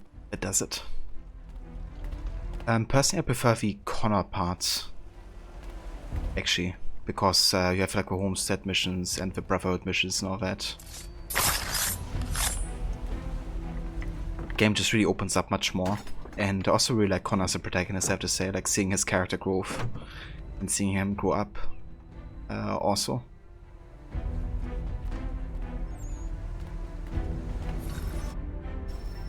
What about you, Ruben? An hour of quiet was all I asked. Instead, I'm awakened not 10 minutes later by this cacophonous madness. I expect an explanation, and it had best be good. How? How did this happen? My precious merchandise set free? It's unacceptable! Rest assured, I'll have the heads of those responsible, but first we clean up this mess!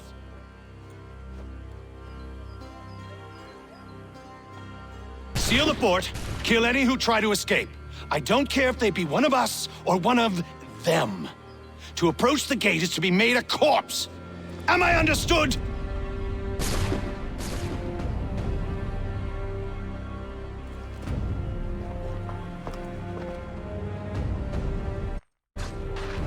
Push them back! Go on! Back, rogue! You shall not have us!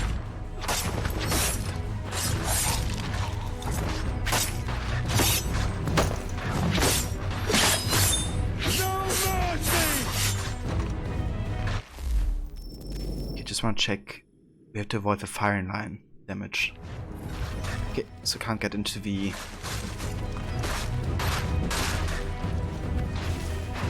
front gate there.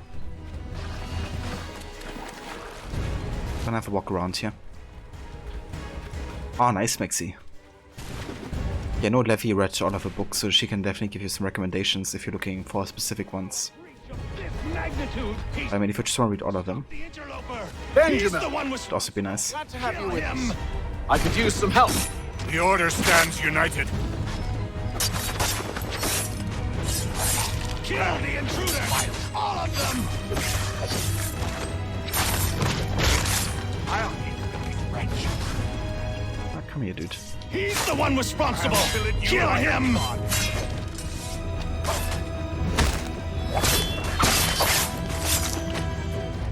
Gotcha. Who are you? Name's Hatham Kenway. You don't know me, but I believe the two of you are well acquainted. I made a promise to you, Cyrus. One I intend to keep. Oh boy.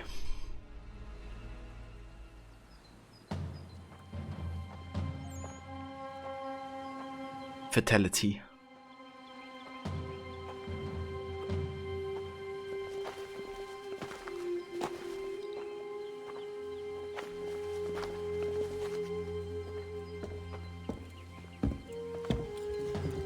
What happens now? We wait. But not for very long, I suspect.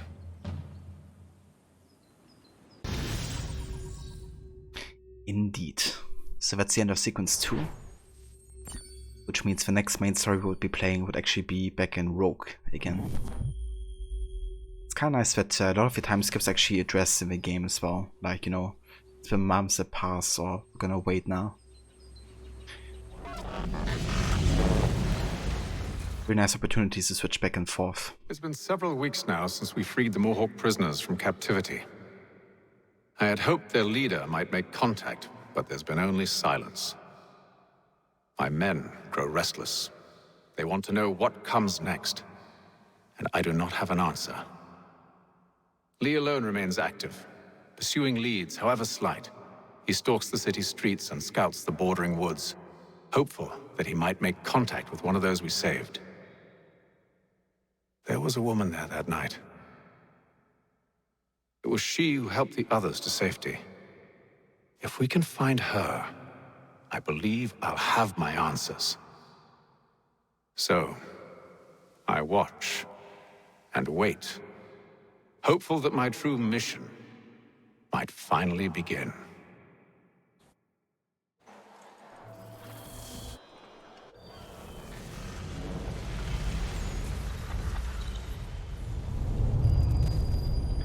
Boston, 1755.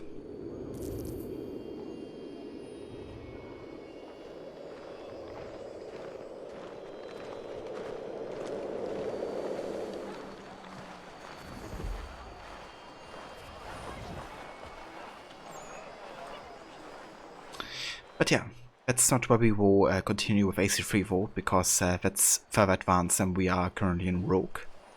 Because Rogue is still taking place in July of 1754. But yeah, we're not gonna be switching back to Rogue for today anymore though, because we've already done quite a lot of switching back and forth and also streamed for quite a long time. So yeah, I think this is where we're gonna call it today. It's a good moment to end it and also have a break between AC3 and Rogue as well. But yeah, next time we're gonna continue with Rogue, play 2 memories or so, and then we're basically switching back to 3 again. So it's gonna be more changes and switching back and forth to come. But very soon though, we're gonna be focusing almost entirely on Rogue though, because once you're done with sequence 3 of AC3, it's gonna be sequence 2 to 6 for Rogue, which is almost the entire game. So yeah, soon we're gonna be focusing on Rogue exclusively, at least for a while, once the Haven part is done in AC3 essentially. If your joints excruciate, ears sanguinate, or feet distend and... So first, Maxi, thank you so much for coming by, dude, and also for lurking earlier as well. Really appreciate it. And yeah, thank you everybody else for being here, watching, lurking, chatting. Really appreciate everybody tuning in and coming by for more of AC3 and Rogue. Definitely looking forward to play more of this. But yeah, it's quite interesting how kind of like extends the introduction for AC3 even further. It really is like a proper Templar introduction to the Kenway colonial saga in a way. But at the same time, I can't wait to play as an assassin again. And, you know, play as Connor eventually. Gonna be good. Looking forward to it. But, yeah, for now we're gonna go ahead and exit here. And then we're gonna have a look who's online, so we can rate. Let's have a look, shall we?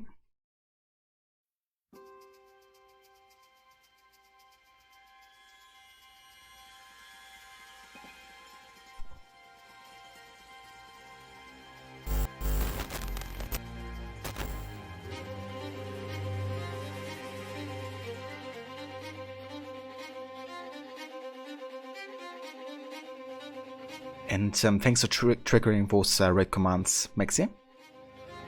So if anybody wants to join with raids, there's some raid emotes you can copy if you want, and you can also post them in chat once we find ourselves a raiding target here.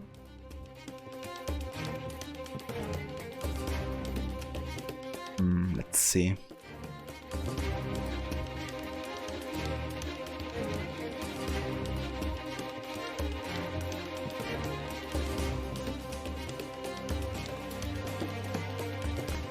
I think we're gonna go say hi to Lucinda today. She's playing some The Last of Us Part 2. I think it's her... maybe not first time, because she's going for New Game Plus Plus. So I reckon she's played it before. Let's have a quick look if she's not ending this stream or anything. Yeah, still actively playing it, so let's have a look over there. See how she's enjoying that series.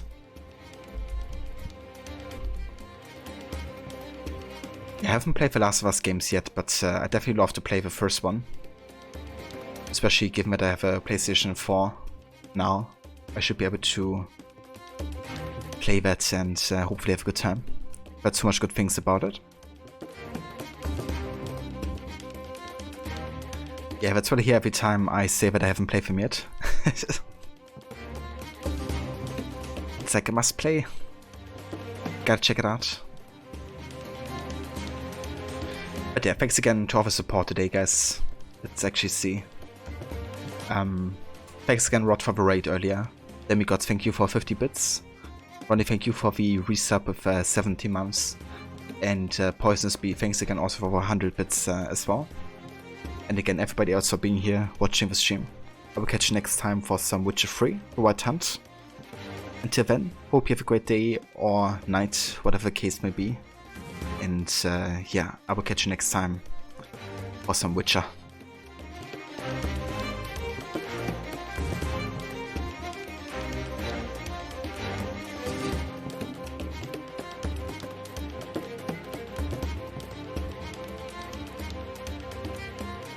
Where is Charles Lee?